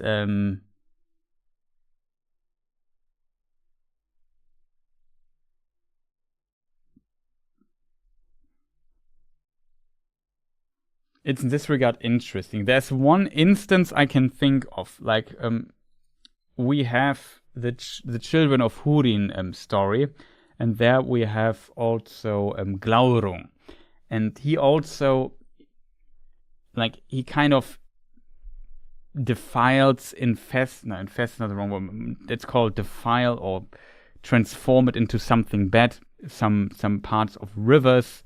There's also this, it's not a pond, but yeah, some well kind of thing in the woods that's also destroyed, and so on. So I think it's not impossible for them to defile the water, if that makes sense, but they can't defile all the water, and it still, I guess, has at a certain quantity still a more cleansing property than anything else. As a result, you could make the argument that maybe water entities could exist that are evil, or at least parts evil. Hard to tell. Maybe it was not, or like another theory is maybe it was also once an entity of Ulmo, but it got corrupted by Sauron or whatever, or Morgoth or whatever entity.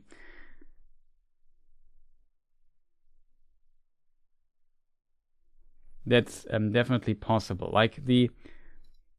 It's very interesting that the entity, if we read this here, out from the water, a long sinuous tentacle had crawled. It was pale green and luminous and wet.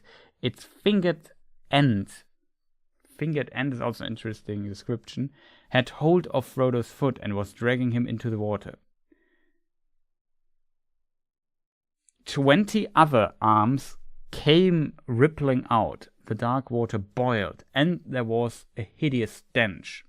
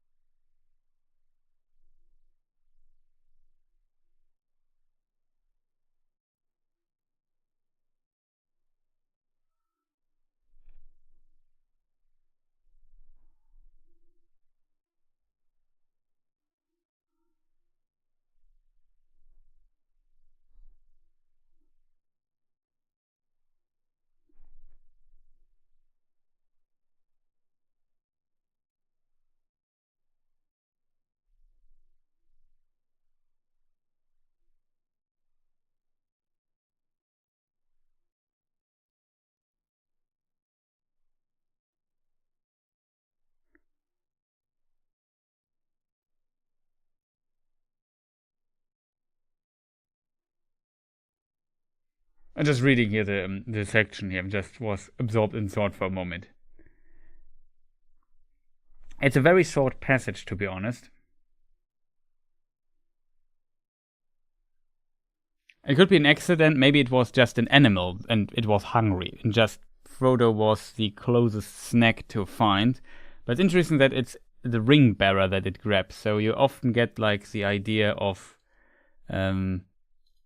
it being kind of on purpose.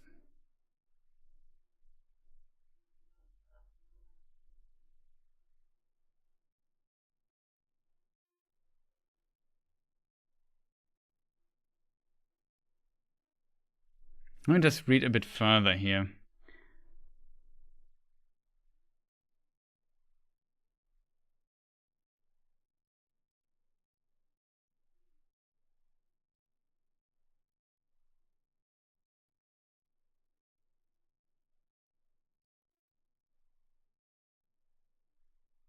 It's also interesting, like what is more interesting is that the entity closes the doors and piles up rocks, and even like we can read, I fear from the sound that boulders have been piled up and the trees uprooted and thrown across the gate.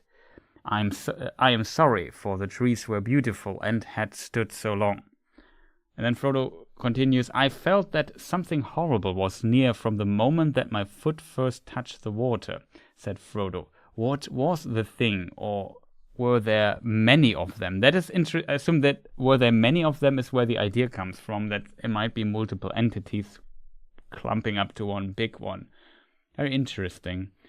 I do not know, answered Gandalf, but the arms were all guided by one purpose. Something has crept or has been driven out of dark waters under the mountains. There are older and fouler things and orcs in the deep places of the world. He did not speak aloud his thought, that whatever it was that dwelled in the lake, it had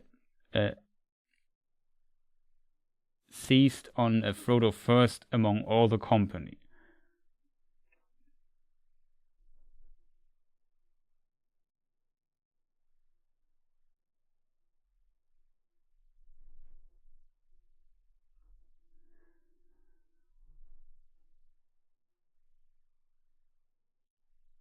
So yeah, it's definitely a very mysterious entity.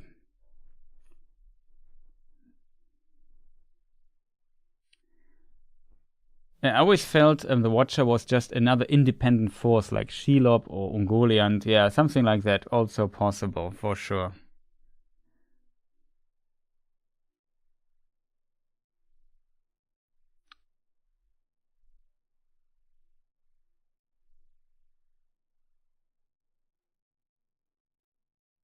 It was designed to break Moria from when it wasn't hollowed out, or it was evil servant, or it was corrupted.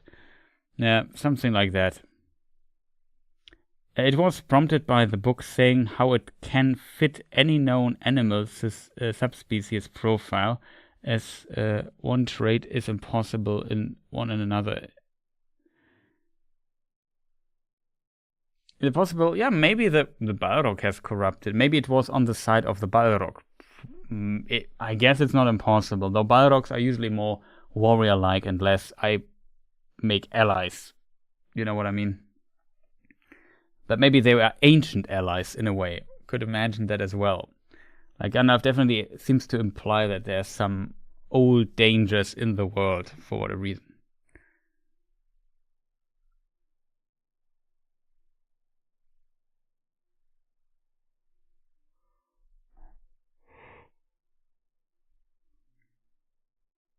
Still's tough reading, yeah, for sure.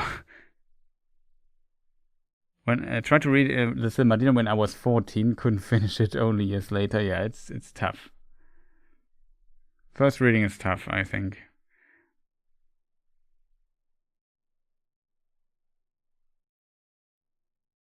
Maybe Ulmo is powerless over isolated bodies of water. Yeah, maybe. I think, though, he's not like an entity that is omnipresent and omnipotent in water. So keep this in mind as well.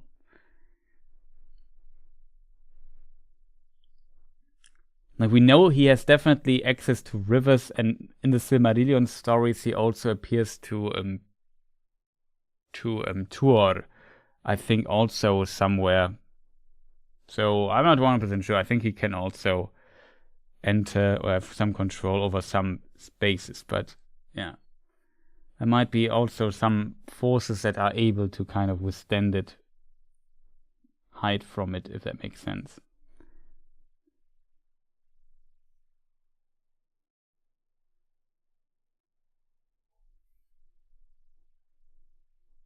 Also had the random thought Círdan being given the Ring of Fire because he surrounded himself by water, another barrier to effectiveness.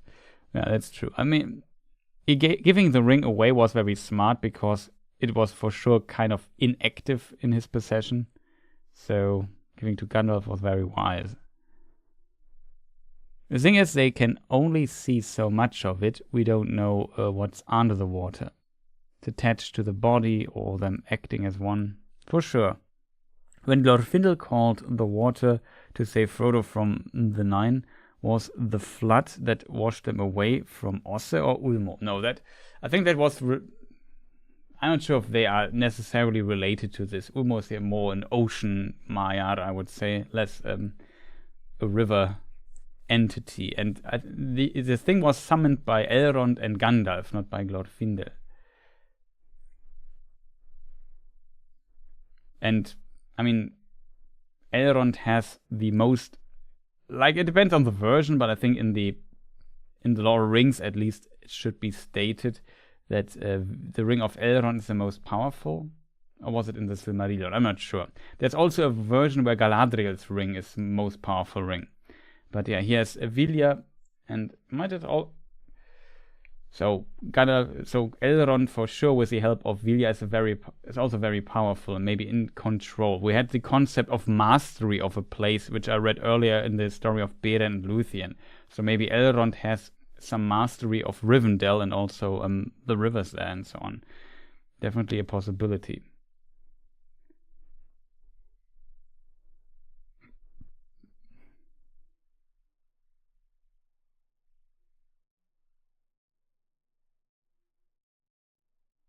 Yeah, hook-tails or something. Or that they had hooks at the tentacles, something like that, I could imagine.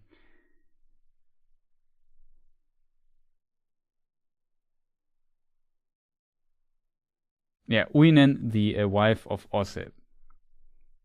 Interestingly, the Rings of Power show, if you look at the harbor there, there's also Tolkien, and there's a statue, I think, of her as well. I think there's a prison on it.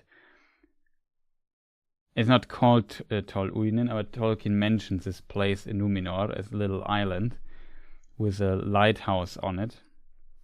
And yeah, it's a cool reference in my opinion. Named after, yeah, the wife of Uinen. There's also the custom of these branches on the ships of the Numenorians. It's also related to these two.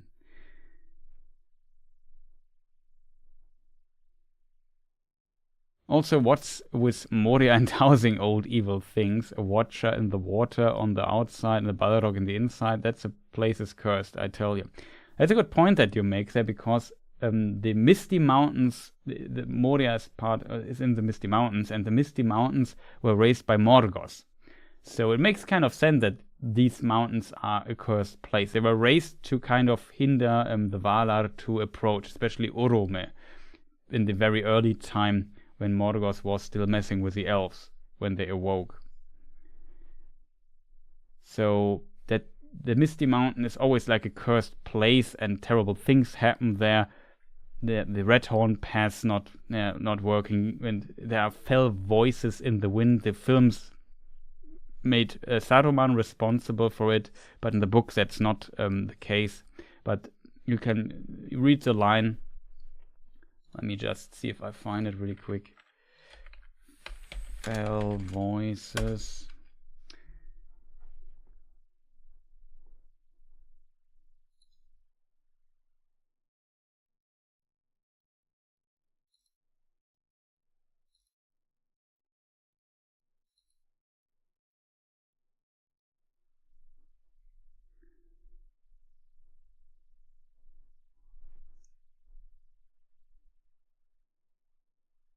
Every now and then they heard a dull rumble as a great boulder rolled down from hidden height above. "We cannot go further tonight," said Boromir. "Let those call it the wind who will. There are fell voices in the air, and these stones are aimed at us." "I do call it the wind," said Aragorn, "but that does not make what you say untrue. There are many evil and unfriendly things in the world, and that have little love for those that go on two legs, and yet are not in league with Sauron, but have purposes of their own. Some have been in this world longer than he." So that's an interesting detail here, and these fell voices and it being raised by Morgoth. Very interesting detail here.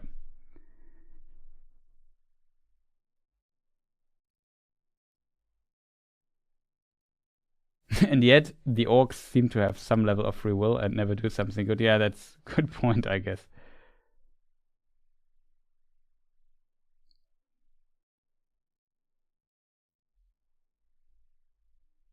So totally underappreciated. Love they gave her a tribute. Yeah, for sure. Are orcs totally evil? Has an orc ever performed an altruistic act? It's a good... it's a good question.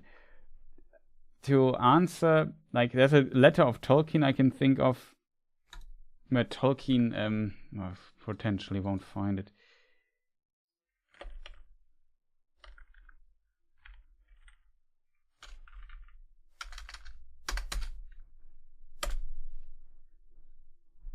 So it's a letter. It's potentially one. It's a draft letter, I think, though. Yeah, it's to Peter Hastings. It's 153. 53. So canon of this letter can be debated.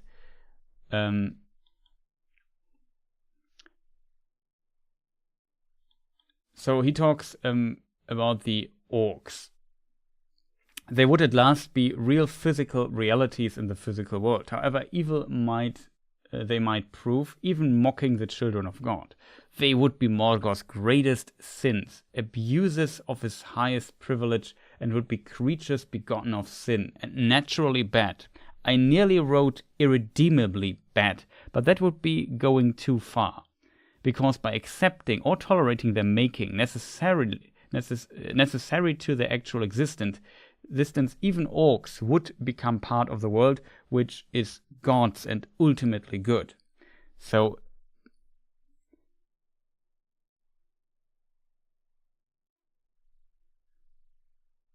Tolkien kind of says they are evil, but not completely evil. Like, they might have even a path of redemption, if possible.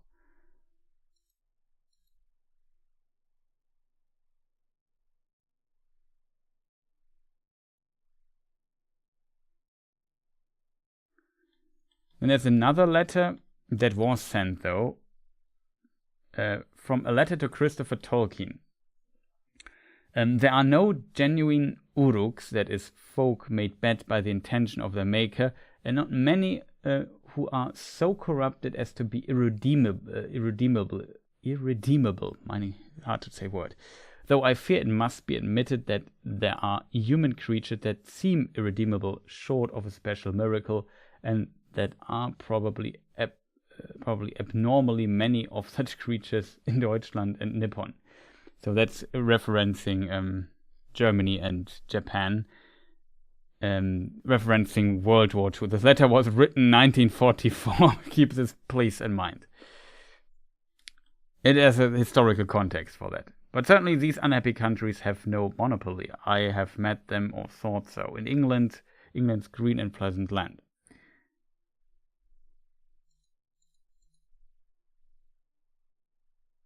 So kind of interesting.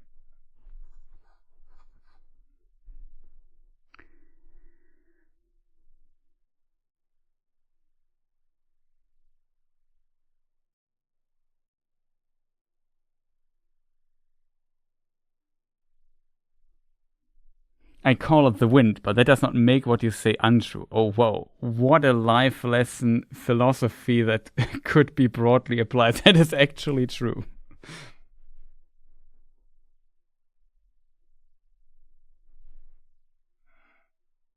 That's a pretty cool line. I agree.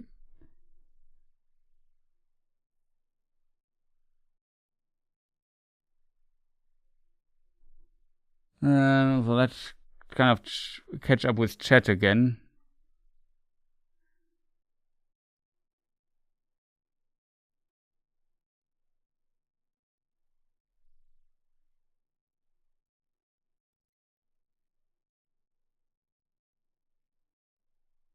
Maybe the Balrog ticked the Watcher off, and the Watcher wanted the Balrog to be alone and bored with no one to smash, so no one can enter. Maybe. No yawning, Chris, sorry. I'm really tired. It's like past 12. I really need to go to bed soon, chat. I mean, what just is the spirit of elves that the Balrog defeated when making Mithrilian? Well, just kidding, yeah. Let's not talk about. Let's not go there. Orcs totally. Yeah, I answered this in a moment ago. Okay, I tried to answer that.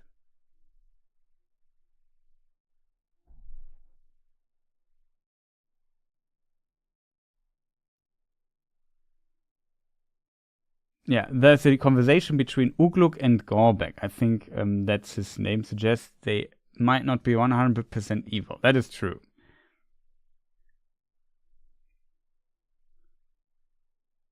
There's a conversation in Return of the King between two orcs in Mordor, and yeah, they kind of say, yeah, we want to get out of here.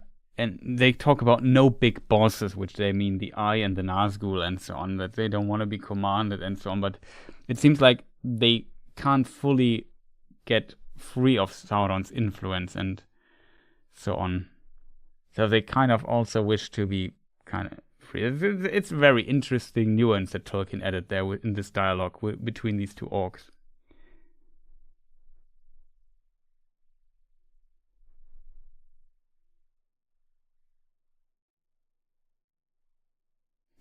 Technically, when Aragorn wiped out the orcs, he committed massive genocide. No, I mean, you can make the argument that if he did not do so, the orcs would committed a massive genocide on the other side. So it's a problem with the problem with the orcs, that their whole purpose is to be tools of evil.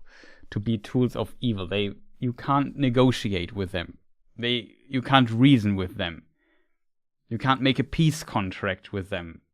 It's not a misunderstanding. That is their purpose, to destroy men and to destroy the world. Because in their, when they work for Morgoth, they Morgoth is a nihilist. He wants to destroy the creation as a whole, and he prefers there to be nothing.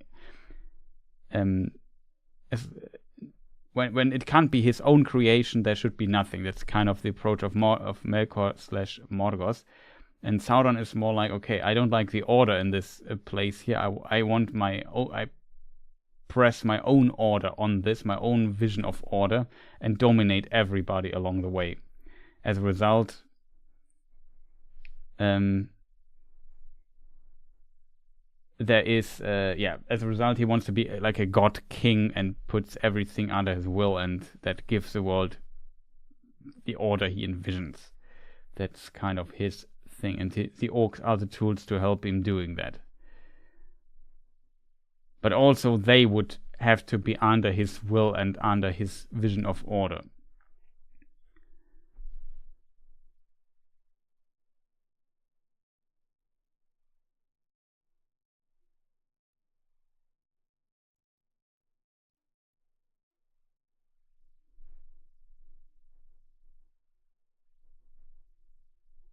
Though, of course, technically, you are, of course, right. It would be it's a bit of the problem of the orcs, I think, that there's, there are no, except for some characters that Tolkien portrays, they are construct. They're like also Sauron himself in Lord of the Rings is also more construct. He's less a character. He's just there to be evil. You can't reason with him. You can't, like I said, negotiate. You can't convince him of your standpoint, and he will never give up until he controls everything. Same with the orcs. So it's a conflict that is kind of in the DNA of Lord of the Rings, and it can't be removed. As a result, it is completely unrealistic, or I almost said unrealistic. Maybe we live in so difficult times currently that it's kind of difficult to say that it's unrealistic, because some people do some seriously evil stuff on this planet. But I hope I know you know what I mean. At least in theory, you can reason with people, kind of. Not perfectly, and usually people have motives, ideas, plans. If it's a good plan or good motive, it's a different story, but and the orcs don't have that. They are simply tools in most cases. And there can't be a peaceful together with them. It's impossible. And that's how the story is designed, how it's written, if that makes sense.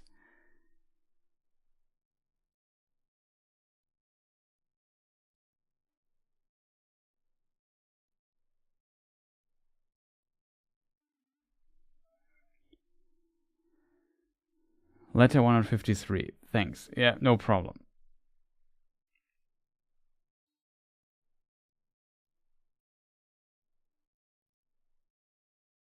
Yeah, Tolkien has a problem with the orcs. Originally Tolkien made them in a way that they can't be animals, if that makes sense. They have to be beings, and since Morgoth can't create these beings with a soul, he has to take existing ones and transform them.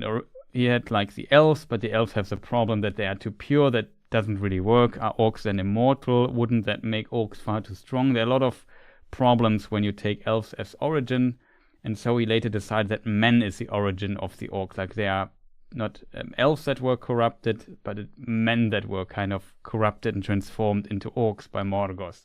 That only works though if men awake several thousand years earlier. So Tolkien, started this idea. He added the Tale of Adarnell that kind of explains early men stuff and so on and so forth.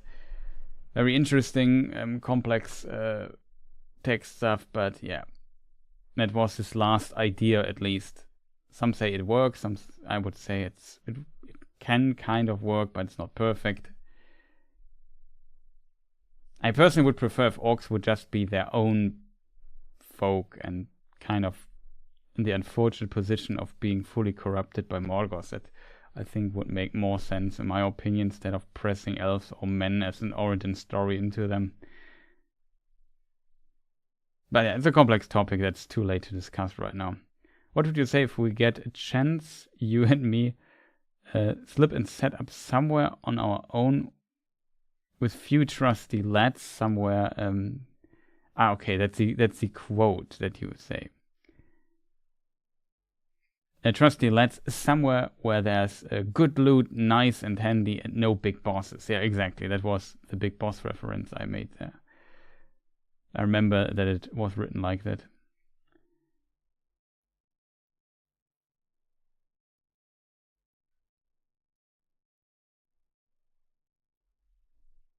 No, that is true. Like Catholicism and Christianity is very important in a lot of details of Tolkien.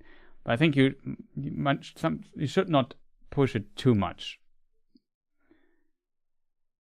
Though you definitely can push it quite a bit. Our brave leader needs sleep. Yeah, I really need sleep. Is it what? It's 1:30, I think you say.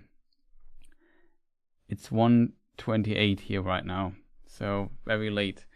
And I have nothing to drink, and I'm hungry. Because my bottle here is empty.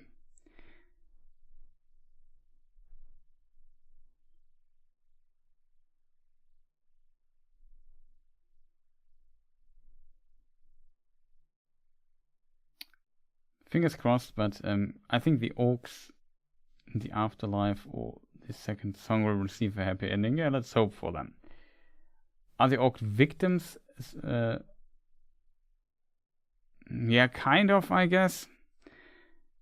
I think it's a problem with it's just complicated with orcs. In a way, they are victims, but since they are not immortal, they are born into their role as victims, in their role as villains, if that makes sense. And it's kind of always unfortunate thing that something is born already into being evil, and the orcs have no choice, kind of.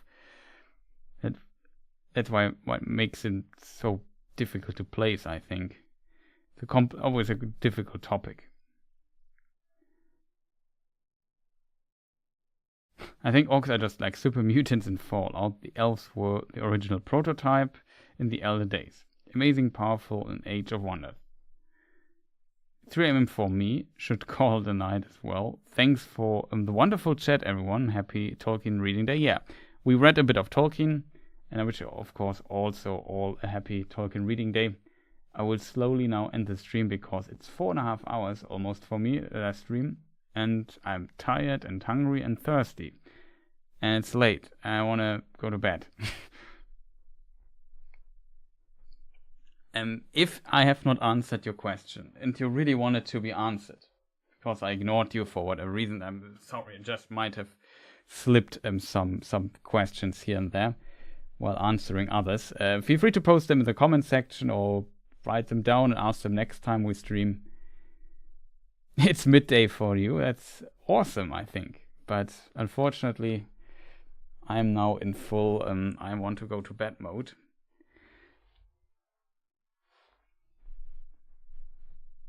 So there's that.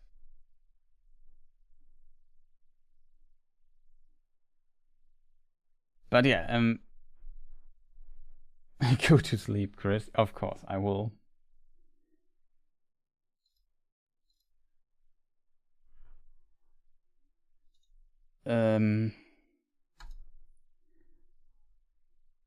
Let me just think very quickly, chat. And quickly right now is definitely difficult.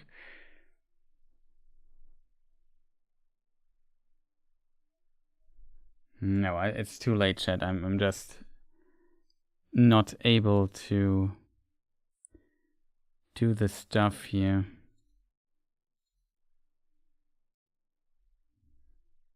Here I have a thing for it. That could work.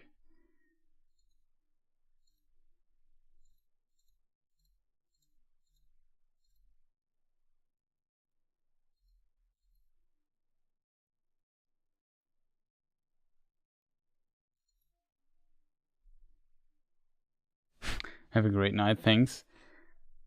Okay, chat. I'm too tired to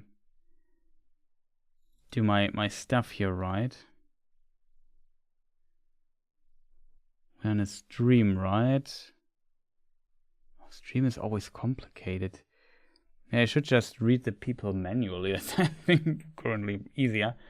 I'm currently thinking about how to do the shoutouts for all the supporting people. Because I would have to render... We have new supporters now, so I would have to re-render the credits. That's too difficult.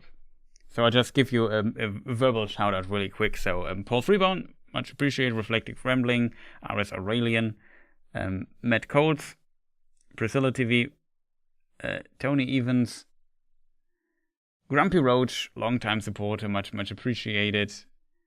The Amazing Bad Boy. We have Dim N and Nowhere also here in this list. And then there's a second list which I have to consider.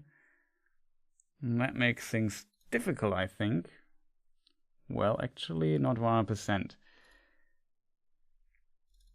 So just imagine we would have credits here that roll and things happen. I mean, I have somewhere some credits. I just have to check out what is this here. Well, I can just show you these credits. Probably not fully updated. Also, shouts to the moderators, to Kirdan, Andres, Reflective Rambling. Much appreciated. Further, we also have, if my program could maybe load the list at some point. I understand. So we have RB Kitty, also shouts to you, Bibsuda, Killswitch, Ruben Jones, I think that's how it's pronounced. There's also like a different list here somewhere. And Crowder, did I forget anybody? Potentially, I forgot somebody. But yeah, shoutouts to all the others that I might have forgotten. Here for the shoutouts at the very end. Thank you for your support, much appreciated. And wait, I have an end screen, right? Currently don't see it. Well, that says thanks for watching. That's potentially enough, but maybe I give you the old screen here as well. Okay, I got this. And yeah, shoutouts to you all. Thank you for your support. Much appreciated. If you have watched this here, then maybe press the like button or leave a comment. Maybe check my other videos out here. I really plan to also upload a smaller video in the next couple next days. Hopefully, if nothing gets in the way, like always in the past few weeks. But yeah, as my professor used to say, think we have reached saturation point. Yeah, it's just my brain is definitely currently not fully functional anymore. But yeah, for sure. Let me see, 4 hours. Yeah, it was a very long stream and sleep doing a lecture. That's actually funny. But yeah, again, thank you for watching. Have a fantastic rest of the day, or like Amazing Bad Boy, you have a for you it's more day. For the others, have a good evening or sleep well. I will try to sleep very well, and I think I will. And I would say thank you people for watching, and see you next time. Goodbye.